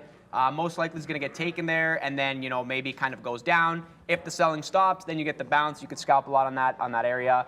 I'm not going to take the long. I'm just going to let 87 break, and then I'll come back to that one, and we'll see where that one wants to go. But yeah, it's looking pretty interesting there. Probably get the breakdown, and then where do we go from there? We'll see. That 3860 level on the ES seems to be holding for the time being. So we'll see. Yeah, we'll see if that wants to break. All these names are going to kind of move, in tandem with that. So yeah, it's definitely interesting. Just kind of chilling, waiting for this to kind of come to fruition. My offer on the AMD trade is probably 19s. I'm gonna go for like 9 cents. I thought we would bounce already. I got a bad price on the trade, so I'm just kind of chilling for now. Looking to scalp Tesla a little bit more and go from there. All right, there we go. Sharif, man. Let's get into what's happening now, guys, as we head into lunch hour. Still some red numbers to show you here. It's been one of those weeks, unfortunately. Here we go back to the downside again. 1.3, 1.4 there for the NASDAQ Composite and the 100. 1.58 for the S&P, 1.4 for the Dow. Small caps all red as well. 1 full percent across the board. If you joined us pre-market this morning, we were discussing Meta, Adobe, Amazon, among others. Amazon with the JP Morgan price target cut this morning. Meta got the full downgrade or upgrade, I should say. What am I talking about? To overweight from neutral. They also increased their price target. JP Morgan did on Meta. Adobe, meanwhile, with better than expected forecast. I was looking at and thinking about Amazon. That's why I was thinking downside, because here we are, guys, back to 87 once again after it tried and did go green at one point early on this morning. Back over to you. Guys, looks like it has broken $3 from the chat. Yes, there we go. So the high of day on 303, I believe. Yeah, 303. But, retracing, not really passing it with any sort of vigor. Let's have a look at MM's daily chart. I think I did look at the daily chart already. Let me just have a look real quick here. But did I mark this one off? Yeah, I did. Okay, so the next level we're really looking at is 4. Obviously, the high of day today being 303, but the next level, obviously, is at 4 coming from December 12th, 398 exactly, if I can be honest. But, yeah, we're still ways away. I think the way to play this one, again, is the channel. I don't like that about these charts. When I put my trend lines and then I go away from the chart and I come back, the trend lines are gone, and I've got to draw them again. That's quite frustrating. I had a dip trade in and around, I think, the 270s area, but that's no longer relevant at the moment. If I'm going to play this range, it's got to be updated orders as the trend line and the chart moves left. So let's go ahead and put another dip trade in there. I'm going to put it for 286. Let's go, and it's going to be like a quarter size. So. Now, actually, you know what? I'm going to keep it at full size, 286, and then I'll give this one, obviously, to the low here. So that break of 280, I'll be out. So that's how I'll know I'm wrong, because then that'll be creating a newer low, and that will no longer be an upward channel. So looking for that. Looks like it just got filled on my Tesla short there, so I've got like 5% of the position remaining. Profitable trade for me. I'm going to wait for that 150 break should it materialize. If it doesn't, oh well, I'm holding 5% of the position, but got filled at lucky number 13, 150.13 to the bottom side. I guess it wicked down there, but right back up into that 150 and a half, 150, yeah, right, there you go. 150 and a half now showing up again on the book. All sorts of buying coming in here as I see orange on my tape. Orange means above the bid. In case you don't know, probably help me set that up. I'm looking for that 280, flipping back to sorry. Looking for that 285 dip on waiting for that one. I want to play the range. I think the range is playable here. Again, that 280 break, I'll be gone. So I'll give this one 6 pennies or so. Nothing really to concern myself too badly with. Where are we here with, we didn't talk about Adobe actually. So I actually played Adobe yesterday at home. So I left here about 2 o'clock, and instead of going to the gym because we had this huge storm come in, I'm like, no, I'll work out at home. I have a whole setup that I got during COVID. So I'm like, I'll just do my session at home. Obviously, I'm not gonna just be at home and not have my trading computer on. Duh. So I turned that bad boy on, then I looked at Market Chameleon like I showed you guys how to do yesterday, and I saw that Adobe was reporting, so I'm like, I'm gonna play this. So actually I should log in and show you guys the trade, but in any event, I took that long. You know, it kind of wicked down before it wicked back up, so I just punched in a few shares, got like a few bucks on it. It ended up moving quite aggressively. Let's move to that time period, which was 4 o'clock yesterday. There we go. 4:05 exactly was the time that it was released. Let's flip to the 1 minute candle so that we have a better understanding of the price action at the time. So here's exactly 4:05. You see it wicks up, you see it wicks down. Oftentimes programs are doing that to stop you out. To kind of, if you have a resting order here, it'll trigger you, and then, you know, instead of going down, it'll go back up and you'll be out of the money. So typically what I like to do at these earnings trades is really wait for it to choose a direction.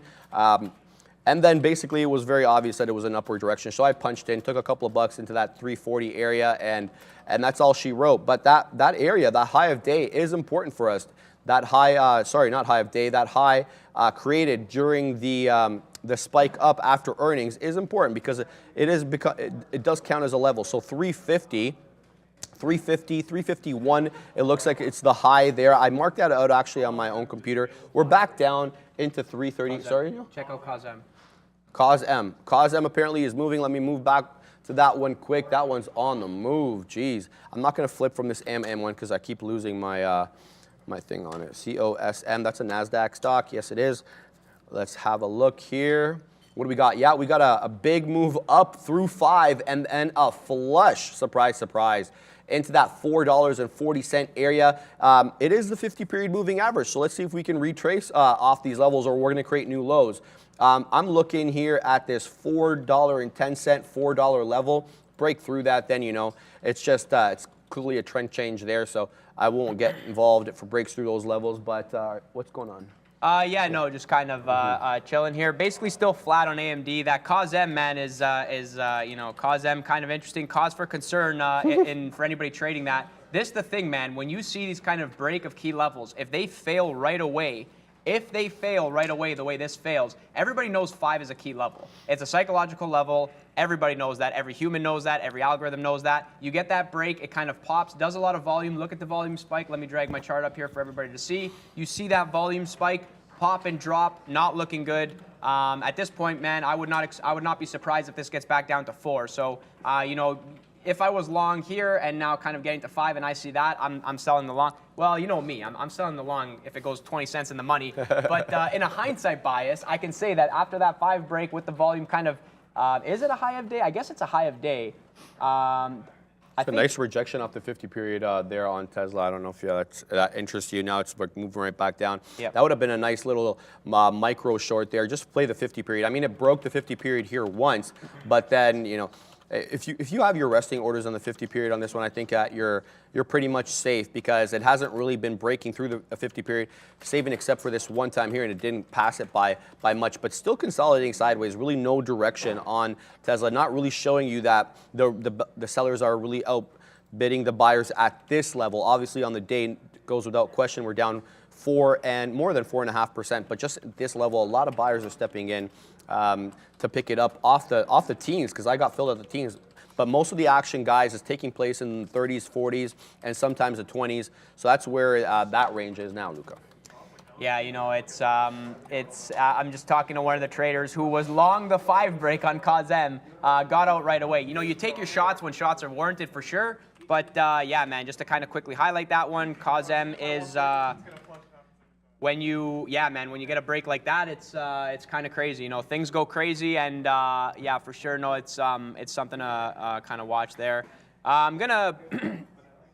I don't know if I was in this trade, I'd probably have my stop over 5. Like if it's gonna be a good short on this one, it should not come back to 5. It should not come back to 5. You should see sellers. The only thing that kind of not worries me, I mean, I'm not even in the trade, so I'm not really too really worried, but kind of giving the objective standpoint, very easy to sit back, not really worry too much, and kind of give that objective look based on the technicals. And the technicals from this show that 5 key level, lots of volume exchange over here, big flush to the downside. I would have been out of the short scalp, but that's money, man. You kind of take the break, take your 60 cents, you're risking off the highs, so it's kind of, risk 20 cents to make 60. Maybe you get a little bit of slippage there. So yeah, man, that's a 3-to-1. That's a good trade. I think, the short side kind of good there.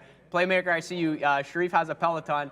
Yeah, he just stepped away for the moment, but I'll remind him when he comes back if I remember, or remind him when you see him.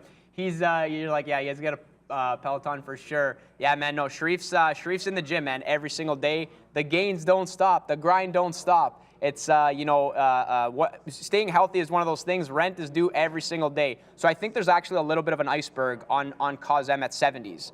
So call it an iceberg, call it a dark pool. Could just be maybe big retail fills that I see as dark pools because I don't know the gateways. One of the two, but I see it as a dark pool. Essentially, 70s is reserving as a dark pool. If I had shorts on this name, you have to pay for shorts. You got to pay for shorts on this name. If I had shorts on this name, I'd probably try to risk off of that 70s. I'm going to miss it. By the time I get shorts in, I'm already going to miss the short probably because it's going to be good. But that 70s, you see the fail, it drops. You see the pop back, goes to that 70 level, 70 reserving now. That's probably, call it a big seller. If it breaks above 70, then, who knows where it kind of tops out at. But just keep in mind that 470 is where the high was, where it rejected. Then we come back down, we kind of get to 5, do a lot of volume, break, flush. Now 70's reserving. I would imagine this is not going to go back above 76, right? If it does, then if I was in the short, I would get out of that. But again, I'm going to miss that for short, so it's all good. But kind of giving my 2 cents on that one.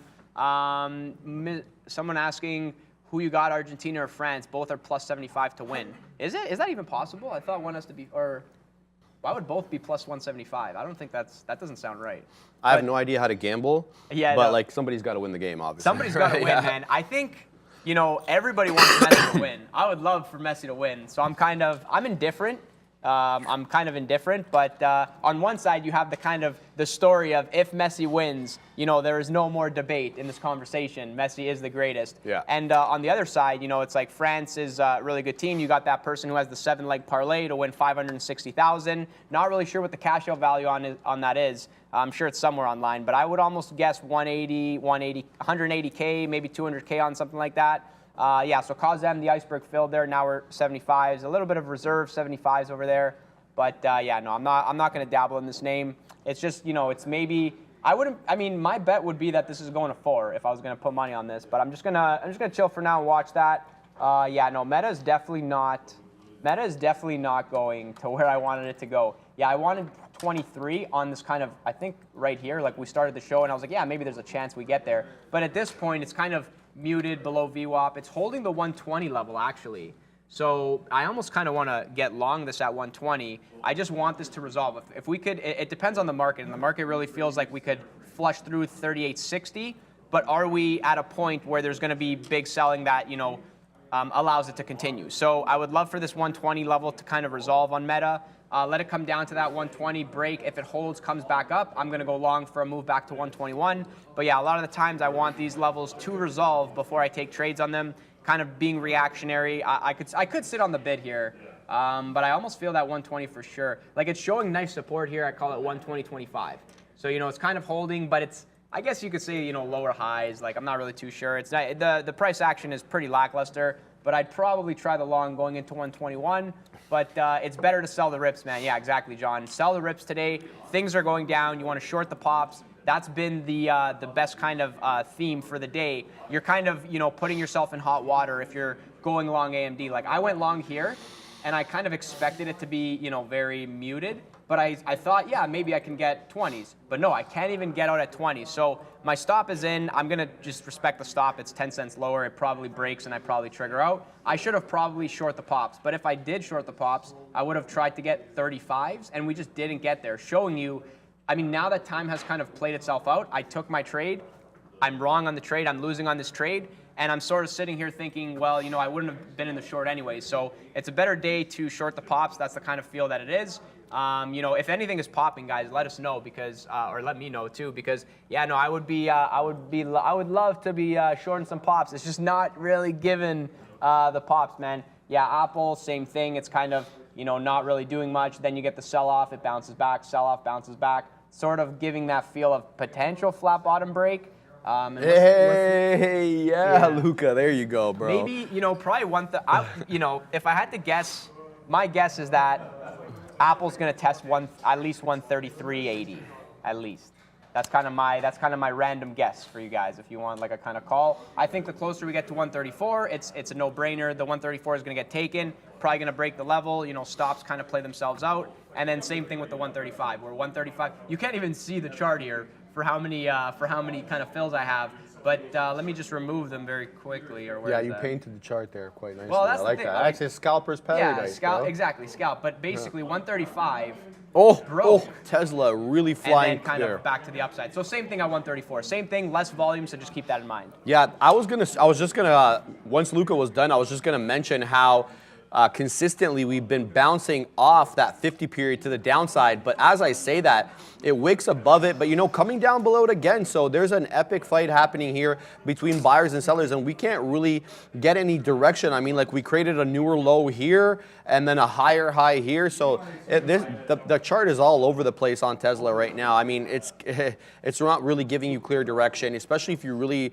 And you know why we feel that way? Because we're so fixated on that 150 break. This just would be normal consolidation for a stock. I mean, that would just take place intraday, but because we are looking for that 150 break, it makes it all the more important. Now we're getting back up into the 80s. I'm going to put my stop for the remaining 5% through that break of 151. So let's put 151.01, and then we'll cover that short 151. And then I'll give it to like 10 in case it like blows by it. So there we go. Our stop is in there. Not much left on our position, but geez, this one bouncing above and looking to, it's trending up, man. Let's have a zoom in here so we can, yeah, look at this. Off that 150, where would we get down to? Like 150.10. I got that 13. I got a bottom wick here on my short, but ever since then, it's been trending higher, and now we're printing the 90s. So buyers definitely stepping in here and ruining whatever plan we had for that 150 short, at least for the moment. It looks like I may get stopped out. There we go. So I do get stopped out on the remaining 5%. No biggie for me. They're covered. Let me just make sure all my resting orders there have been canceled. So this one, we'll have to wait for this one to set up some other time. I wanted to talk about Adobe. Yeah, I talked about Adobe. Sorry. RNA. So this one had a nice move earlier in the day, not really doing much at the moment. You guys will remember this one. This is a sympathy play for mRNA using mRNA technology.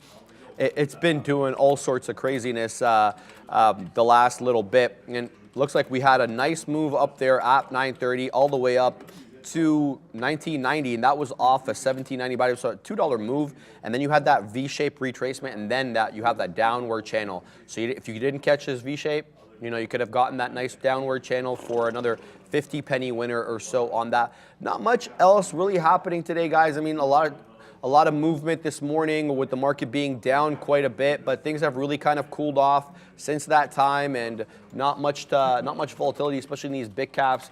We've been waiting on Tesla. We traded Meta. We traded what's it called, Apple. But yeah. Oh, by the way, MM breaking downward through that channel now. So I wonder if the trend has changed and the direction is in on this one. 273 is VWAP. So if you're looking for a VWAP bounce, that's where it is. Otherwise, it looks like we've broken that channel to the downside. So maybe time to rethink any long positions that we have on this one. Yeah, man. No, for sure. And guys, yeah, Tesla, I think the tell to the upside. So first and foremost, I was like, guys, is there anything popping? And somebody was like, Adobe's popping. And I'm like, Adobe's popping? Yeah, and maybe that'd be a good short there. But if you think 139 to if you think this is a pop relative to this, no, man, no. I'm talking pop like to 350, which that would be a crazy, absurd move. But yeah, no, man, that's kind of what I was referring to. Pop, you know, like if Meta pops to 123, perfect. And let me pull up Meta again to see. It's kind of slow. Yeah, you know what? I'm going long Meta here. I said I was gonna wait.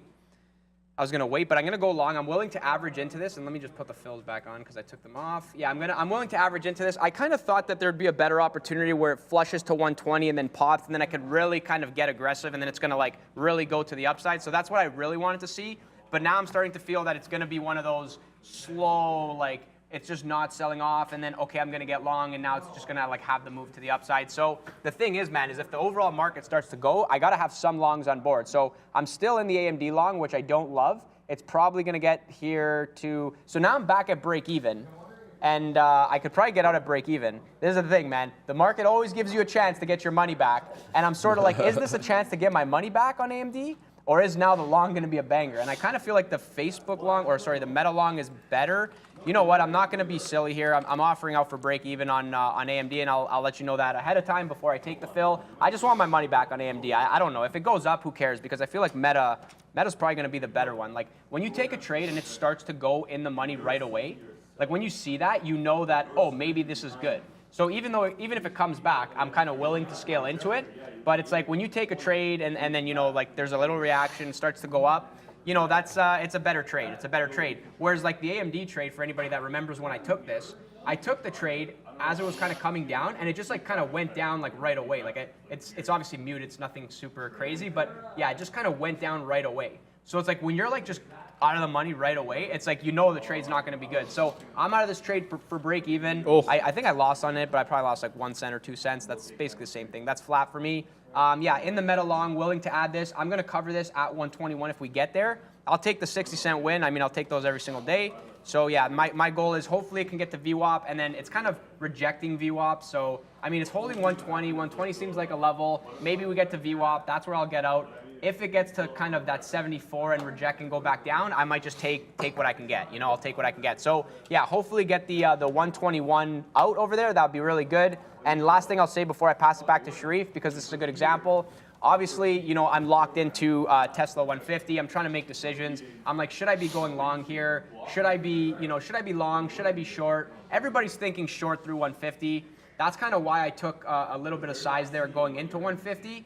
But it's I know what I'm getting myself into, right? So to the person who's watching saying you covered that Tesla short too early, this is the thing, man. I'm short here. I would be out now, and I'll be out of a loser. So I kind of looked, and I was like, a lot of bids there. There's a lot of size. It should be going right away. So there is something to be said about you should see your trade work the way that you want to work. And I say this all the time, but you should be seeing the trade work for you right away. If it doesn't, just get out, find another trade. So for myself, it was kind of like short. It looked really good. You see the volume spike, lots of volume coming in, and then it stopped. And I'm like, it should not be stopping. It should have, right here, it should have broken the 150, and then we'd be flushing down, and then whatever happens after, who knows what happens there. But yeah, man, now that we're going up, there was a small tell for anybody who was watching just to cover it because I was kind of glancing at the tape. There was icebergs that started at 48. So there was reserves that started to buy at 150.48. So gotta imagine a lot of people are thinking the same thing. A lot of people are shorting. It starts to go down. It's not really breaking. Everyone is like, oh. If this goes up, man, who knows how high this is really gonna go. Like, we remember Tesla yesterday. It ripped everybody's face off who shorted it. And so now it's kind of like, you know, 48s we're reserving, 60s we're reserving.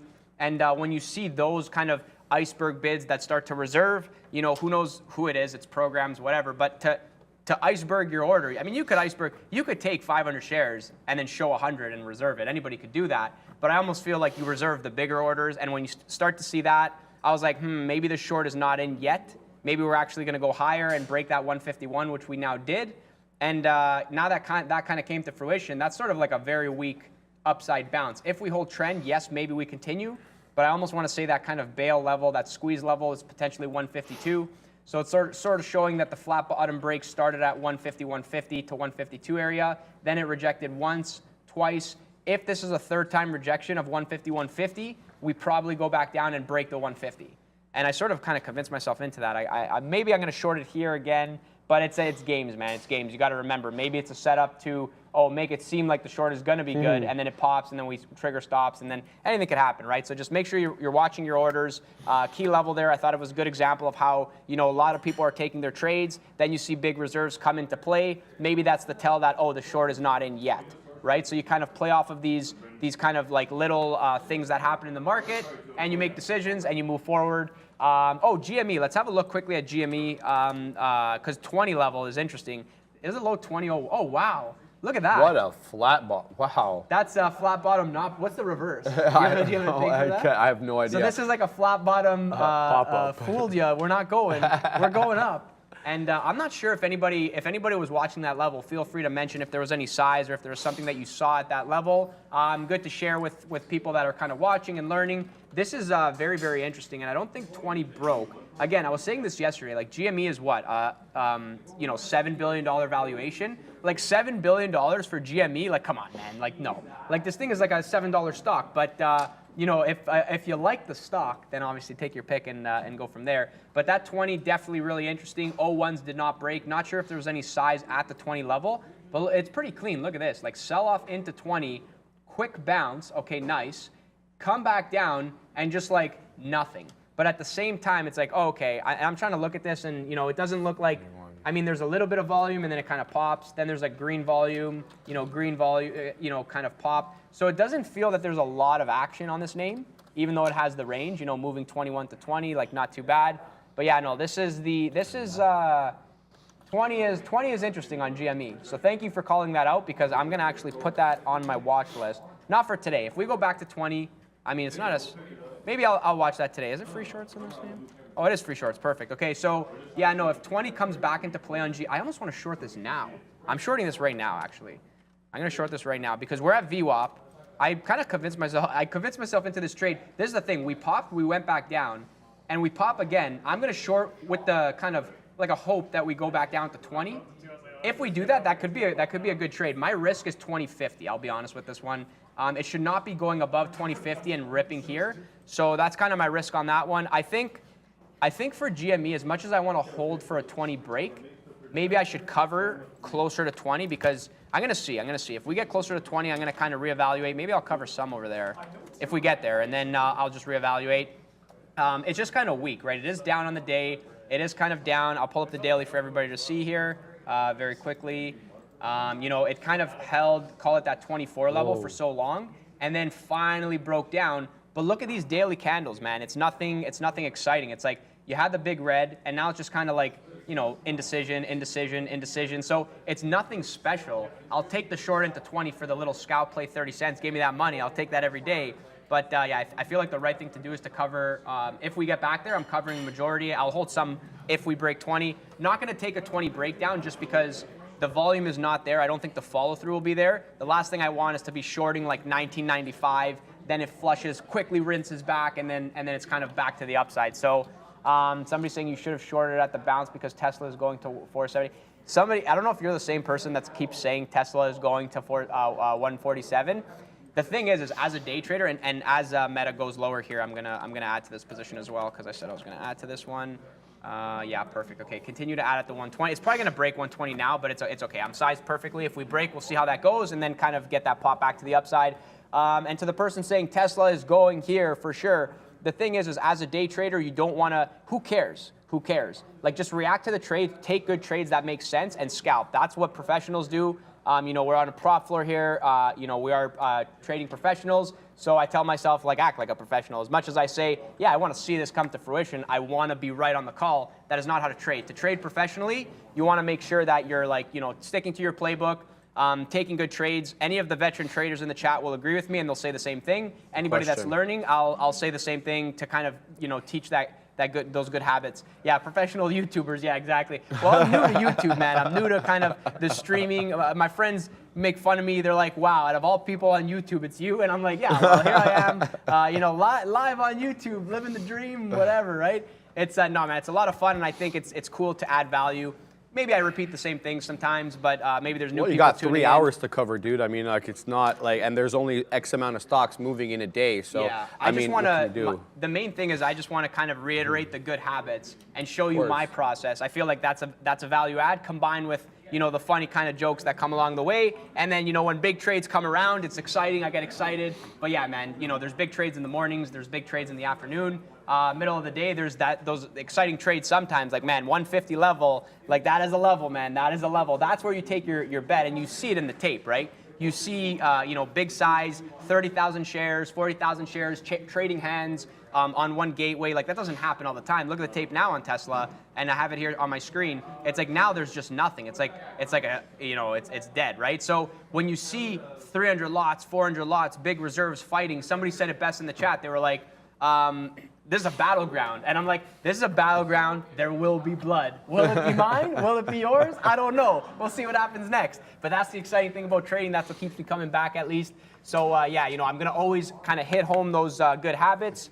This is just kind of my process. It makes sense to me. Meta now broke the 120. There was a lot of selling that kind of sold into that 120. It's sort of holding, though. It's sort of holding. So I have a pretty bad average. My average is 120.21. So I'm like 21 cents out of the money. So it's not. I'm not too thrilled. I'll be honest. Then that was I thought it looked good. Now we're kind of down. But I think this is one where I can kind of let a couple minutes go by, add a little bit more, let a few minutes go by, add a little bit more, and then when we curl up, I'm going to be getting out of that one. So I'm not really super worried about it. I don't like holding things against me. I think GME looked good for a second and then kind of popped back to the upside. I know I said 2050 out, but it's holding trend. If we pop and then kind of drop again, I'll maybe add some more to that. But yeah, if we just continue to rip higher, I mean, the high here has shown you like 40s, right? So if we break 40s, we might break 50s. Maybe there's stops at 50s. I don't know. I'm pretty light on the position. I'm not in kind of crazy amounts of size just because the volume is kind of the tell you. I don't want to be in size on this because it's 2 million shares traded. I feel like that's irresponsible. It doesn't make any sense. So I'm kind of sized accordingly. I'll take what I can get on the scalps if we go back down. If we go back up, not going to hurt me too bad. So I'm not really too worried there. Somebody's saying Luca, unlike Italians, doesn't speak with his hands. I like his vibe. Well, so wait, are you saying that I don't use my hands? Because there's just a little box here, but under the box, I'm like this. I'm like, yeah, so we're going to go this way and this way. No, man, lots of fun, always having a good time. It's always exciting to come on YouTube and, share my thought process for sure. I'm long Tesla, 150.90, just scalped out 15 pennies, took a little bit out. This is a full position, so if it breaks through 90, I'm out. I'm going to hit the flatten button if it breaks through 90. 10 pennies in the money. I'm looking for at least 20 pennies. I'd like to make a 151.10 high there. I like the curling pattern. I was looking at the 3-minute chart. This one is a 1-minute chart at the moment. I've just fixated. My eyes are on it because I don't actually have a resting stop. So if it breaks through that 90 level, I want to be out. It's having a lot of trouble breaking through that 150. There we go. Now we're getting 05 prints, but the selling coming in at 151 a lot. It's not a great trade. I'll be honest with you. I'm out completely of it. Profitable trade nonetheless, but I just did. This is an inside trade, and these are not my cup of tea. To be honest with you, there's not really much going on in the small cappers at the moment. Look at this sideways movement on the market. I mean, the market could not be more sideways. It's been that way since basically 11:45. We've been within this 59 to 65 range. I mean, that's not really what you want to see if you're trading these small cappers. So, if I can get a little nibble here and a little nibble there, great, as long as I don't blow myself out. Profitable on the day. But it's just, with this move that we had this morning, you expected some sort of continuation to go on. But that's not the case at the moment. Maybe the lunchtime hour is what's holding us back really from breaking through these levels as the volume does cool down, Luca. But let's see what else is going on at the moment. Okay, so MM, still staying close to that 305, above VWAP, but not really doing much. Volume definitely dropping off. Look at this decline in volume, guys, on this chart. Can you guys see that? I can probably move it up so you guys can see it. I always try to kind of line up my charts there we go. with the bottom of the banner. So look at this. I mean, you can draw trend lines on the volume bar charts in the same way that you can draw them on the price action as well, and I always champion that. Look at this. This is a huge decline in volume. The good news about that, though, is that the decline in volume has not really translated into a decline in price. So that is, to me, a bullish indicator. So if we're looking for a breakout, this could be the time when the volume comes in. It could really move this stock quite aggressively. So let's see what this one does. How come I can't? There we go. Got it. All right. So this one, I'll keep MM on watch. I won't have any resting orders on it. I mean, what I could do is I could maybe get a dip trade in around here. It's a low conviction trade. I'm probably not going to do that. Just maybe kind of speaking out loud and making observations, but there are no trades that I like at the moment. I see Tesla just broke through that 150, 110. Yeah, it shook me out. What can I say? I was looking for that 150, 110. I didn't have the patience to hold on to it. It was a low conviction trade, if I'm being honest, because it's not the setup that I want to trade. So it's sort of playing the range. What is the chat up to? So just to quickly cover a couple more trades here. Go so for going it. back, so GME, guys, if you're looking at this GME trade, see these kind of like wick tops above VWAP? It's kind of like, I'm short. Yeah, I'm short. Okay, got it. And it's kind of looking like it is low volume, so anything can happen. But it looks good, right? So it's like, it's kind of, a lot of the time, and I think this is something that Greg said, and he said, give it time, right? Give it time to play itself out. You don't necessarily have to have a hard stop on something. You can have a time stop. How long is it in this area, right? If I short this and it failed right away, it would be like, okay, amazing, but it doesn't always work like that. Sometimes it just kind of stays here, but it'll go up, it'll go back down. And so like give it a time stop. Maybe you add to the trade as opposed to having a hard stop and just punching out because it goes up, right? So watch how long it spends at these key levels. That's another kind of way to look at it. I think that's key. I'm going to go back quickly to CAUSEM just to kind of highlight this one. Oh, wow, we're actually back at 5? I'm surprised. I'm so glad I didn't pay for shorts on this. It didn't break 5 yet, but yeah, no, that's kind of, I'm used to these things. This is back in 2021 when there was more volume on small caps. It's going to come back. I think next year you'll get that kind of, it'll come back into play. But, back last year, these would break flush, go into like a down halt. Now it's kind of down halt, it kind of goes sideways. Maybe it's an overcrowded trade. So yeah, man, think of that's kind of surprising. And I said it, I'm like, I'm not paying for shorts. I'm so happy because I saved myself money on that. It's always a good day when you save yourself money. I'll say that much. And somebody was like, Luca, watch out for Meta. And this was when it was at 1990. And I was like, yeah, man. I'm like, I didn't really know. But again, right now on Meta, time stop for myself. So how long does it actually spend below the 120 level is the question that I'm asking myself. Because if I just put a stop, which if I was sized too big, maybe I would have had a stop, maybe I would have got stopped out. That's kind of like old Luca. But now I'm like, you know what, size accordingly, like make money as opposed to just giving money away. Breaks the level, lots of selling subsides, market kind of curling to the upside. Pretty lackluster bounce, but nothing too crazy. But yeah, man, if these things go up, things are gonna bounce. So I told myself I would add, and I thought about adding a bit more, but I'm like, nah, man, don't add here. Let it go back up, let it come back down, maybe consider the add, then let it slowly curl up. So just kind of the nature of where we are in the day, it's kind of slower. You gotta kind of trade. If you're trading right now, you should be trading kind of with the expectation that things will be a little bit slower. And so like find these levels and then go, right? Because here's the thing, as I'm kind of watching this live go to the upside, now it's kind of 20 cents in the money. So yeah, 20 cents out of the money, now 20 cents in the money. Still going for the kind of top over here to kind of cover. But when you break 120 and then you come back above, anybody who's short is out because they're like, well, that doesn't look good. And maybe it was like kind of triggered, like there was a lot of selling into 120. And I was like, that's not looking too good. But yeah, here we are, right? So maybe 120 is the key level. Meta is the one name that's actually up. I shouldn't say the one name, but it's the name that's actually like up 3.8%. So that's kind of why I went long there. And you're always going to say I should have had more size. You're always going to say that. But that's not trading, man. You just kind of, you take what you can get, take what the market gives you. And yeah, man, now that the market curled up here, this is a nice bounce. I'm going to take some off on that. So size bid 66 here, take some off on that size. And I'm still holding. I'm going to hold the last piece for 121. Don't, if I say 121, and I'm telling myself this, you look for a move to VWAP. Sometimes it doesn't get to VWAP, right? So you don't really know where it's going to get, where it's going to exhaust. So, take what the market gives you. Sometimes it gives you 65. Sometimes it gives you 85. Sometimes it keeps going, right? So this can pull back and go to the upside. That's what I'm gonna try to get out on that one. But yeah, if it comes back down, then I'll just maybe recycle the level. But yeah, now I'm like 38 cents in the money on that one. It should not come back down and break the low of day. That would be not a good sign. But I'll take the payment, and now we kind of ride for 21. I feel like we're going to 21. So yeah, I'm gonna hold for 21. We'll see what happens there.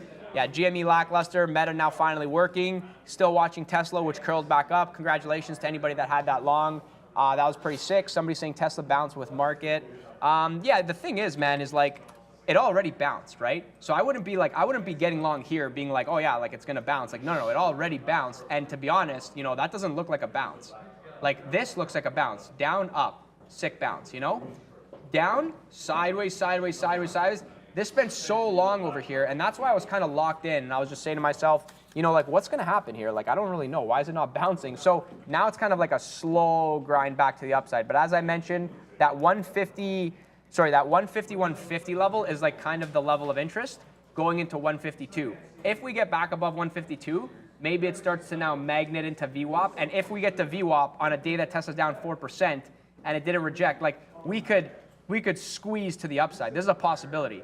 As fast as we go down, we could go back up and get to 154, 153.50 VWAP. And then, oh man, that'll be a crazy squeeze. So I'm kind of watching for that. I'm not going to take a long in anticipation of that just because that would be more so me wanting to be right as opposed to me kind of building good habits.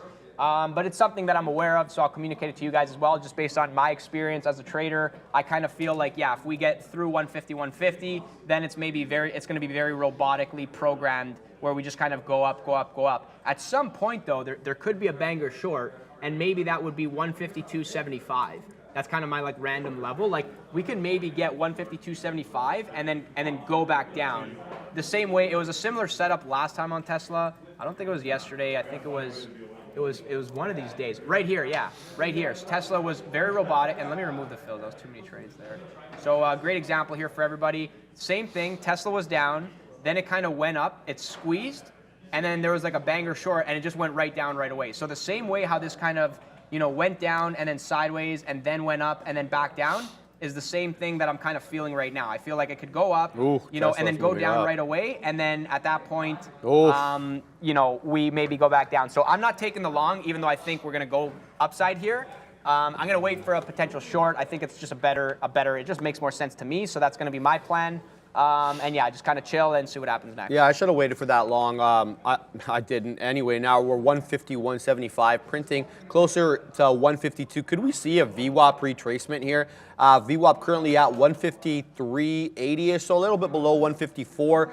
Yeah, that'd be a nice move back. The market not really cooperating. I mean, you had like a little move back up on the market, but it retraced really back down to that 66. And what was the move? Up to 74? Big whoop. I mean, it's basically right now the market is just, for all intents and purposes, dead. But Tesla is not dead. Tesla is now, the volume definitely coming back into this. Have a look at the bottom bar chart here. Volume definitely starting to pick up. Price action is changing, guys. We have higher highs and higher lows.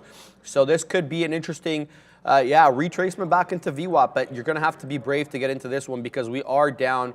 We were down almost 5% on the day. Now 3.84% on the day. It's just a matter of where you get in. I think the 50 period would have been an interesting area. That's where initially I had my long, didn't hold it, so can't reap those rewards. I just want to mention something, guys. We haven't mentioned the like count today. We're only at 1,800 likes. Guys, we got to get that like count up to 2,000. Isn't this a flattering picture of Neil? The poor guy, look where I paused his face.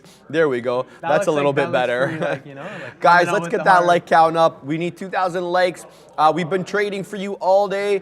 Lucas got a whole bunch of trades. He's traded Apple, Tesla, Meta, GameStop. Come on, these are the big names. I've traded, what did I trade? Tesla and Meta. So, and that's an outside day for me because usually I'd be trading these small cappers, and not so today. God, they're not really doing much. Speaking of small cappers and not doing much, we had a reclaim of VWAP here on BYSI. But look at this. The volume picked up momentarily, but right back down again. So I wonder if we're going to retrace back into that 2.25. Do we hold it, though? That's the key here. Do we hold this level, or do we come back towards below VWAP and start testing that 210 level again? 258 is the high on BYSI. This one made the majority of its move actually right off the bell. I think it was gapping up. Was it gapping up? No. Okay. So it looks like it made a bit of a move in the 9 o'clock area, but the bulk of the move came in at 9:30, and it bounced off that 156, and I think to 258. So a nice dollar move there on BYSI. COSM also kind of doing basically the same thing it was doing earlier. I mean, it's still trending upward. We are at $1.50 above where we opened. No, that's not even where we opened up. What am I talking about? That's 10:30. That's not 9:30. So we're up $1.50 in the last about 2 hours or so on COSM. A lot of rejections though, especially through that $5 level. You would really have to be patient and have to time your entry quite well. I think that 50 period would serve you well if you wanted to get in on this trade, because look at these dips into the 50 period. Well respected, I want to say, for the better part of 2 hours. You got the dip trade here at 10:30 off that 50 period. You could have made at least $1 off that. It retested it again back at 11:05. That was at 377 and it moved up to 477. So you could have made $1 off that. Then it actually consolidated right at VWAP and gave you an ample opportunity. So let's just put our money where our mouth is. Let's go ahead and put an order here for a half position at $4.85. If we get filled, great. If we don't, too bad. That's a little bit above where the 50 period is. The 50 period on my chart is at that 479, 478. So I'll forego a couple of potential pennies here just to ensure I get filled. MM has completely dropped off in volume and price action, breaking below my trend line and consolidating sideways. I think this might be an interesting short candidate if we didn't actually have to pay for shorts, because I think that this would be an interesting level from which to go short, that 280 level. If it gets back down there, it could be one of those flat bottom breakdowns or curling down, whatever you want to call them. And then you have levels off which to work, right? Look how these levels are being respected. Look at this peak here at $2.80. Retraces right back to it at this level, but doesn't break it, and then it trends back up. So how many times can that level get tested before it breaks? So maybe we'll have a resting order below that 280 at 279, 278 or so. But keep in mind that VWAP is at 274, so watch out for a possible bounce. You may not get more than 4 or 5 pennies on MM with that strategy, but we'll continue to watch that into the afternoon. Tesla, meanwhile, now curling back up again. You know, it's giving you opportunities to get in. It's not going directly up there. You're going to have like 1 or 2 red candles on the 1 minute chart from which you can get a dip trade, depending on what moving average or what level you're using. Let's zoom in a little bit here. Looks like after that big move up to that 150, 178, you could have got a nice little dip trade off the 7 period. It bounces right off the 7 period there. So lots of opportunities if you're range trading. That's not my cup of tea. I want these breakout trades and that quick money, if I could put it that way. No, I just, of course. Let's go back to the futures real quick. It looks like we broke down again off that high of 74. Now we're back into 38.63 area. So the futures not really cooperating and staying within a range. And as a result, most of these big tech stocks are doing the same thing, save and except for Tesla, who's now breaking through that 152 to the high side momentarily, now flirting in the 151.90s. I think we have potential upside here to 153.50 if it can get a VWAP retracement, Luca. Yeah, man, this is why you cover some, man. This is why you cover some, because Meta was good. We ripped to the upside. It was really good. I covered some. I thought, yeah, maybe we pop. But this is the thing, man. Like, how bad is that? Like, it's like, that's so unfortunate. I'm literally top wick, and then we're back down. Okay. So, a lot of the times, what I'm starting to notice is that, like, it's just like I should be covering the full position, because why am I the top? If it's like, I mean, hindsight, whatever, but that's so bad, man. It's like long, I cover the top. I think, okay, I could probably get here, but then it just like instantly back down, and now I'm out of the money. I'm out of the money 16 cents. And so, like I said, I would recycle the level, and maybe I will. I'm going to let it subside. Maybe it does go back. But when you see a kind of move up, a move back down, it's like, that's why I pay myself, right? So I take off the first portion. I'm holding the rest. But yeah, no, now it's not looking good. And if we actually break the bottom, I don't like this. The market's going back down. Yeah, you know what? Actually, I'm going to have to cover this. I'm going to cover this. And, wow, that was a super slow fill. Yeah, no, okay, I'm covering there. So that's basically a break even. I made money on it, but it didn't go as good as it could have went. But, yeah, it's what it is. And, Gurjeet, I just want to say welcome to the Trader TV Live family. Welcome. Hopefully you're enjoying the show. Yeah, guys, hit the like button if you're enjoying the show. We appreciate that. We're at 2K right now. I usually don't ask for likes, but every time I do, more likes come through. So COSM moving, guys. Yeah, go COSM really coming off that $5 level, flying up to $5.60. Finally, we got some action. 565, or where are we going to get in terms of high of day?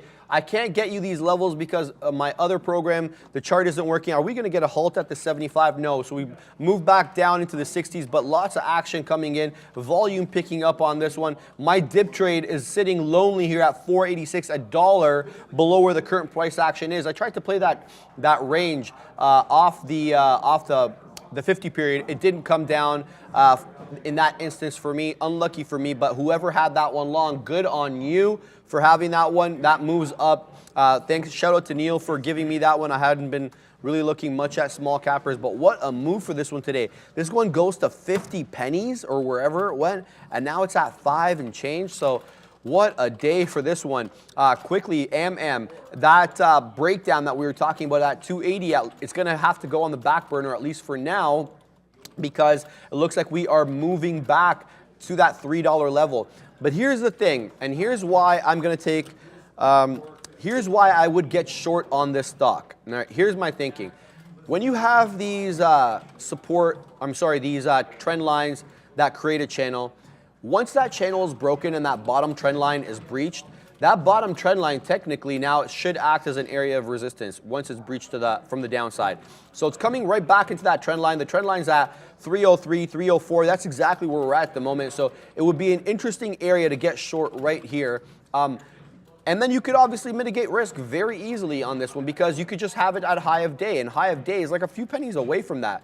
I mean, if you were to get 304 short, you could get out at 306 and give this 2 pennies, or maybe even give it more to the higher range of the upper trend line, which is going to be that 309, 310 area, if you're able to absorb that much more risk. But as I say that, it breaks aggressively through that upper trend line. So it looks like this one is going to reclaim, and it now just had a high of day form, 309, 308, something like that. So making me eat my words, at least for the moment, with respect to using bottom trend lines in the channel as a former area of resistance. Luca, what are you looking at? I'm short Tesla, man. I'm short Tesla here. It popped. There's a little bit of size on the offer. It's going to get filled. I'll show everybody who's interested. If you can see it down there, 422 lots. So is that like 40,000 shares? It's going to fill probably. I'm not playing off the size, but the fact that it's not filling the size is very slow. It's like the market is like, do we want to fill this size? And then are we really going higher? So what tends to happen is you get people that try to front run the size, and then their stop is above the size. And then if enough stops go above the size, and these kind of bots can see that, they'll fill the size, trigger the stops, get themselves out. It's just madness. It's like a bloodbath, right? So I'm not putting my stop above the size. I've learned my lesson. That's just kind of like I'm going to just lose. It's going to go down anyways. So I'm short here. I'm just going to chill. I think we go back down to 151. I think I might average into this. If it looks good, we continue to sell off, go lower. If the market's going to break the lows, then I'll continue to maybe I'll try to like manage it and add to it. So yeah, it's kind of feeling good. We're sort of selling off a little bit as I kind of say that. And yeah, man, maybe it just, I said 152. Like I'm looking at the level of 152.50 as I mentioned. And the reason is because that's where we popped, and then we never went above that. So I'm like, if we go above that, that would be very nice for like a pop and drop. But because we kind of went up here, we went up, and then, there's the size is not filling, it's trying to get the fill.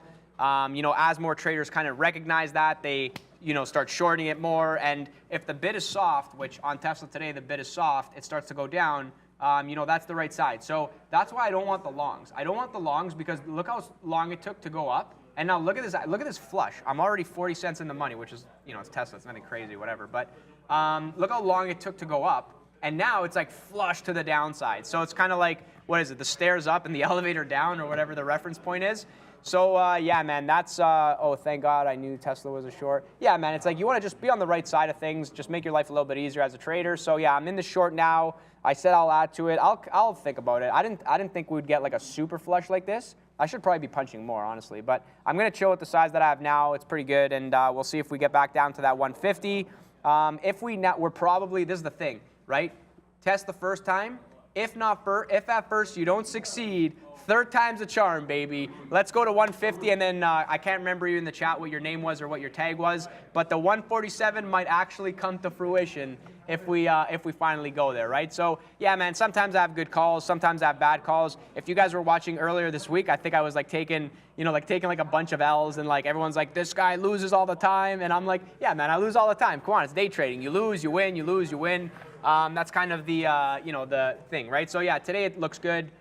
Today's kind of a trendy day. It's kind of, I'm not gonna say easier. It's just kind of like it is what it is, right? So. Yeah, Mission Avenue. There you go. Yes, that was me, bro. Here we go. Yeah, man. Let's see where we go here.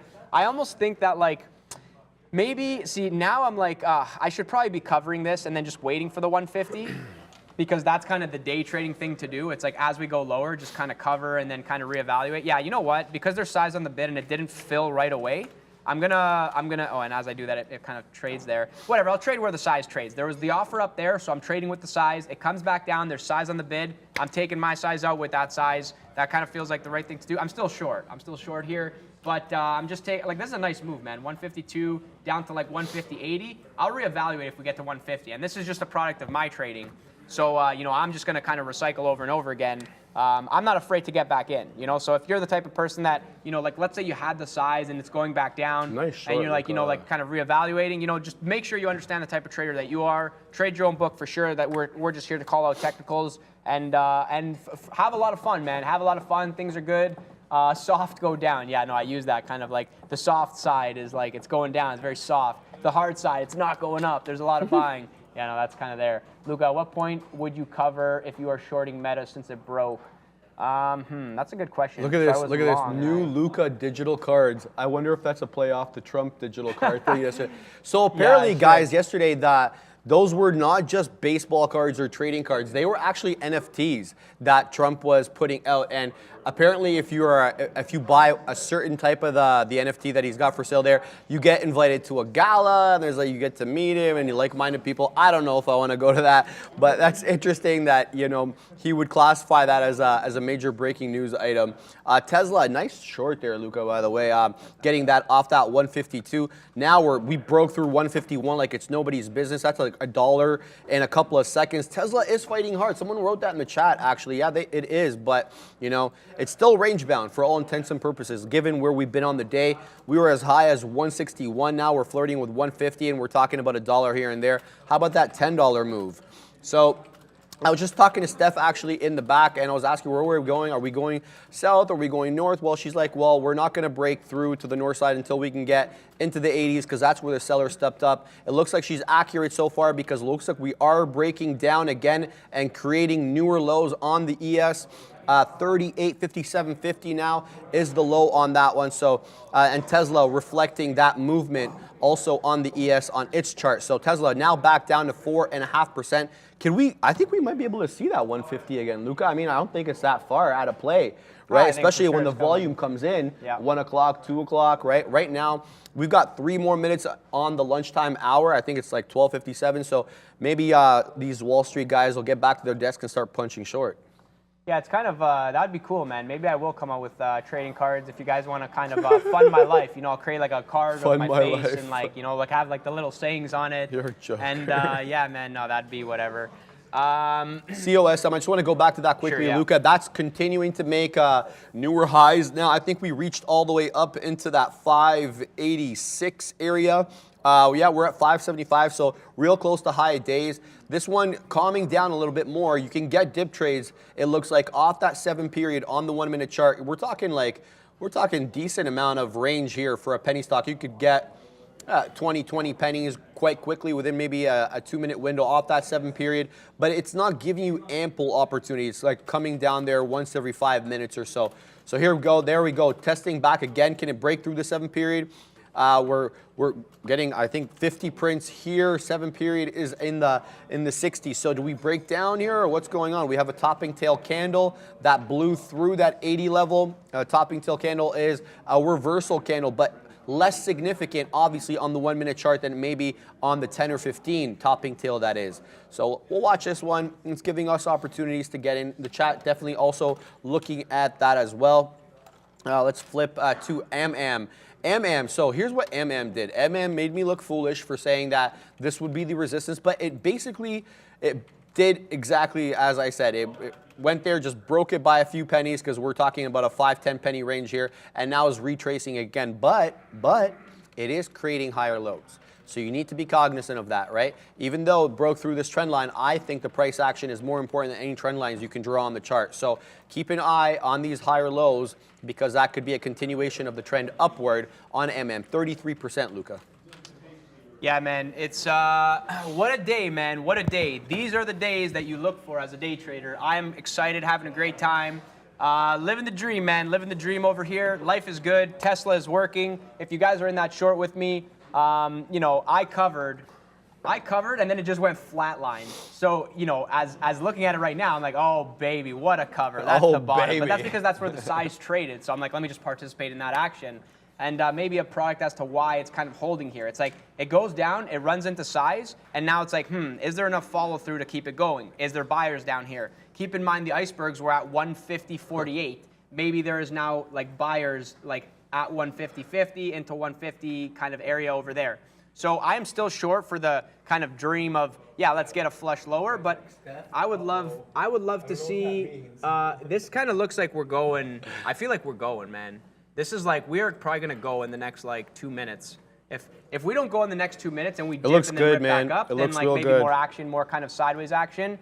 But yeah, no, I think we should probably, like based on my experience as a trader, like this should now go lower. Like right now, like in the next 5 minutes, it should go. As the moving average catches up, we have no bounce. That's a pretty big sell-off. We already had the 150 test. We go to the upside, we come down, sideways action, little bit of a pop, quick drop, boom to the downside. That's my call. Drop, settle down, open up shop. Exactly, man. Whoa. So we'll see what happens. Whoa. Somebody's saying max That's a are up Rough Riders, 122%. bro. Careful, bulls extended.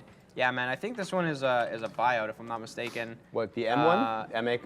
Yeah, MARX. Yeah, it's not. I mean, it's acquired. nothing. I think a $53 buyout, trading obviously below the premium. No question Yeah, about it's that. not. That's not my thing, man. That's not my thing. I like the action. I like the moves. I like the whips. So somebody was asking about Meta before. So let me get back to this because I know you had that question. So I took the long on Meta and I covered some here and then I got out over here. And I think your question, if I'm not mistaken, was, Luca, what would make you flip short?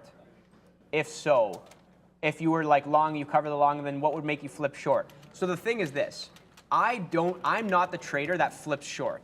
And I was actually doing the show with Arun one time and I was like long AMD. And then he's like, oh, okay, great out, but why didn't you flip short? And I was like, I don't know, man. I'm just like I'm not a good trader. I stay, no, like it's not a part of my thing. So I don't actually like the flip short, flip long methodology unless it's a super key level. But it's kind of like, you know, I was long, I took some out, I got myself out. So maybe getting myself out, I should recognize that, if I'm getting myself out, it's breaking the support. Maybe other people are getting themselves out. But on Meta, up 3% today, I don't like the short, so I'm not flipping short. Whereas, for example, on Tesla, even though I didn't do it because it's more of a fast mover, you really got to be locked in. On Tesla, you know, you take the short into the level. If the level holds, you flip long. If it happens to break, I know Neil's really good at this. He'll like take the long in front, and then if it breaks, he might get out of the long and then flip short. I personally don't do it. I could try to do it, but I've tried to do it a few times and I butcher it every time. So it's yeah, you know, like know what you're good at, know what you're bad at. Kind of build on your strengths, you know, stay away from your weaknesses. And yeah, Crypto Gangster, Luca, bust a rap song. Man, I love how you guys think that I could actually rap. Like, no, man, I'm not Harry Mack. I can't just kind of go off the top of the dome. I wish I could, man. That would be a sick trait to have. And for anybody that doesn't know, go look up Harry Mack. He's an absolute savage legend. He's got, you know, crazy freestyles. And he's doing it on his own, man. He's doing it on his own. You know, so you know, real recognized real. I'll say that much. So he's absolute G for doing that. Pretty cool. Very talented. Definitely fun to watch that there.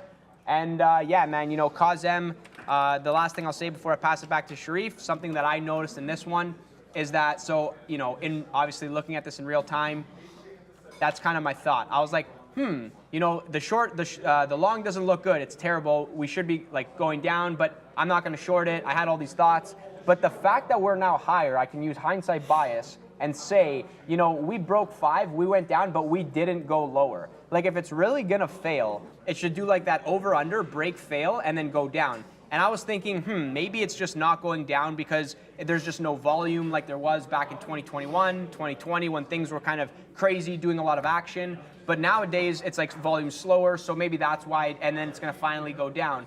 But yeah, man, the thing is maybe it's like too many people are in this trade trying to short it, then it goes back up, then it's like another short squeeze. So, you know, stocks tend to like stop everybody out, and then when everyone's like, I'm done with trading, then they actually go to where they want to go. That's what I noticed with trading, with my kind of experience looking at the tape. I covered some GME, by the way, just kind of right here at 2015 area, just because I was trying to get 06s, but there's a little bit of size at like 14s and 10s, I think, and I'm like, whatever, I'll just take the way. I should have added, I didn't, that was my mistake.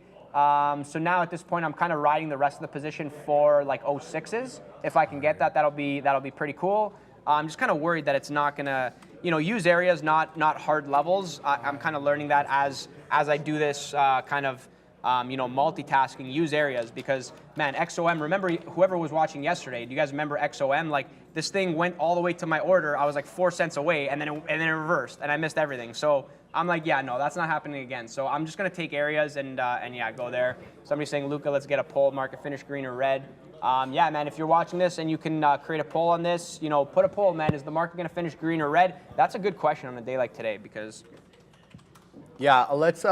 Someone was asking in the chat why XPeng we're is red, up man, on for the sure. day, and Li Auto is also up on the day, not up on aftermarket open. But having a look at Chinese ADRs in general, it is a mixed bag. Let's bring them down here.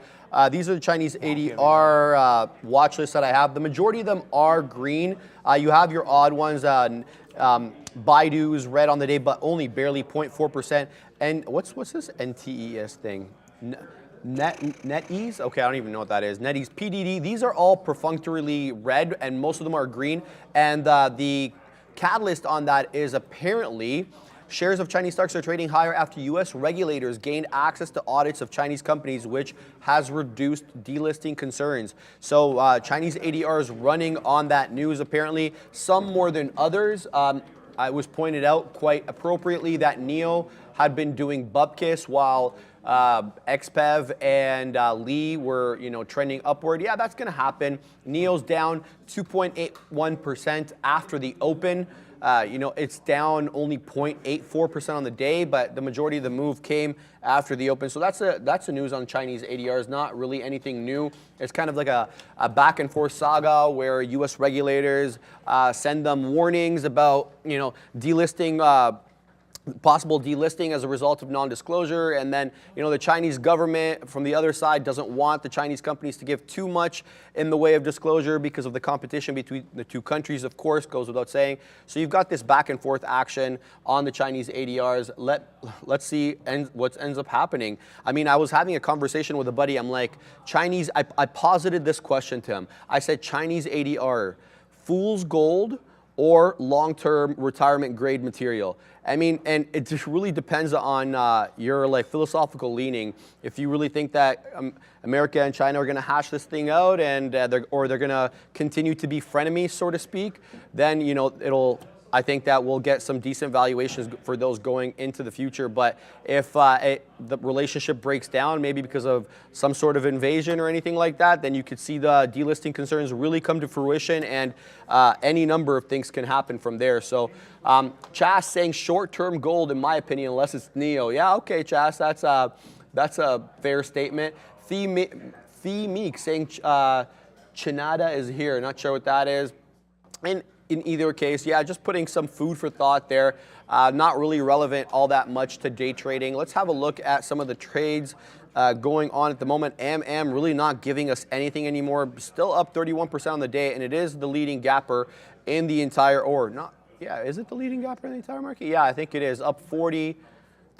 I think BYSY is more, but MM is greater after the open. COSM, though, that's the one that's really continuing to push high of days. Looked at that. We just bounced off that 20 period. Now curling back up towards high day. High day is in that low 80s at 85, 84. Now we're printing 73s on COSM. So whether this one's primed to go is anybody's guess, or do we retrace from here? All I know is that we've got a very clear trend here. So why don't we just get into a little bit of shares? We'll get into a quarter position. Come on, how bad could it be? There we go. We're going to punch in. So we're long there, 67s. Let's see what this one does. Do we get a high of daybreak? I'll have a sitting order, let's say in the high 80s. What's life without whimsy? As it sells off immediately, as I get into it, obviously it goes without question. But we're going to have to exercise patience on this one. Let's take out a little piece here. Let's take out this much size, and we'll take it out in the 90s if it makes its way up there. High 80s, actually. Yeah, that'll be like a 20 penny winner if it makes its way up there. So we'll see. We'll leave that one be for the moment. By the way, Chas, MAXR, that's a buyout. So buyouts are traded a little differently. They don't, you got to range trade them essentially. So the beat of the move comes as a result of an algo spike that happens once the news of the buyout is released. I'll show you on the chart here exactly what I mean by that. MAXR, there we go, let's bring that here. And then let's go to there we go. So the 1 minute chart captures that perfectly. So right at, let's flip to the 1 minute chart actually. This is the 3 minute, zoom out. This is it right here. So right at 6:30 a.m. this morning, that news item was released on the wire. And this move here was not as a result of humans punching in, but a result of algos, AI, reading the news article of the buyout and then acting accordingly by buying up the stock. In fact, how much volume did we have at that time? Only 7,741 shares took place, but they were able to move the stock from $23 to $50. Don't ask me how that calculation works. In any event, that's not the way that these are traded. It's traded within the range later in the day subsequent to the move. Nobody's really going to catch that move, guys, unless like you know about it or you have some insider information or something like that. But the algos are the ones that do the majority of buying on these buyouts, guys. Okay. Let's have a quick look at what our COSM position is doing. Yeah, it looks like we're still break even. I'm going to leave this one to be. It's a bit of a slow mover. It has its times where it really pops up and you can get like a 30, 40, 50 penny move in either direction, to be honest, on this one. But with respect to sustained move, I think that's where the better trade is here. Just punch in and then just wait for the retracement. I think we're real close to 6. So I'd be interested to see if we can make it back to $6. I'm also short Tesla. I'm waiting for this bottom to break down. I'm looking for that break of the 60-ish area, the 150, 60-ish. That'll be a newer low, and that'll show a bit of a trend change. But, you know, not enough movement in the market for these big cappers to start doing their thing. So all small positions, all manageable. We'll sit in these ones until you know, they develop. Bill G says, when are you not honest? You know, it's just a figure of speech. You know, when I say, if I'm being honest, it's just a way to lead into a sentence. It doesn't preface my statement that I'm honest now, but dishonest at other times. No, that's not what I mean by that. Yeah, guys, back to the desk here. That's kind of funny because I was saying this the other day. It's like, you know, as we're multitasking, trading, and, you know, saying a bunch of words, it's easy when I'm not in a trade and I'm just like, yeah, you know, what are you guys looking at? What's going on? You know, what looks good? But then when I like jump in a trade, I'm like, yeah, this and that, and I go back to what I'm like usually comfortable saying. So yeah, that's I can speak as somebody who also. It's like you're talking to people that don't exist. You're looking at the camera. You know, there's like 5,000 people behind that camera. Exist, you know? Right, of course, they exist in real life, but they're not in front of you at the moment. So you're speaking to them as if they're in front of you, and you're just speaking the way like I'd speak to you. If I'm saying, yeah, if I'm being honest this, if I'm being honest that, you get what I'm doing. Yep, I'm guys, doing here. Quick update on my Tesla. So I added to the short because I thought we would do like a pop and drop, but now we're sort of doing the opposite. We're doing like this kind of robotic sideways action. So my stop is in at 150, 150 because that was the level from before. We already went through it and kind of ran the stops. Now we had the flush back down. Covered some, so made the money on that, reloaded. And yeah, if we go back to 150, 150, then I'll be stopped out and kind of reevaluate. If we drop down, then I got a little bit more size on that one and we go from there. And yeah, things will be cool. English is a funny language. You know, a lot of people, I have some friends who live in Europe, and they say the same thing. They're like, oh, English is such a hard language to learn, and there's kind of like little funny things that, you know, if you guys are European, I think you kind of know. I'm not going to get too into that, but yeah, there's a lot of funny things for sure, man. And yeah, appreciate that you guys enjoy the show. You know, that's what we do. Try to put on banger trades for you guys. You know, come with that entertainment, lots of fun. You know, a lot of things moving, always kind of managing everything on the fly here. Yeah, man, Meta's not, it's kind of down, and you could have shorted it, but you would have gotten 40 cents there. It's kind of whatever, you know, it's pretty lackluster to the short side. I didn't look at Microsoft today, which is at lows here, and I almost feel like if we're going to, I don't think we're bouncing. Look at this. Look at this. This is a 5-minute on the ES, and I don't think we're bouncing. I think we bounced in the morning. I was actually talking to my friend this morning, and I was like, man, you're in a, he's like, yeah, I'm in an Apple long, like, you know, I have a stop in. I was like, first of all, you have no business being in an Apple long. That makes absolutely no sense. We just broke 140. What are you doing? And I'm like, second of all, sell the pop. You're going to get a pop off the morning, sell that pop. That's what I told him. And I think his answer was, bro, relax. I'm just going to let the stop trigger. And I was like, okay, whatever, do whatever. And, you know, it popped off the morning, Bro, relax. Got that kind of, you know, pop that you were looking for. And because this is my good friend, like, and I don't know if he's watching right now, but this is my friend. He's like, yeah, I'm long Apple. I go, yo, there makes no sense to get long Apple. And he's like, no, I'm gonna let the stop trigger. I'm like, the stop will trigger. He's like, I'm gonna put a stop at 136. I was like, don't put a stop at 136. Just sell the pop. Get out for whatever it is, break even.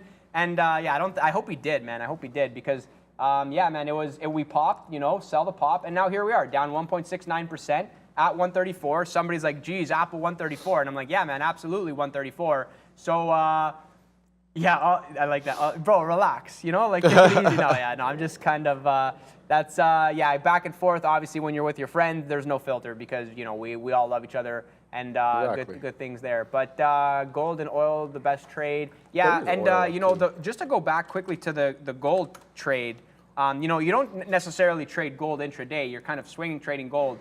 I always say this. I love the gold trade. I love the idea that, you know, gold is, man, gold is something that could go. And somebody was like, yeah, maybe if you invested in gold, you'd be up 1%. Here's the thing, though. You don't lose money with gold because gold is really good, in my opinion. This is my opinion. So gold is not something to make money on. Gold is something to protect your wealth. And if we're going into a defensive period for the next 10 years, you know, there's going to be challenges. Obviously, you know, the Fed is not printing anymore, so money printers don't go burr. So, you know, if that's the case, where do you protect your wealth? You know, there's a few things you look at. For myself, it's global value, it's gold, it's emerging markets. You know, the money may not be printing off the printing press anymore, but it's spinning, baby. There we go. Finally, the first time of the day, we get to spin the money. 565 long on COSM. First out, 590. Second out, 607. So pumped about that. Obviously, it's still continuing to go. This was a quarter position, guys, so I wasn't able to scalp that much off it. This one is just going. There we go. 630 to the high side on COSM. Now only down, only 25% on the day, guys. This one, I have to mention, because it keeps shocking me every time I look at the chart, this one was sub 50 cents today, okay? Now it's hot, like, I don't want to say the high of day because I can't see it on my other chart, but $6.31 is the most recent high there. Nice trade on COSM. That helps us print and helps us, you know, make up for some of these boneheaded shorts that we're getting into on Tesla here. This is just so range bound. I entered again at 150-116, so a cost basis a little bit better now. Looking for, again, that 150, 60-ish, 150, 70-ish breakdown. That will be a new low. We haven't gotten that, though, and the market is not cooperating. Market trending sideways, and Tesla really not doing much either. So we're just getting cut up on these dumb shorts on Tesla, to be honest with you. Don't know why I'm doing it, but COSM helping me recoup some of that. I'm just kind of going back through the chat just to see if there's any funny comments. And yeah, because now things are kind of slowed down. You know, 120, perfect time to kind of, you know, review what's been said. Kill max for days, the good old trust me, bro. Like, yeah, guys, I'm sure Tesla here, trust me, bro, it's going down. Like, I think it's going down. Bro. That's when you know, don't believe this guy. Anybody that says trust me, bro, you know, maybe, you know, it is what it is. Yeah, my mom comes to me the other day. I FaceTime my parents every day, right? So she's like, yeah, you know, I'm watching my Arabic shows. Like, basically, there's a whole thing in Egypt right now where there's a devaluation of the Egyptian pound. It's like $25 US. It was like 16 like a few months ago. So it's a big difference, right? We're talking $10, 10 pounds difference. Wow. And so I was like, she's like, yeah, these guys on TV are saying that it's definitely going to become like 35 or 50. I'm like, Mom, who are these people that are saying this kind of stuff? Anybody tells you they know where currency, a stock, a commodity is gonna, where it's going to be in this market, or generally in any market, you know, it's a trust me bro thing all over again. Like, I mean, like, it infuriates me a little bit because she's coming to me so confident because she heard it on TV. I'm like, Mom, it's not going to work like that. You know what I mean? Yeah, so Jim Cramer says, trust me, bro. I see people in the chat saying, oh, trust me, bro, ha ha ha, Raider Trader. I know we've had Raider Trader on the stream a few times. And, you know, when I watch his videos, man, they're pretty funny. They're pretty funny. And he's got good ideas. He's got good ideas. I like his kind of approach to the game. And this is somebody who just kind of, I don't really know the guy, and I don't even know if he's watching right now, but just watching his kind of videos and all the things that he does, I'm like, yeah, man, this guy's kind of take on, you know, the situation is, because some people, that's just their vocabulary, Luca, right? Tesla is printing. Yeah, no, I'm still in the Tesla short. Things are good here. We're like 46 Things are good here. I like it. Things are good over here on my side of the desk. Well, I'm out. That's an awesome trade for me. That brings me back into the positive on Tesla. Woo! Drop that money, baby. I'm pumped about that. Sorry to interrupt you. No, man. Interrupt every time you make money. I'm like less excited, you know?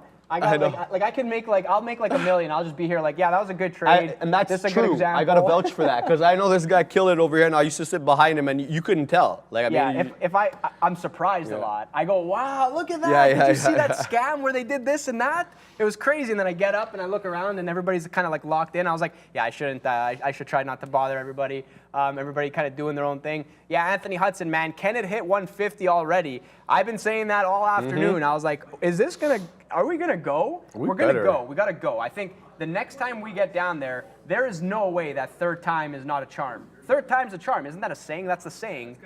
Third time. Someone's saying cause M7. Get out of here. Oh. Get out of here. 650 now. Oh, man. Oh, man. I mean, reverse split is a good reason to buy something. I don't know. Yeah, it's kind of wild. I don't even know what to expect with this thing. I don't even know I haven't traded it. I haven't really looked at it. I'm definitely not going to be trading this. You have to look at the chart when if there's a reverse split, you gotta, like, this is not the daily. It did not gap up. It's just like, obviously everybody knows, like, reverse split. So I can't actually see the kind of chart of where the high would be. But I guess the high would be 25 cents would be $2.50. So the high would be 90 cents. Therefore, that's $9. I wasn't listening. Sorry. No, sorry. I'm not. I I'm was just reading something. Yeah. Maybe it's $9. Yeah. Do your own due diligence because I'm not trading this. I don't really care too much. But yeah, man, $1 would be probably $10. So I would watch the $10 mark because $10 would be $1, and so this is basically not like this is the run up to 90, then back down. So up here, call it 90 is $9. So yeah, maybe one of you guys in the chat can not fact check me, but kind of verify that.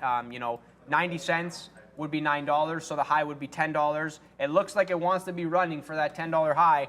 I'm not trading this, man. I traded ICVX yesterday. Ooh. I had the ICVX yesterday, if you guys remember, and I feel that $2 silly. Move in 1 second. I feel silly, man. I don't know if this is gonna load here. Yeah, no, maybe it doesn't load. But basically, I had the move. I was in at like here, like 14.20. I held all the way up. I'm like, yes, we're going to like 18 at least. And then I held all the way down. I got stopped out, and then it kind of, it went lower later, and it actually broke that 11.50. So yeah, it's just kind of like what goes up, I guess, must come down. But this is, I think, drug candidate RSV kind of felt good, halted yesterday to the upside. But it's like, I'm not even trading it well, I'm like, I had like in and out, and then it's like, I'm like, oh yeah, maybe I'll hold this because I guess this makes more sense to hold as opposed to like an Apple or a Tesla. But then yeah, like here we are back down at 9. So that was the wrong call. And I just feel like looking at COSM, it's like, yeah, maybe we're going to go higher, but then next thing you know, I just, ride it up and down. So forget about that. It's all good. Tesla right back up though, Luca. Look at that off the schneid there, 150. 60 is where we are. We were. That's where I got out. Now we're 150, 130. So that was a quick. That's a level right there, 150, 60-ish area. Yeah, it is, and that's what I was talking about. Like, look at over here. That's where this was a low over here. Yeah. We tested that low again, bounced. Did you go long? I went short. So this is the initial short. There's the add, and there's the out over here. That's sick. Yeah, not bad. But I was sweating there for a while, especially with this candle. You're not a day trader if you're not sweating. Yeah, right. Exactly. That's why I have so many paper towels around my desk over here. Kidding. I jest, of course. Yeah. So Tesla making a move back up. Be careful there if you're trying to play these breakdowns and breakouts. It really does look like it's range bound, and it's kind of constricted by the market, which is also range bound as well. So careful with these breakout or breakdown trades. Look for the ranges. I want to keep saying that. COSM is all the hype right now, though. Where are we? High of day 690 or 689, something like that is high of day. So the individual in the chat saying that 7 was coming, it looks like that may come to fruition. We're going to get some sell-offs now. We move back into the 660s, but that was 1, 2, 3, 4, 5 1-minute candles, uninterrupted green to the high side. We're bound to get a retracement, and that's where that's where a strategy could be employed to get in a dip trade. Now it depends on where you're going to get. Are you going to shoot in the dark? Just say, okay, I'll punch in 646 off 680 drop? No. I mean, try to play it off either a previous level or a moving average that you like to use, whatever your situation is. I like taking these, just as I say that, wow, look at that move down to 630. This one's giving you an opportunity, I think, to get in because that just touched a 7-period moving average and then shot right back up into the high 40s, now testing 50 again, through the 50s, now into the high 50s, are we going to get to the 60s? That's a nice little dip trade there as I was speaking about it, and it got off right off that 7-period, so that could have been a nice little 20-penny winner or so on COSM, but definitely this one showing us some volatility that we're not necessarily seeing in the large caps, Luca. Yeah, man, for sure. It's absolutely crazy there. Maybe overusing that word a little bit, but no, it is crazy. It is crazy. It's definitely crazy. A lot of fun there. Amazon. Oh yeah, Amazon, man. I wanted to talk about this too. Amazon 87 level was pretty good. I kind of I don't want to say pick my poison, but I chose Tesla. I'm like, let me focus on Tesla, and but I said the Amazon 87 level was something that I would consider for like the break, and then if it comes back up and it holds that level, the 87 could be good. A lot of the I should say there's no excuse for me not to be long that name as well. I just get flustered when I get too many things going at the same time. I got to get a little bit better on that. Hopefully I do. Hopefully I do, man. Just working on it, trying to get better every single day. But that was pretty clean. There was some size there. There was a little bit of bid stacked below. Kind of broke that. The low was 86.96. So, you watch 87, you watch it break, it comes back up, you say, okay, let's get long, right? So price matters. You get long. Hopefully, maybe you get long 87 even. And then it kind of bounces, it holds, it doesn't break the low, you kind of risk 4 or 5 cents there, then it finally gives you the pop. And that's like, risk 5 cents, make 30 cents, great trade to the upside. And yeah, here we are kind of sideways. So I would not be going long now, it's a whole different trade. But yeah, no, that 87 level was pretty good there. So yeah, somebody was like, oh, thoughts, I think you said thoughts on Amazon. Hopefully that kind of clears it up there. A lot of the times there's going to be a trade at the key level, and then it just, you're either in the trade or you're not, and you kind of chill. I kind of want to short Amazon right now. I feel like shorting Amazon is the right idea. I'm gonna short Amazon right now. Sometimes I look at a trade, I'm like, yes, this is gonna be a good trade because I think like this is kind of topping out at 45. This is a bad price that I'm getting myself into. Maybe I'll scale into it, but I'm thinking short here and try to get like 10 cents out of that, or sorry, 20 cents, like closer to 87s. I think we test 87s again. There's a chance that we do that. So yeah, short Amazon, short Tesla, still short GME. GME is not really doing anything now. It's kind of creating a higher low there. It's not going against me, but that was a decent move. We popped, and I'm still in the position. I'm kind of waiting. And yeah, now it's kind of sideways. I'm not going to cover this, but at this point, if we get back above 35s, I feel like that might actually trigger. If I put my stop, I'm going to lose on this trade. You know what? I'm going to just put a stop, and that's fine. I'll put my stop. If we break over 2035, I'll cover the rest of that position. Or we go back down, and I'm covering like the low 20s, like I mentioned before. Yeah, Tesla is now like very slow. This is the thing you got to be worried about. When you get the big sell-off and then it holds, if it holds, like it should dip and keep going. The dip and the rip is not good. It's not good for the shorts. So I'm in the shorts. I have my level. I have my stop in. I'm okay with that. But that's kind of something that I'm just aware of. Someone's saying, "What's going on, Luca? You look like you're chilling, my friend." Yeah, man, always chilling. You got good days, you got bad days. It's been a great week. I just kind of put my scalp hat on and say, hey, I'm gonna size down a little bit. Put the I was saying this before, maybe you guys will laugh. Put the $1 million mission on hold and, you know, just do the right thing, man. Do the right thing. So that's kind of the plan here. And things have been good. Things have been working out. I'm chilling, enjoying myself. You know, hopefully you guys are enjoying the show. Hopefully there's a lot of value add for you guys. Terrence A asking a question: is he shorting the stock or the options? So we're trading stock. We're trading stock. We're trading the equities over here. So I'm trading the equities. It's Tesla shares. I'm, you know, using whatever gateway I decide to use. And yeah, placing my bets. They are not, because people ask as well, these are not CFDs, these are not options, these are the shares, right? We're trading the shares, participating in the action that ensues. You know, sometimes I swing like options and stuff, but lately I just haven't. I think next year I'm going to try to build a strategy around that. I had a whole different picture when you just said that word in my mind. I just want to interrupt for a second. Dr. Crusher, member for 3 months. Big thumbs up to Sharif and Luca, killing it all week on the stream. Great job, boys. Luca, shout out to us. Hey. Yeah, I didn't want to interfere there real quick, but it was just funny. It was like, yeah, you know, I swing sometimes. So I was like, yeah, okay, that's cool. Do your thing, Luca. There we go. Let's look at some charts here. There we go. Okay, so we're getting back up to high of day, or not high of days, recent highs though on COSM, 69 printing, a 90 high, curling back up, bouncing off that 7 period quite nicely. This one's got ample volume. It's just I'm sitting here anticipating when the bottom's going to fall. And we just made a new high, guys, 696 now. It came ever so briefly and then tracked back down. Luca was just talking about that, the dip and the rip. That's exactly what this one was. We just stopped barely before 7, but we got up all the way to 696, I want to say it is. It's hard to see on this chart, but we could see a 7 real soon on COSM. I think we're really close to low of days, too, on the ES. Let's have a look at the ES. Yeah, 380. 38.55 low, 38.57 and a quarter is where we're at now. So basically at day's low. And if I'm telling the truth, we see lower highs, lower lows, lower lows. So it looks like we may be in for some more downside action or some consolidation action at this level going into the afternoon. We'll see whether or not the buyers step in or not. Nothing news related really coming in at the moment to really move the markets, Luca, just so we're kind of trading off technical levels mostly. Yeah, man.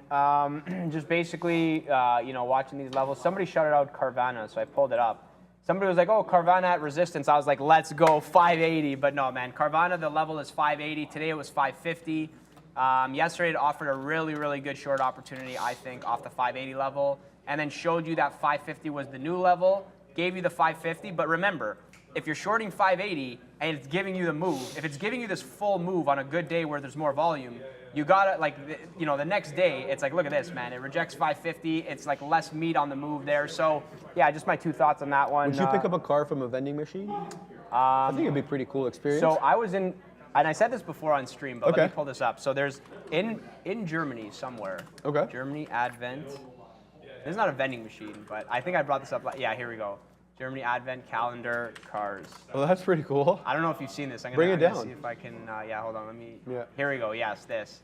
Yeah, guys, look at this. For anybody that doesn't know, I think this is in Munich, if I'm not mistaken. What is this? And they actually have a car calendar. So they cover obviously the cars, cool. And every day they open and show like a new car. I think it's Mercedes, if I'm not mistaken. Yeah, it's Benz. I thought that was so cool, man. I was like in Germany before COVID, just kind of walking, and I'm like, what is this? And it's like a German car advent calendar. Can we see like the full picture? Because I'm not even like getting like the full understanding of what it looks like. Kind of looks like a toy at this point. Just open link a new window, open image a new tab. That one. Image new tab. There you go. Yeah, look at this, guys. This is. Oh wow, that's a whole dealership, bro. Yeah, that's like the one off DVP and the Gardner, huge, that man. monster. It's a huge building. It's so cool. It's a building. Yeah, that's an actual building. I think it's in Munich, if I'm not mistaken. And for Christmas they like open the kind of thing and show a new car every single day. So yeah, like advent calendar. I like that. Yeah, exactly. That's exactly what it is. And it's so cool, man. And I saw that for the first time, and I was like, man, these Germans are just efficient. They just do things very efficiently and pretty cool. So I thought that was cool, so I'll share that just quickly. I shared it last time, I'm not sure. Or it's in Stuttgart. Yeah, Stuttgart. Sorry about that. I went, southern Germany. I was in a few places. It's in Stuttgart. It's really cool. yeah, man, nice place over there. Hopefully you guys get a chance to visit there if you haven't. Yeah, really nice. Really The majority of my nice place. knowledge about their cities comes from different teams in the Bundesliga. Otherwise, I really wouldn't know too many of their cities. But anytime I hear a city, I'm like, yeah, they play in the Bundesliga. I know them. All right, guys. COSM retracing back into that 20-period moving average now at 640. Kind of a little bit of a double top forming here on the 1-minute chart. Let's see what the 3-minute looks like here. Do we have the same kind of pattern? Not really. Looks like we're retracing on the 3-minute into that 7-period, that $6.37 area. We've held the 7-period quite nicely the majority of the day on the 3-minute chart on COSM. Look at this. For the better part of, I want to say, an hour, where was this? 12:06. An hour and a half is the last time. No, that's not accurate. An hour. 12:36 was the last time we broke the 7-period to the sell side on COSM on the 3-minute chart. Is this the time to go long here to take this bounce? I'm not going to take it. I'm profitable on it. Here are my trades. I'm going to leave it as it is. It's not an A+ setup. I'm kind of taking it near. Well, not near, at day's highs essentially, and trying to take it through that 7. But I think it's a decent trade. It's not an A+ setup for me anyway. The market curling back ever so slightly, all of, I want to say, 8 points off that 55 bottom now at 62s. And in response, Tesla curled up a little bit, now it's above the 50 period, but we're still not even close to near to recent highs. 152. 10, I want to say, is the high peak here. We're at 151.60. So yeah, we're not that bad. We're not that far from it. I was thinking maybe we would get a VWAP retracement sometime in the day. It doesn't look like it's going to materialize. It looks like it's going to be a sideways action afternoon, led by the market and echoed by Tesla, Luca. Yeah, no, it's things are. I'm just kind of looking back at the chat. Somebody, so Carvana, no, like I'm not shorting that. I think I don't know. I mean, 6 is the level. Like maybe we get there, maybe we don't. Somebody's saying Germans love vending machines. That's kind of funny. I don't know. I didn't hear that one before. And someone's saying, is Arun still in Adobe? I have no idea, but I think the answer is yes. Yeah, he said yes. He said yes, like very confidently. Let's have a look quickly at Adobe. With aggression, like he was trying to make a point about it. Yes, like I think. 332, man. Well, you're going for 332? Yeah. He's going for 332. Get out of here, 332. You know what? He sees something. That is. I feel like me and Arun are the opposite traders. We are I told literally him, the man. exact I told him, opposite. send over some of that patience, man. Like, yeah, I'll take 10 cents 100 times, and Arun will just sit there and he'll probably he could just one punch and then look at me trade, and he'll just be shaking his head like, you're burning yourself out, man. I don't know what you're doing. Yeah, he says that to Brad all the time. And he probably should say that to me too more often. Guys, to each their own in trading. There's multiple ways that you can find success. Just make sure you guys are working towards your strengths. He's going for 332. I'm not touching this with a 10-foot pole personally, but it looks good, man. It looks like it's just kind of fading, not really giving a bounce. To whoever said Adobe is popping before, I guess you were not wrong. I was like, that's not a pop, but you're not wrong because now we're kind of back down. A little bit of a $2 range there, nothing too crazy. There was some questions in the chat that I just want to quickly address. Hey, Luca, with COSM, can I cover at market if I expect to get the fill? So I can't comment on what you should do. I don't really, personally, that's something that you have to figure out. I don't know the specific order, the broker that you're with. There's all these kind of things that you have to consider. Call your broker, ask them questions. Every broker is going to be different. Every order is going to be different. You want to make sure that you make sure you have your kind of stuff straight with your broker, because it's like going to any other job, and if your tools aren't working, how can you do your job, right? Or if you don't even know, what the tools are, then you shouldn't be you should learn the tools and then do it, right? So I can't really comment on any specifics, because there's just so much, and to be honest, it's not that I don't care. It's just it's not going to be helpful. You got to call your broker. That's how you kind of get the right answers. and yeah, go from there. So that's I just want to mention a couple of stocks, Luca, that came in the chat. Diamond Realty of Miami letting me know that he was long Chewy. It looks like he scalped a quick 60 pennies on that one. Not bad, up 3.3% on the day. Can't say too many stocks are up on the day today. And guess what? It's above VWAP and at high of day. 42.23 is the current high of day, and that's the price we're printing at the moment. So an interesting little trade there. I don't know if you're inclined to punch in through the break, or you're looking for a dip trade, whatever. I just wanted to alert you to it. I won't be taking it. The other one that coming in on the chat here is EXAS. This one's telling me it's up 20.4% on the day. I mean, how's that possible? I mean, this is yesterday's move, right? And the yesterday's move got up to $58, and then we kind of retraced back into 55. This morning we opened up at 50, and we're at 53 now. So I think that's a calculation error. Either way, it looks like the price action is not bad on this one. Getting off that 51.40 bottom, retracing into VWAP. This is the retracement that I wanted to see on Tesla, to be honest with you. That kind of move down, then retracing back into VWAP, and then can continue down subsequent to that. No biggie. But that 51.40 bottom moving all the way up to 54.20. That's a nice $3 move on this stock. So decent amount of volume coming in as well. This is the 3-minute chart, by the way. In fact, there's ample volume on this one. EXAS, I don't know how that didn't show up on my scanner. I think because it's incorrect. It's not up 19%. There's no way, especially if we're, oh, you know what it is, Luca? I'm so silly.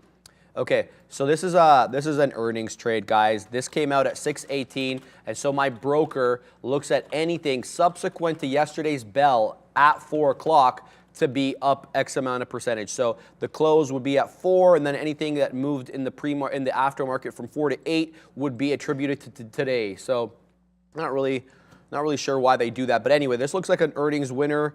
EXAS, what is EXAS anyway? I don't even know what this company is. Let me have a look here real quick. Exact Sciences Corp. This company, if this will load anytime, there we go. Exact Sciences Corporation is a global cancer diagnostic company. The company provides a portfolio of products for earlier cancer detection. It offers laboratory testing services from its Cologuard. Oh, Cologuard, I know that. That's the test that you send in. You get it by mail. You take like a stool sample and you send it back, and they test you for colon cancer. So that's a big issue with men. So yeah, I recognize that company. Not really sure why they're up on the day. I think they had earnings yesterday. Let's double check that real quick. Is it an earnings winner from yesterday? Where is my, no, down 31% on colorectal cancer blood test study. I have no idea what this one is doing. I think this is completely inaccurate, everything that I'm being told here about this stock. Let's see what yeah, so the chat recognizes a Cologuard as well. COSM, the chat yelling. Let's just go back to COSM real quick. Yeah, it's still, it's not far off day's highs, that $7 level. Now we're back down into the 630. So this one, just, it's not, I mean, you could take it long here through the break of 7. I won't. My trade's already been had on this one, so I'll stay clear and continue to look for something a little bit less volatile, and really nothing is presenting itself too much at the moment. This one breaking down, rejecting off that trend line. This makes me feel good, because I was saying that this trend line was a resistance level, and it ended up being, even though it broke it by like a couple of pennies, but ended up flushing after it broke it to the high side. Now we're trading at $2.80. That's a nice 25 penny winner. If you took that 305 short, I didn't. You got to pay for shorts on this one. Yeah, somebody's talking about Mullen, and I want to just quickly comment on this because obviously everybody knows the news from yesterday, kind of halted to the upside and then moving. I'm going to drag this over quick just so everybody can see. There's something to note that I kind of, for myself, is where did this open, which is 32 cents. Then you obviously have the run up. I think 40 cents, obviously big level because it was a hard kind of rejection off that level. Then moving back down, but 32 sort of holding, right? Then you finally get the fail, and it goes to 29, inches its way back up, sort of muted action, right? And now here we are, 29, now going back up. I almost want to say that 32 was support, could act as resistance. It's, not really doing anything too spectacular today. It's, probably pay for shorts, but, that 32 level is interesting from a technical perspective. Just kind of, was that support, broke down. Now today, is it going to be resistance? I almost want to say 35 is kind of that like, 34 to 35, and then that's where really fast up, really fast down. Probably a lot of bag holders that are long over here. You're going to get that resistance if it gets back. So if we get back to 34, 35, look for resistance on that one. Does it resist? Does it reject? For a fade back down. That's kind of a good look there. Yeah, I'm not going to trade it. I'm just going to kind of chill. ICVX, we'll have a look. Somebody's saying ICVX moving back to the upside. I don't day trade things second day because they're slower. They move slower, and I don't like that. So I'm not personally taking any trades on this, but I think that 10 level is pretty interesting. It obviously had a crazy run up and then back down, and now sort of do we hold this general area and then break 11 back to the upside and then go up? But yeah, it would need more volume for me to get involved. For scalps, I just kind of feel if I get involved here, I'm going to kind of chop myself up. But nice move, man. $9 to $10. Can this continue? High of days around 10.50. 10.50 to 11.50, that interesting area of you probably get resistance if I had to guess. If this thing clears 12 to the upside, does it get back into that range of like the explosive moves? So kind of interesting there. Not really sure we're going to get that move. Volume's very, very light. 2.5 or 2.1 million shares traded today. But yeah, in general, RSV drug candidate, is it positive? Do people like that? They got cash on hand, so you're not going to probably get a lot of people selling that off. If I had to guess, maybe it finds some support at the 850 level, 8, and then go from there. Like yesterday, I said 1150. That was more of like a day trade. If you're going for 20, 1-to-1, it's not really an amazing trade. But yeah, that kind of, I like to keep stops a little bit tighter for myself personally. Somebody asking Sharif, NVAR about the flush. I'm typing that. Is that coming up on your thing? It's not a stock. Like, I think maybe they mistyped it. Diamond Realty of Miami just, is it NVAX? NVAX, yeah, but the R and the X are not close together. So retype what the stock that you want me to look at. NVA are not showing up on my chart, not showing up on Luca's either, so it's not a ticker that we have access to. But AM, guys, flushing aggressively through VWAP, going all the way down to 272 off that rejection off the trend line here at 303. So this one trending down. It is up 25% on the day, so careful with it. Looks like it reclaimed VWAP quite quickly there, but will it stay above it? That's the question. We'll see. Can it create new highs? That's when we'll know the trend change has come. Yeah, it's getting bought up here off this VWAP level. Let me look quickly, see here. NVAX. So yeah, NVAX is what he meant, Luca. Do you want to have a look at that? Yeah, sure. NVX. By the way, guys, that was a big loser from this morning and yesterday, right? Yeah, NVAX, this is it is SSR. It's down. It's beat up. I haven't looked at Novax, and I don't generally trade. I know when you were trading Moderna yesterday and the day the day before. When like a Home Depot, a Moderna, Target, when these things are in play, I just stay away. I'm just like, I'll just let it go. Same thing with NVAX. I don't really look at these names per se. I just don't like the way that they trade, but there's really good opportunities, I guess, as they get cheaper. Because now I remember trading NVAX at like 40, and I didn't like the way that it traded. But now that it's at 10, and I'm kind of looking at the book, it looks a little bit kind of better. This is the first time I'm looking at it. But yeah, maybe that key level, I mean, it did break. It already broke 10 volumes. I guess yesterday was the big day, down day. I guess levels that I would use is like 1130, because it's like that's where we kind of closed. So I'm just looking at this here. Yeah, 1130 is like that low. So almost like 1130 into 12 is probably resistance. We're not going to pop today. It just doesn't have that feel to it. But if, for whatever reason this kind of pops, I would probably like that resistance level. Just kind of, maybe you get a little bit of resistance. Like this is a huge sell-off down. So you probably get some resistance, and this is a lot of selling into the end of the day too. So you probably get that selling 1150 or the resistance in overhead over there. But yeah, it's kind of far away. Without looking at the chart, Luca, what's the 52-week high on NVAX? Oh man, it's high. A little bit lower. Lower 365. Close, 236. Yeah, I mean 236. Yeah, okay, yeah. That's 52-week high. I bet you was probably higher previous to that. Like, have a look quick. Did we get higher during 2020? Oh yeah, look. Yeah, of course we did. Is that 2020 or 2021? This is at the beginning of 2021. Yeah, okay. This was at 332, man. Jeez, oh my goodness. So I was pretty close, man. Shout out to Doug Walker for the £2 super chat. Thank you for the £2 super chat. Yes, I lived in Leicester a couple of years, so I know they do call it quid. Yeah, thank you for that. No comment though. If you'd like, here's what he wrote. You gained a member First time I've subbed a YouTube channel. Appreciate how professional the setup is, and I love how laid back you guys are. Takes the edge off what is a stressful side hustle. No question about that. Could not agree with you more, especially in the beginning. A lot of nerves, especially when you're looking at charts and not really sure what you're looking at. I'm glad we could be of help to you. We're on every day. You guys know that. 8:30 a.m. bright and early, all the way up to 4. Neil and Sean, but today is Arun. They'll take you from 8:30 to 11. Luca and I, but sometimes Prad will take you from 11 to 2, and then you'll get the morning show. The closing show from 2 to 4. So we're always here during and even before. Elon announced trading cards, really? Oh my God, no way. He's gotta one-up Trump, like.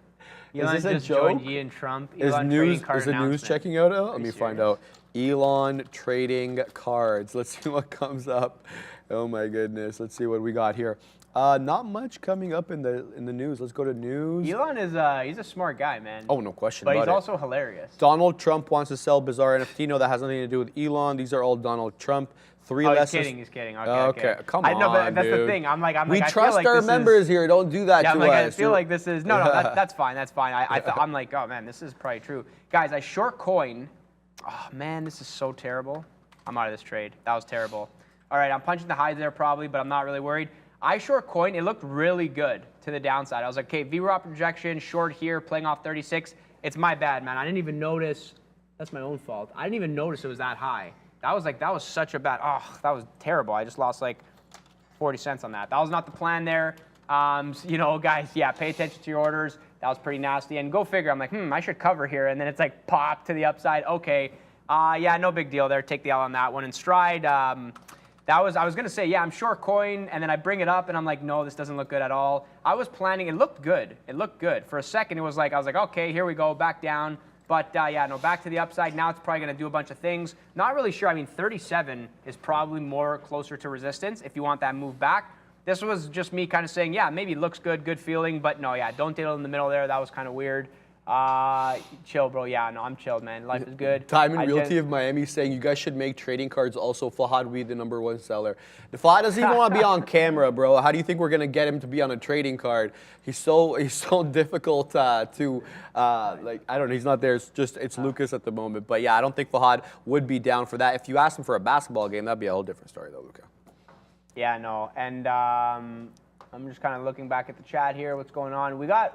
Oh wow, 10 minutes left. Yeah, time flies. I'm always looking. I'm like say a bunch of things. I'm like, oh man, I'm getting kind of tired. And then I look. I was like, oh no. And then I was having a lot of fun here. Yeah, hopefully you guys enjoying the show. We appreciate the likes that come through. Absolutely. 2.1K, not too bad. Hopefully, you guys are having do a little bit better. It's a Friday. Somebody asked before. They're now. like, are you guys doing beers after the show? And I'm like, yeah, man, beer Fridays. That's the best thing about being, around good people on a prop floor.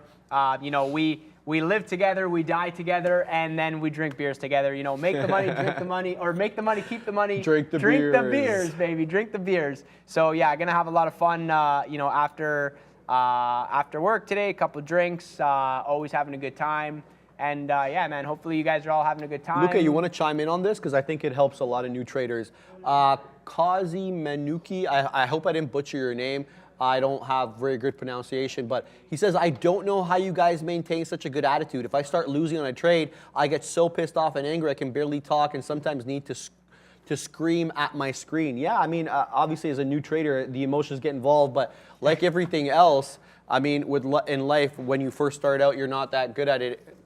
Obviously, emotions are a big part of trading, and if you don't have them on check, it's gonna be tough for you. I mean, personally, how did you get everything in order, or did you always have it in order? Some people are natural at that. So let me just rephrase it this way. Okay. Why do you think that you're gonna day trade and make money?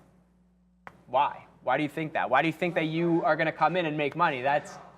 What's Greg yelling back there? Well, because I was talking to Greg. This is Greg's quote. So a lot of my good quotes, not all of them, less than 50%, but the really good ones sometimes are just Greg's quotes that I just recycle. And he's not on the show, so I could just say that because I'm dope and I do dope. Because I'm dope and I do dope, That was Dave Chappelle saying that. Too. I think love you've seen that guy, man. Yeah, Dave Chappelle was hanging with Kanye, and he's like, for anybody that doesn't, and he's like, I was in the studio with Kanye, and then his phone rings, and he answers it, and he goes, yep, nope, I'm in the studio, yep.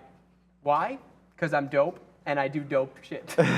And So kind of funny. funny. But that was love that Greg's guy, quote. man. Going back to that very quickly. Why do you think that you're going to make money day trading? Day trading is the most difficult job. It's the most difficult job. You're competing with professionals. They are not messing around, man. They are not messing around. It's literally digital warfare. So I think if you go into trading with that mentality, then you sort of have a different approach. When you lose, you go, well, obviously. And then when you win, you're like, wow, look at that. And the basics is you want to kind of build a repeatable strategy that you can, replicate over and over and over again, and then it just becomes very boring, and then you just kind of make money. If you lose, you say, well, whatever, it was my setup. I made X amount of dollars. Now I lost this time. I'm going to make money the next time. Like, that's day trading, right? You want to be systematic in your approach, especially when you're new. And the discretionary stuff, leave it to the people with, like when Sean's trading and he's kind of jumping in and out, like that's years of experience. He's seen these things so many times. So for myself, I jump in and out, and it's just the result is not the same. Like, it's sometimes not the same. So I would say, why do you think you're going to make money? Take that approach to trading. Have a sense of humor. It's tough. It's tough because it's your money, right? It's your money on the line. You work for money and you think, man, I lost money. I could have spent that money on something else. But the reality is man, you're competing with the best. So look at it. They're fun coupons. If you lose everything, try again tomorrow. Go back to work, make some more money, try again tomorrow. It's painful, man. I've been there, but that's what it is, right? If you're playing this game, you got to understand it's savage. The players in this game are not messing around, man. They're not messing around. It's like a prolonged learning curve too. I mean, it takes a while to learn. Yeah, man. exactly. It takes a while to learn. You get punched in the face over and over again. And how many people survive multiple punches to the face? Like how many boxers just get destroyed? Like their careers ended because they just take so many shots and then they just can't compete anymore, right? There's only one Mike Tyson. Yeah. There's only one Mike Tyson. there's only. And he said, if everybody's got a plan until they get punched in the face, right? Exactly. Shout out to the Diamond Realty of Miami. He says, thank you guys for an amazing show. Enjoy your weekend. 305 shout out, and he sends a $3.05. I love that, man. Apropos, Thanks. so apropos. Thank you thank you for that. A big fan of the show and a good fan of the show. Always in the chat, always putting in the work, always finding levels, always alerting us to new stocks moving. Thank you for that. One of our major contributors there, in addition to Playmaker as well. Shout out to the Playmaker. Guys, Tesla is still in that range. I mean, I don't even know why I'm mentioning it. It's still basically doing nothing. It's got, the range is even smaller than it was now. Now we're talking about a 60 penny range, maybe like $1 range if I really want to expand it out. So not much to talk about. now breaking below and holding below VWAP. This is the 3-minute chart. I switched it from the 1 minute. So this is now looking like, unless it reclaims VWAP and quite soon, then this one could be a possible short going into the afternoon. First level you'd have to look at is this trough right here. That is the $2.50 area. Just coincidentally, it also corresponds with the 200 period moving average. There we go. What a flush on making me look good about, obviously, if I made money on calls, I'd have more money than I have now. But obviously not in this trade. But there we go. Now breaking through 60, heading to the 50s. South, just lost 10% on the day. It was up 25%. Now we're down to 15%. This one headed to the south side. I'm thinking maybe a good area to cover if you're in the short is right in front of that 250 area. There is an area of support here, maybe that 251, 252-ish area. Abhishek Desai wants to know short NEO. Let's bring in the NEO chart real quick on the side here. NEO has been a loser the majority of the day, despite the fact that some Chinese ADRs had a decent day off that move from regulators saying that, they're getting the disclosure and the delisting concerns are tempered, at least for the moment. NEO, not much of a range, guys. 1172 to the south side, 1238 to the high side, and that 1238 came in right after the bell, actually, that not right after the bell, that 10 o'clock time slot. Ever since then, it's been below VWAP and trending down. But for the better part, I want to say, of the last 2 hours, it's been very sideways. So if you looking for a flat bottom breakdown here, this is a really long developing flat bottom breakdown. 1174 it seems, is the better level than 1172. Most of the price action goes through that level. To the high side of this range, 1184. So you have a bit of a 10 penny range for the better part of 2 hours.